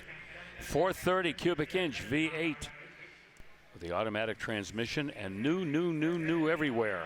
New paint, new white and black interior, new black convertible top, new hydraulic shocks and lines. And amazing as this may sound, for the second vehicle in a row, we've got old school white enamel. Really? Of course, black before. Wow, this is yeah, white. Yeah. And that is actually the method of paint that these Fords had back in the day, was enamel paint. Level of difficulty for application. It will run if you over apply it, and it takes a little bit longer to dry than the modern, you know, so after it's painted, you got to keep the dust out of it, have a kind of a very dust-free environment. Yeah. So you're not going to spoil what you did. Sure. Okay. $16,000. Bought that Continental from 1960. Let's check in once again with Danielle Trotta. Well, Scott Hoke, you know the saying, what happens in Vegas stays in Vegas, right? Well, the memories, though, they can last forever, and that can be a good thing. Sometimes you want those memories to last a lifetime. Sometimes they will haunt you for the rest of your life, depending on how the night before goes. This, however, are only good memories. Memory Lane, we do it once a show. It's my favorite segment, really, of the day, because you guys submit your favorite photos and best memories of years gone by with your favorite rides to our Mecum Facebook page. I picked 2 out on this Friday. Let's show you the first one. It is Jerry Sully Sullivan. That's not the pilot who landed the plane in the Hudson. That's Sully Sullenberger. This guy is Sully Sullivan and his girlfriend in 1990, posing with his 85 Ford Mustang 5.0 5-speed notchback. Lovely car, lovely couple, and a great name. Thanks, Sully. Good stuff. Up next, we have Bill Hess, who says, I'm leaving for our honeymoon right after our wedding in our 1973 Roadrunner. We were heading to Niagara Falls, the honeymoon capital of the world. Bill, Scott, you guys ever been to Niagara Falls? Either of you ever honeymoon there? Well, I was there in high school. Never honeymooned there, but was there in high school. Went on the Maid of the Mist. That was pretty cool. Yeah, I was there, not on my honeymoon like Scott, but with my lady at the time. And, you know, everybody at least one time in their life should go there and see it. Yes. So you were there with your lady, Bill. We're talking about memories. Is that like a memory you want to forget with that particular young lady, or is that a good memory? How did this end? Tell me more. Now you're getting pushy, okay? So I'll answer that when I'm better prepared. She's no Nancy, I'll tell you that, Bill. Oh, my Nancy, you're right. Good stuff. Keep sending those memory lane pics, Scott, to the Mecum Facebook page. We do appreciate it. Thank you, DT. 1970. Now, see, I need to deal with Bill since you kind of got him lathered up a little bit. 78 GMC K10, $22,000, and that'll be the high bid for the moment. Pretty familiar, you know, formula: 350, 4-speed manual, 4-wheel drive, and lift kit. And not a lot of fancy, just very utilitarian, that truck. Yep. Okay, moving on. We have 1981 Trans Am up on the block now. Yeah, the world changed for the Trans Am in 1980, 1981, as we no longer had the 400 cubic inch engine. Now we're talking 305 cubic inches. And you had turbo motors as well. This with a 4-speed in it. The black and gold, the matching black leather interior. And you see the 4-speed shifter. Wheels are those snowflakes. Put new rubber on there with raised white letters. Boy, that is a sharp-looking car. Yeah, this has won some awards locally up at Idaho, where a previous owner owned it. Reserve is off. It's going to sell. And it just did. Boy, $26,000. That seems low, doesn't it, for that? Yes, for that car in that condition. Look at the sheen on that black paint. Man, you are right. $26,000 buys it. 1934 Chevy Hot Rod. We've had a couple of several good little hot rods from the early 30s today, Bill. Here's another one. Yeah, and some of them, like this one, with a supercharged engine. This is a small block, a 350 with a 671 blower, familiar to anybody who has been familiar with drag racing for any length of time. Custom frame, fiberglass body, chop top. Let's see, I'm guessing maybe a 3-inch chop on that top. Automatic transmission has overdrive in there for a little bit more roadability. Coil-over shocks, makes for a good ride. Power windows, power door locks, and keyless entry. And flames, yeah, you got to have flames when you're going old school like this. Pretty much. Yeah. And a high bid of $25,000. Oh boy. The next one takes your breath away, at least mine. 1956 Bel Air in just a magnificent color combination here. Oh, the color, that, you know, that's just chapter 1. Oh man. Everything about this car. I may have to start a podcast after the auction here just to tell you all that's been done to this 56. Oh, Schneike's 5.3 liter LS V8. Probably, you know, not too radical. I'll guess maybe 350, 360 horsepower. It's been all rebuilt, by the way, and a frame-off rotisserie restoration on the rest of this car. Custom 9-inch rear end, 370 gears with posi. New air ride front suspension, air ride rear suspension. Has dual compressors, tubular upper control arms, 4-wheel disc brakes. Quick ratio, power steering, AC to keep you cool. Black leather upholstery with Chrysler 300 power bucket seats. I guess you're getting the idea that this was a full tilt build. Yes, sir. 17-inch torque thrust wheels, torque thrust 2s, brand new general directional tires. Saw it yesterday, couldn't tear myself away from it. No. I mean, just so much visual eye snap to it. And yet, in terms of contours and exterior, very conservative presentation, except for that beautiful blue against the white. But there's been no changes to the body to speak of. It hasn't been de-chromed or, you know, some wild hood scoop. Right.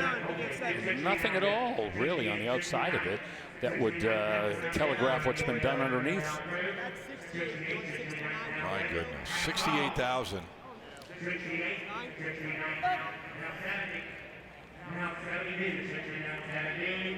Yeah, that undercarriage has been highly detailed, as we are told.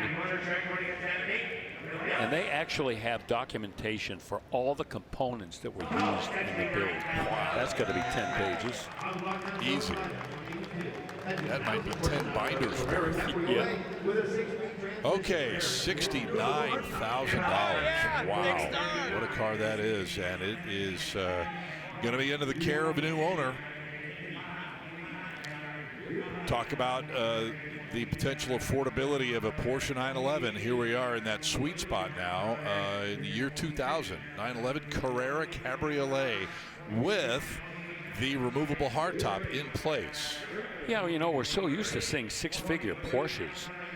And today, it's just been the converse. Exactly. You know, this is a golden opportunity for anybody wanting a Porsche to not empty their bank account to get their hands on one. And in this case, a high bid of just $22,000. So maybe another, you know, 3 or 4 or 5,000 might do the trick. Get the conversation going. Yeah, exactly. So we will continue the conversation and move into our final hour with you from Vegas today. Coming up.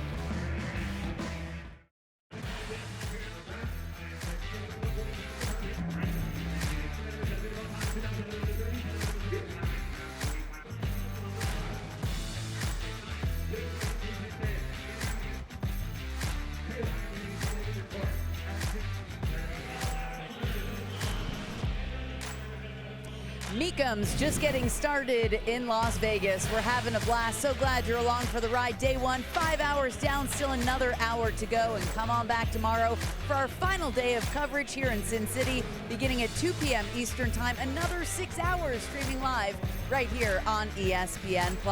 Time to go around the block. Let's kick it off with my friend Chris Jacobs. Chris, what you got? Oh, I got the king of the road. That's right, 1968 Shelby GT 500 KR. Numbers matching 428 Cobra jet under the hood. Made it to a 4-speed manual transmission, 9-inch rear.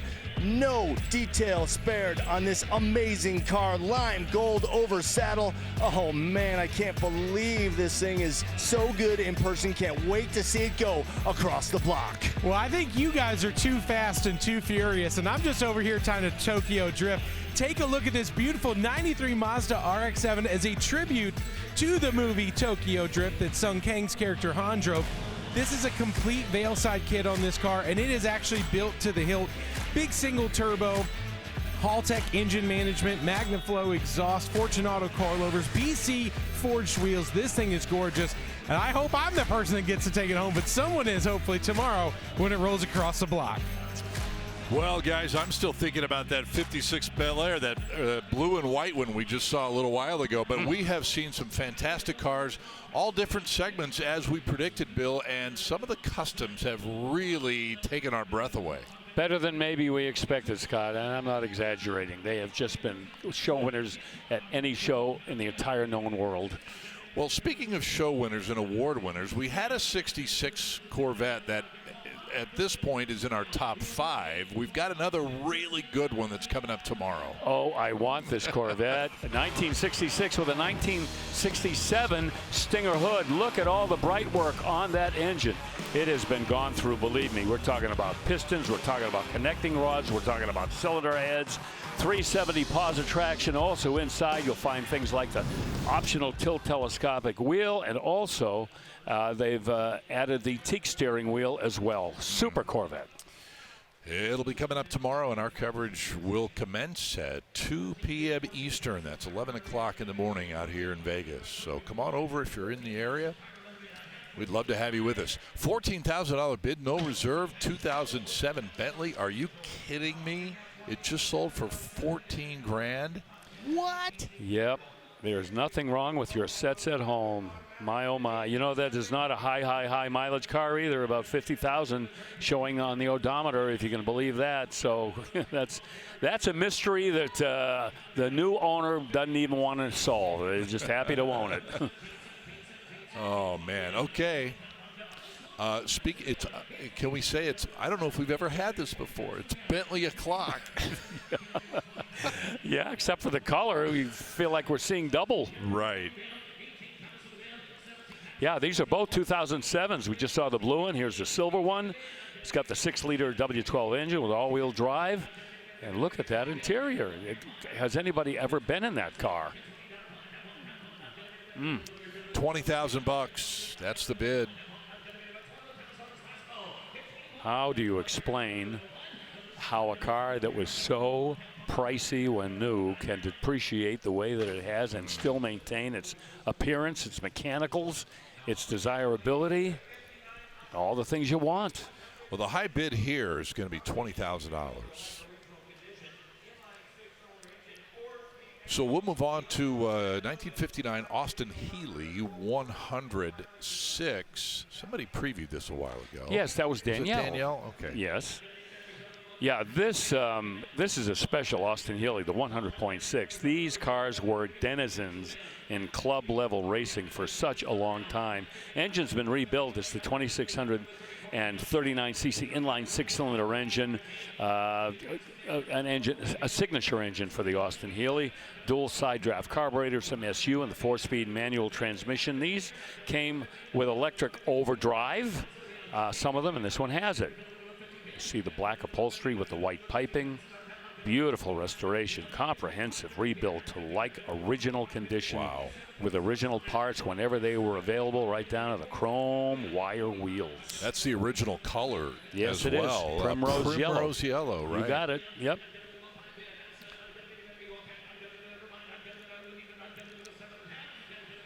It's been driven too. I mean, and the consigners. Remember the 5-digit odometers. Odometers, yeah. When it rolled over and went to Z, you'd hit 100,000, yeah. right? It goes back to zero. Exactly. And, hey, my car's only got 140 miles on it.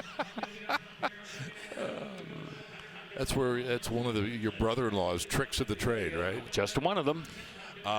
Anyway, it's been driven like over 100,000 miles, so very, very cool car.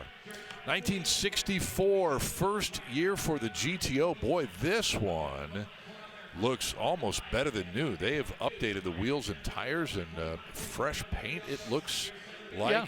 Oh, yeah. Yeah, they've done more than that too, Scott. This one now has 4-wheel power disc brakes, which was never available in 64. QA1 front coilovers too, a rear sway bar. The wheels, as you mentioned, those are Coys. Yep. 17 up front, 18 out back with red line tires. Starlight black. Boy, that is the legendary color on these Pontiacs. And that is the correct engine, by the way. It is a 389, has not been upgraded to the 400. Power windows, power seat, tilt steering column. Air conditioning, that was installed by the dealer at some point, but all of these modifications, very tasty. Right. Just the stuff that you'd want. Yeah. You know, to make your 64 GTO even more drivable today in 2025. Yeah. 52 grand just bought that GTO. All right.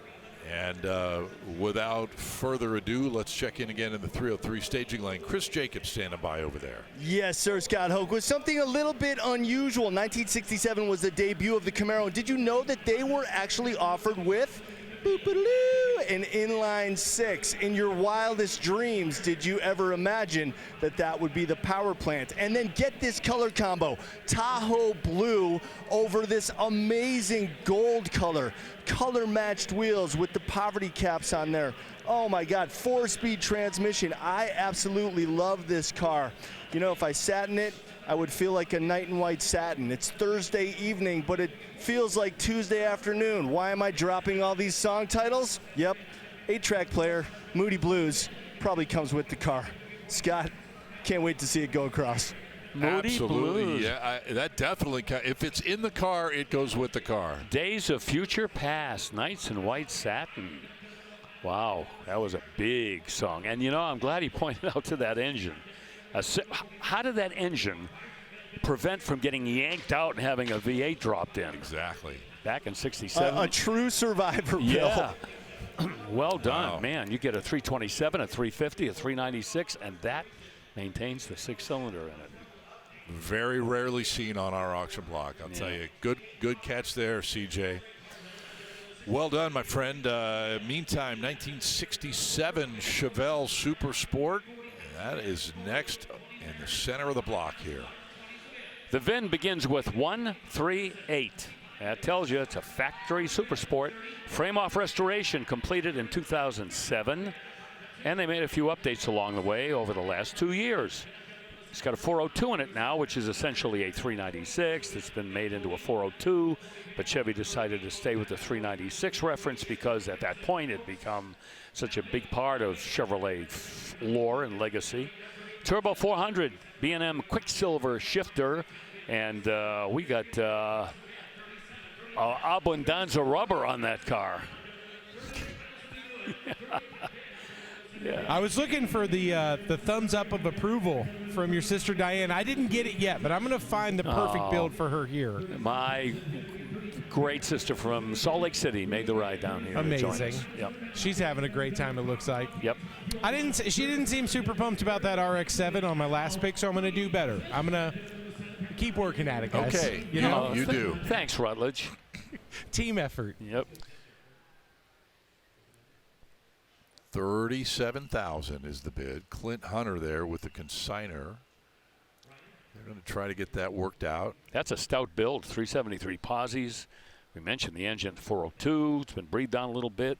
You know, I think one of the reasons why they did that with the numbers, and JK and I talked about this once, or twice or more, 396 just sounds cooler. Yeah. You know what I mean? And 402. 402. Yeah, 402. Yeah. Yeah, 396 is just more musical. More manly. More, yeah, it's almost a music lyric. Right. You know. You guys ever been to Niagara Falls? We covered that.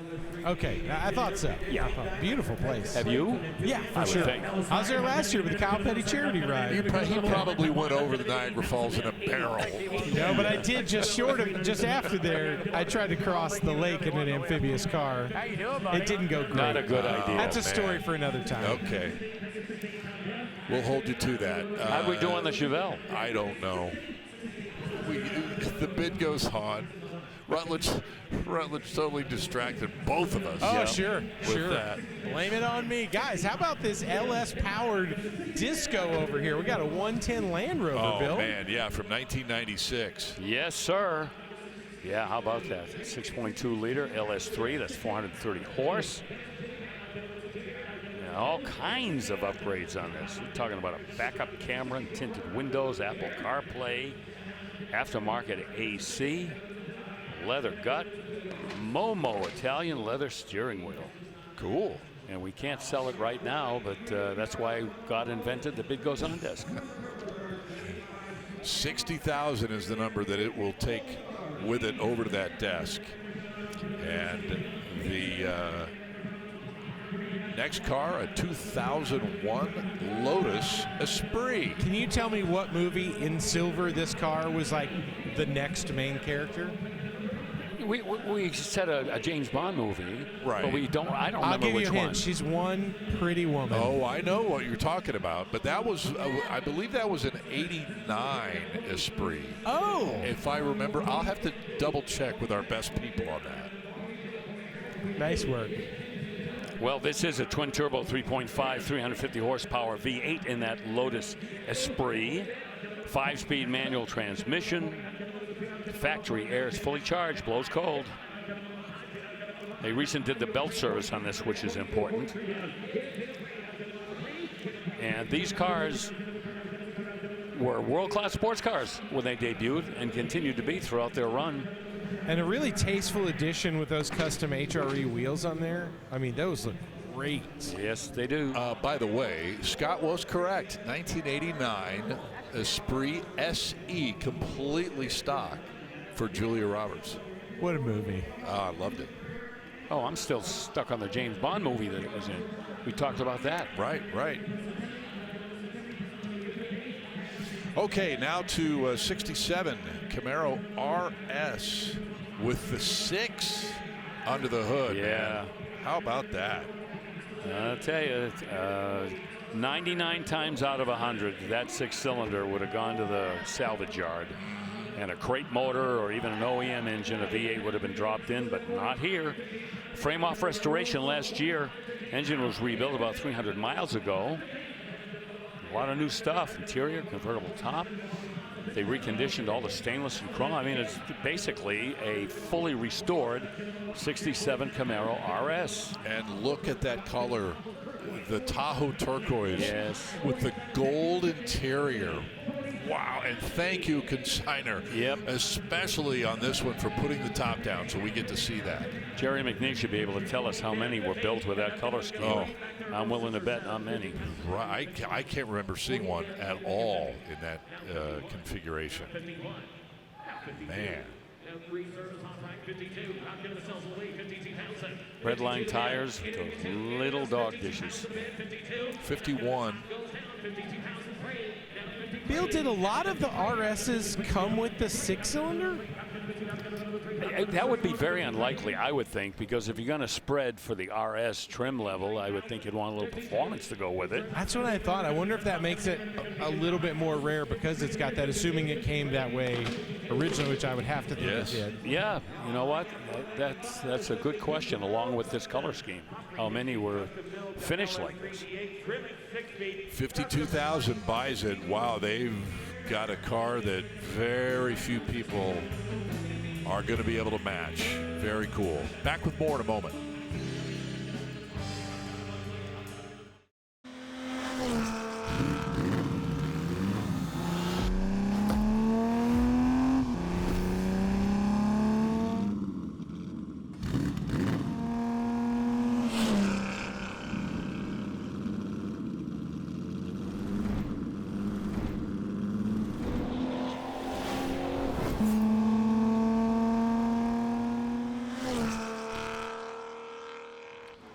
Well, words almost are inadequate to describe the Ferrari 250 GTO from 1962.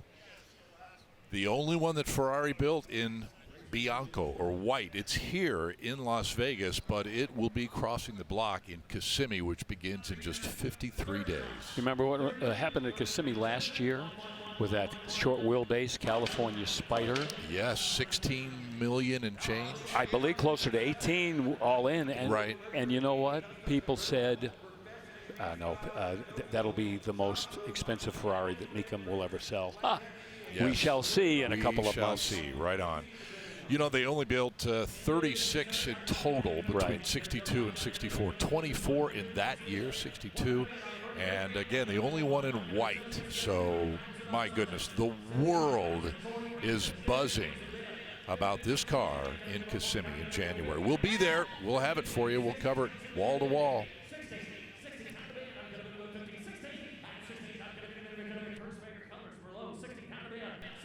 And we get back to the block here in our final, 40 minutes or so with you from Las Vegas today with a 1940 Mercury 8 Custom convertible. Look at what they've done here.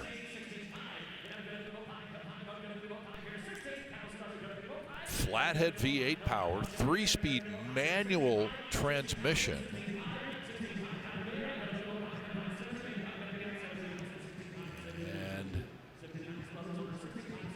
$65,000 the bid.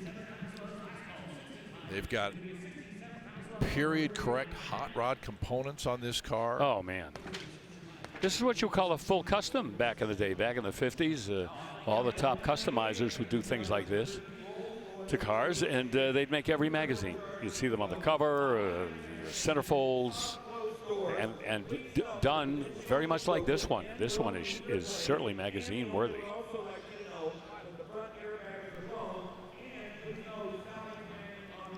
Well, the high bid on that custom from 1940, $65,000, and the bid goes on the car. So a 2013 Rolls-Royce Ghost will be right behind it.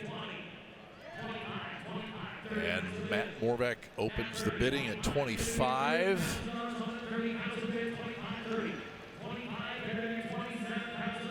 It's got a 6.6 liter V12. Super smooth automatic transmission, as you would expect. 8-speed automatic, leather and wood grain trim throughout. You know what would blow everyone's mind? If I had one of those and I put a 6-speed Tremec in it. That is an awesome idea, Bill. Oh, how wild would that be? You would do that. It would take some real creative planning, but yeah, I would. Okay. Yeah, I'm going to call Rick Schmidt at NPD and say, hey, if you get an adapter, get a Tremec and a Rolls Royce. Oh, man. It's not like you're plugging in your cell phone to a different charging mechanism. A little more involved. A little bit more, maybe. $30,000, by the way, on this Rolls for now. And apparently the Mecum rule's in effect. $35,000, just hammered it. So we will move on to an Aston Martin Vantage from 2007. This one's already got the 6-speed manual transmission in it, so you can settle down. No surgery necessary. Oh, what a great car. What a great car. Aston Martin, truly one of the great legendary nameplates from England. This one with a 4.3 liter V8 and a 6-speed manual, as you mentioned. Odometer short of 20,000 miles. Tungsten silver, obsidian black. Oh, you really feel like you're somebody driving one of these cars. I've been lucky enough to drive one of these. It was a V10 that was this kind of, it was almost like a Shelby blue color with racing stripes on Top Gear years ago. It just was one of the most special driving experiences. These cars, they just feel special when you're in there. It's fantastic. Just breathtaking from every angle. And they don't age whatsoever. Like this car to me looks just like it did when it was new, just kind of timeless in that way. And this is, with no reserve, Bill, I mean, that's the chance to really get an incredible deal on this. Yeah, I tell you what, though, no reserve, and the buyers are not being bashful about throwing money this direction, huh? $42,000. And with the manual, I mean, this really is the kind of car you throw a couple suitcases in the back and just let it be the GT car that it is, and just tour. Just go have fun. Go. Right to Niagara Falls. Oh, it would be beautiful.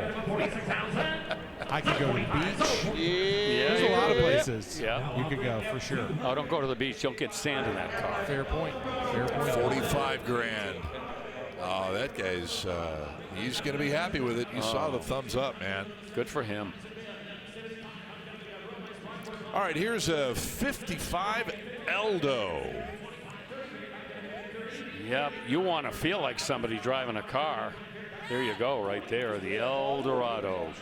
The infinitely desirable Cadillac for so long. It's got the V8 in it. 1955, I believe, 365 and 55. Could be wrong on that. 365 horse? Cubic inches. Oh, I'm sorry. They changed. They upgraded the displacement just about that time. And I see you checking. Thank you. Yes. Automatic transmission, as you would expect. Beautiful black and beige, contrasting color scheme. And how about that top? If it were up, it would be white. Okay, 1954 and 55, 331. Then in 56, it went to 270 horse. Yes. Yeah. We'll be back in a moment. You were correct, though. Thank you.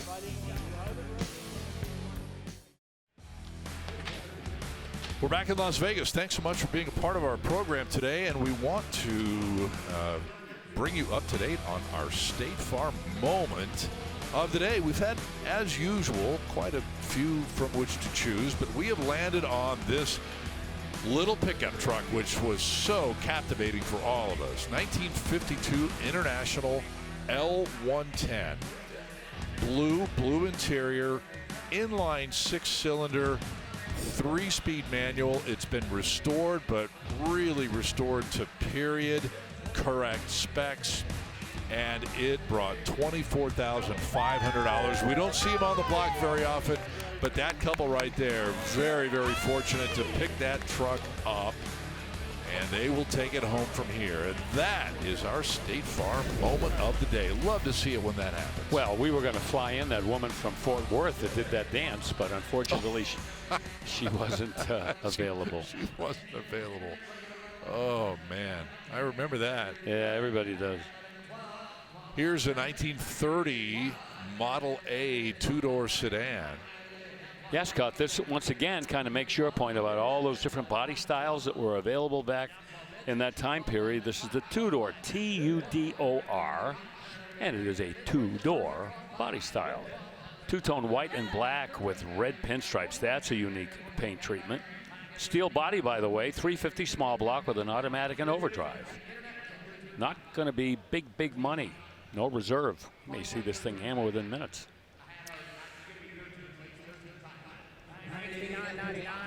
But you know what? That would be the perfect vehicle for a rod run.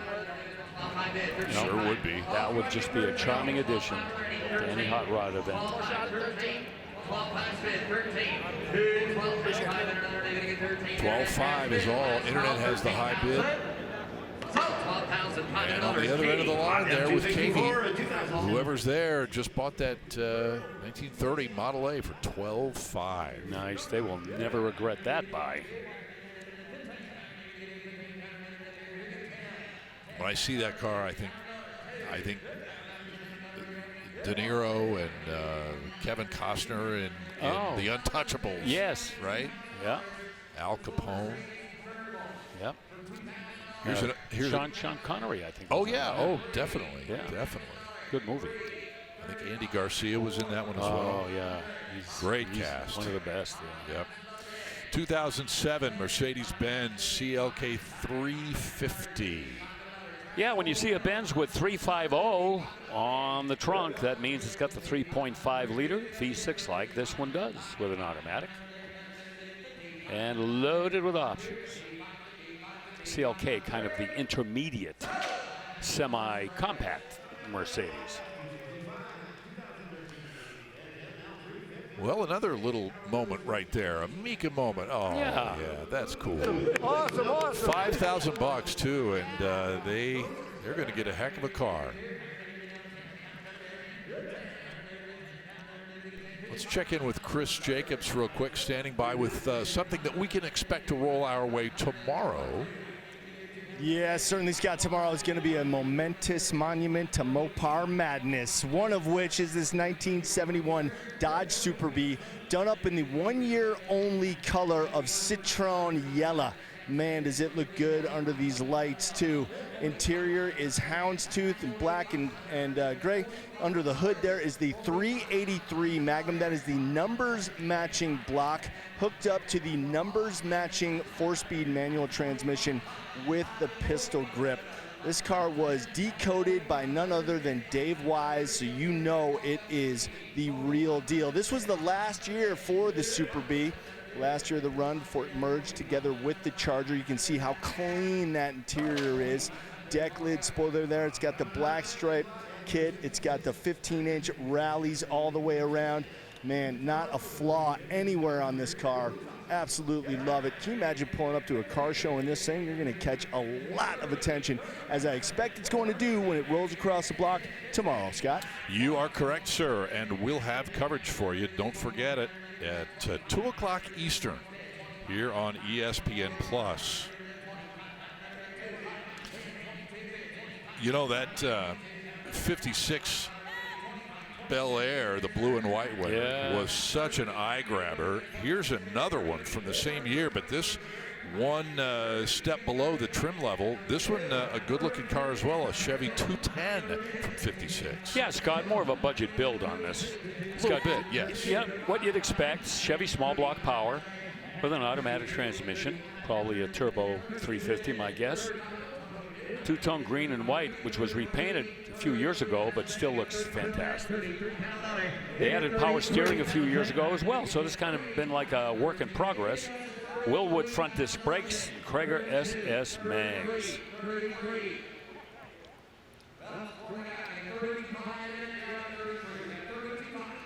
Yeah, it's in the neighborhood, I'd say mid-30s maybe. That's a clean little ride there, Bill. Pretty solid. This is another one of those cars we've seen today where they didn't overdo it. You know, everything that was done was well thought out, and it all, you know, hangs together beautifully. As you said, less is more. Yeah. Or addition by subtraction. Good example. $32,500. And the bid goes on at that number for that 56 210. Well into our final half hour with you today. Back with more coverage from Vegas after the timeout. Not time to sign off from Sin City just yet. Couple more cars to show you at the block. We'll get you back there in just a moment. But first, wanted to show you a car for tomorrow. I think it's going for big bucks. It certainly is beautiful. 1958 Chevrolet Corvette convertible. Just talked to the seller. He said, I love the car so much. I'm just not driving it as much as it needs to be. I want someone that can enjoy it. He said they're going to love it. Maxed out on power for this 58. It's got that 290 horsepower V8 4-speed manual. And he said one key feature I want you to tell the folks at home, it's got power windows, which doesn't sound like a big deal, right? But in 1958, only 649 of the 58 Corvettes had power windows. It also underwent a concourse restoration, and it is Bloomington Gold certified. That happened in 1991. You can see a lot of the beauty, the originality. You just want to stare at this car. It is just so beautiful. Crossing the block tomorrow, Scott Hoke. This is a six-figure car all day long.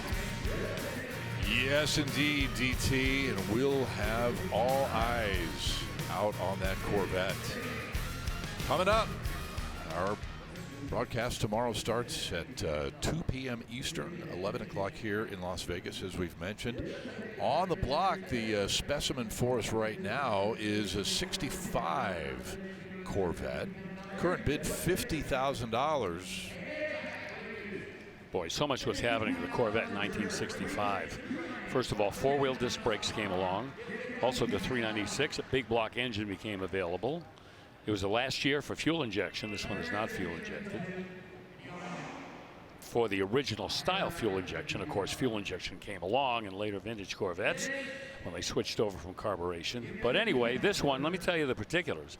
Little hydraulic lifter, 300 horse, 327 with a 4-speed, Pawsey rear end, and a hardtop. Yep. Matching color, rally red. And a power antenna, but not a lot in the way of extra cost options. That kind of keeps the price down. Sure, absolutely does. Yep. And the price, in fact, this time around $52,000. A few more cars. 1969 Camaro here with 350 automatic transmission as well. Yes, sir. The 1969 Chevrolet Camaro continues to be probably the poster child for people who love Camaros, because this was so influential in its design and, of course, the multiplicity of its powertrains. Remember, in 1969, there was the Z28 with a 302. And, of course, the big block engines came in as well, along with the small block. So 1969 Camaro, of course, was so influential in how the last two generations of the Camaro got their style. Very true. You know? Here's what's so wild about this. This is a pretty mild build. Wouldn't you agree, Bill? Yes. So it's got a little custom interior, custom wheels. We saw a couple Camaros today that would leave the drag strip in probably under 10 seconds, probably closer to 8, maybe even 9. You are for correct. half of the current bid on this car. Yeah, that's what blows my mind here. And a couple of those, were, just if you had bought the shell, it would have been worth the money they got. But how Race about this? cars It goes on for this one. Race cars are very expensive to build when they're done right. Well, the high bid here at $49,000. Okay, let's say you buy a car here in Vegas. You live out on the East Coast. How are you going to get your car from here to there? Well, it's super easy. And the guys at Mecum Auto Transport have you covered. Mike Baker and his group will work it all out. And all you need to do to get a quote is go to the website at transport.mecum.com. And it doesn't have to be from here to there. It could be from there to here. It could be from anywhere to anywhere. And they will take very good care of you. They know how to do it and how to do it right. Have you seen their trucks? Oh, they're yeah. like showpieces. Absolutely. You're not talking about some open trailer. Oh, no. With wooden ramps. No. Their stuff is top notch. Exactly. And when you know that the transporters are in that good of condition, you know that they are going to take really good care of your car as well. Mecum Transport. All right, 68 Chevelle on the block now here in Las Vegas. Yeah, another big block car, 454, not available in the Chevelle, of course, in 1968, but that's a drop-dead bolt-in. It goes right in there. This with an automatic, aluminum intake, headers, dual exhaust. Take a wild guess, maybe 425 horse. And that triple black with chrome wheels. Just eat that right up. Man, oh man, you're right. Yeah. The bid goes on, I think 47 was the high bid, if I saw that correctly. 1968 custom Camaro is following that up. How custom? Well, we're about to find out. Yep, engine swap-a-doodle-doo, a 350 in there now with a power glide. I doubt very much. It's turbo 350 is my guess. Don't let me get away with that. That's old school. That's totally old school. All four corners have disc brakes, power steering, tubular front A-arms as well, just to give it a little bit more steering control. Custom stereo, great sound in there. And those custom wheels and new rubber. Yeah, pretty cool. 18s up front, 20s in the rear. Kind of gives it a nice, kind of menacing sort of stature there with just a little bit of rake. I kind of think the perfect amount of rake for this car, Bill. Yeah, agreed. That nose down, that goes way back to the old California rake back in the 60s when put air shocks in the back. On a Chrysler product, you reverse the shackles and the springs in the back to get a little bit more height. But things have calmed down since then. 42 will end up on that 68 Camaro. And a 1964 Corvette that is done in burgundy, or some would say Marlboro maroon. Yeah, I think. Milano maroon. Milano, or Marlboro. Double check. Yeah, I don't know if that's OEM paint. Though it might be. There's the engine. Definitely not stock. Could have started out as a 250 horse, 300 horse, Actually, 340 horse. You know what? This shade was not even available at 64. I didn't think so. Yeah. 4-speed car. Would have been Milano maroon the next year. So right. But that's still, you know, with what we're dealing with, that's within the boundaries for sure. Look at this car. They're not going for originality for sure. Nope. Aftermarket wheels.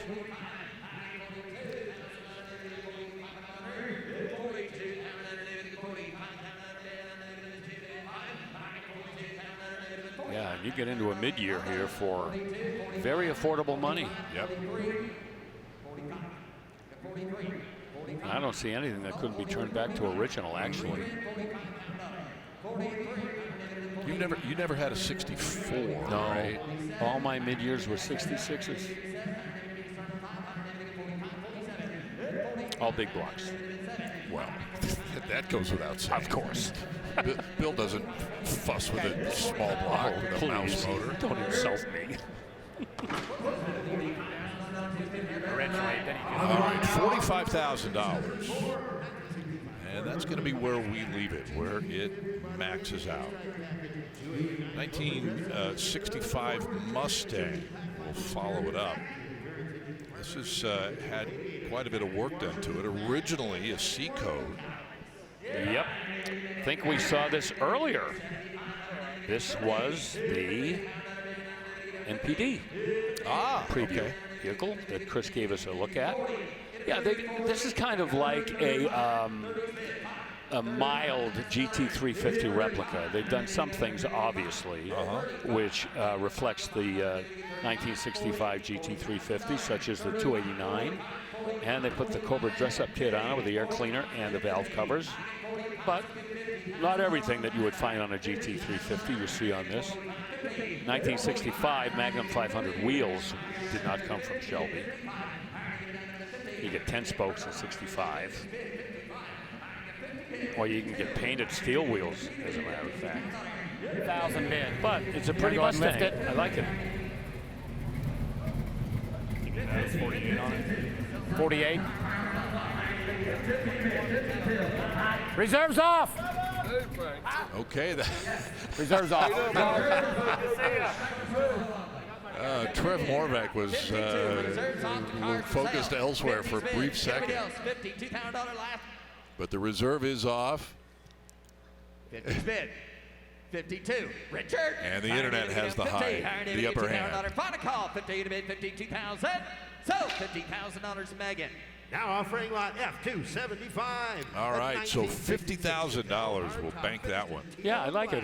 You know, it's a street machine that speaks for itself, even though it's not an exact replica of a GT350.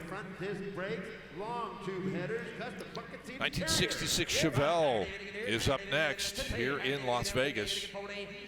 It's a pro-built little small block V8 automatic. Yeah, the TriStar boys took care of that small block V8. They put in a 700 R4 automatic transmission. Power steering in there as well, and front disc brakes. Power activated, Edelbrock intake. Long tube headers. And a great overall look, conservative. Nothing wrong with that. Yeah, you can see those upgraded seats, inside there. Yeah. It's nice to see. We talked about earlier today, Bill, when sometimes people will put a nicer pair of seats up front. Sometimes they forget to kind of match the upholstery in the back. This was a nice little subtle touch. Makes it a lot nicer for the person that's driving it. And to me, it lets me know you want to actually drive this car some amount of distance, which is a big deal. And on your point, too, you don't have to go to the aftermarket now to upgrade your seats. There are so many really nice OEM seats that are out there. Absolutely. And we see a lot of folks, interesting with GTOs, will find a newer GTO, use those seats out of there, still get the emblem, then they'll match the back seat to match the front seats they found. Nothing wrong with that. $36,000. That'll take care of the sale there. He just said GTO.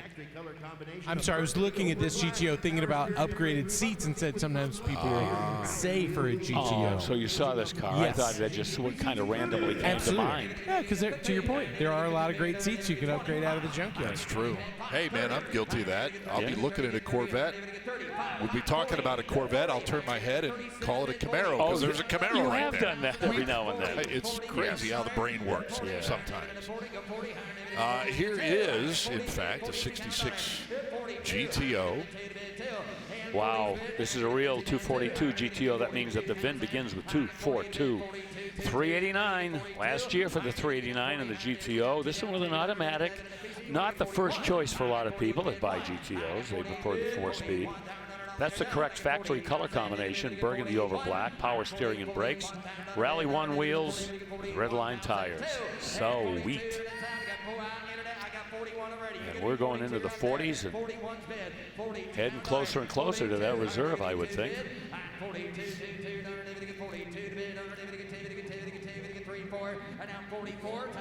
Broadcast sheet comes with it, PHS documents, original owner's manual.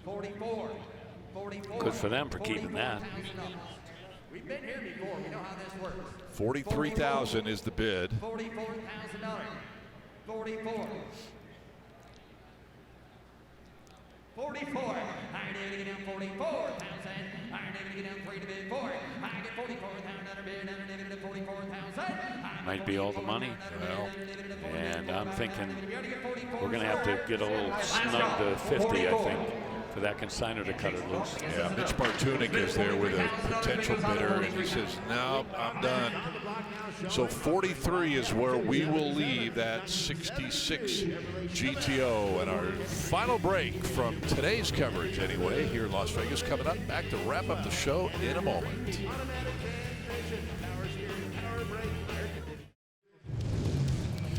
Back with our final segment, and as is our custom, we'll run down our top sellers for you. Hey, how about this? A Ram TRX from 2024 making an appearance in the number 3 spot. Good reason, too.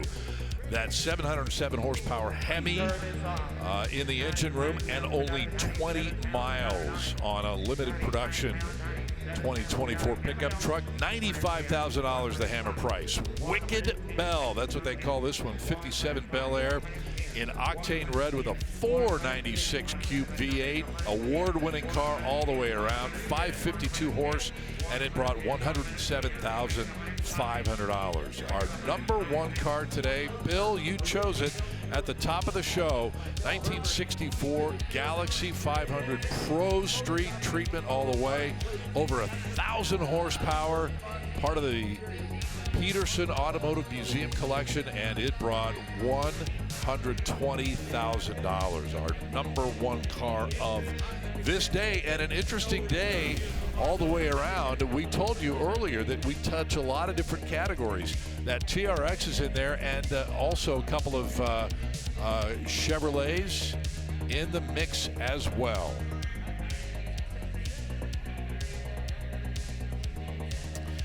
Let us take a quick look at what's going on the auction block right now with a 1953 Chevy panel delivery truck. Oh, this is a favorite with so many people, these sedan deliveries. This one with an inline 6. Yeah, a little 217 cube inline 6 with a 3-speed manual. And that's 3 on the tree. I just saw the tree. Very tastefully done, huh? How about that light green, dark green, tan interior? Again, you know, addition by subtraction. You know, the paint job very conservative. You know, you don't have Spider-Man or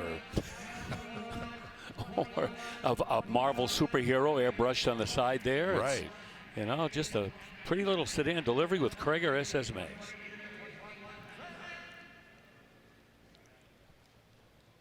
$20,000. That is the current bid. And we'll let you know what this sells for here in a second if it does indeed sell. Well, as we see, the bid goes on at $20,000. Let's go to Chris Jacobs now for a look ahead at what's coming up tomorrow. Yeah, there's lots of great rides coming tomorrow. And let's check in with the PMD, the Pontiac Motor Division, for this 1969 GTO. I'll call it a custom. It's been upgraded to a fuel-injected LS. That is the 5.7 liter, backed up by a Tremec 5-speed transmission, completely reinstored interior, Hotchkiss suspension, Flowmaster exhaust, disc brakes all the way around, power windows, power steering. It's ready for the road. What do you got tomorrow, buddy? Chris, I found something wild. A 2013 Porsche Cayenne. Not just any. Oh, no, this one's got a Eurowise 3-inch lift kit on it. Take a look. 31-inch tires on this. This is a twin-turbo diesel V6 that you can absolutely go out, rip, have a little fun with. It's even got the Eurowise rack on it. It's all about the variety here at Mecum, and this is just another great example of that. We're going to have so many cars coming across the block tomorrow. We've had some amazing hitters today, but I hope everybody's going to join us again tomorrow.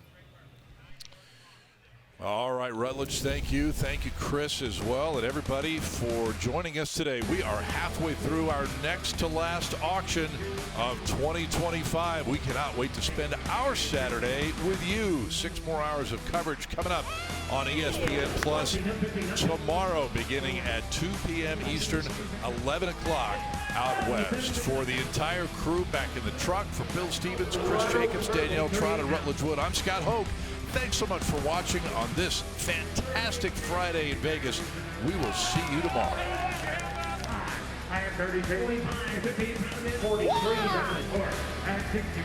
Oh!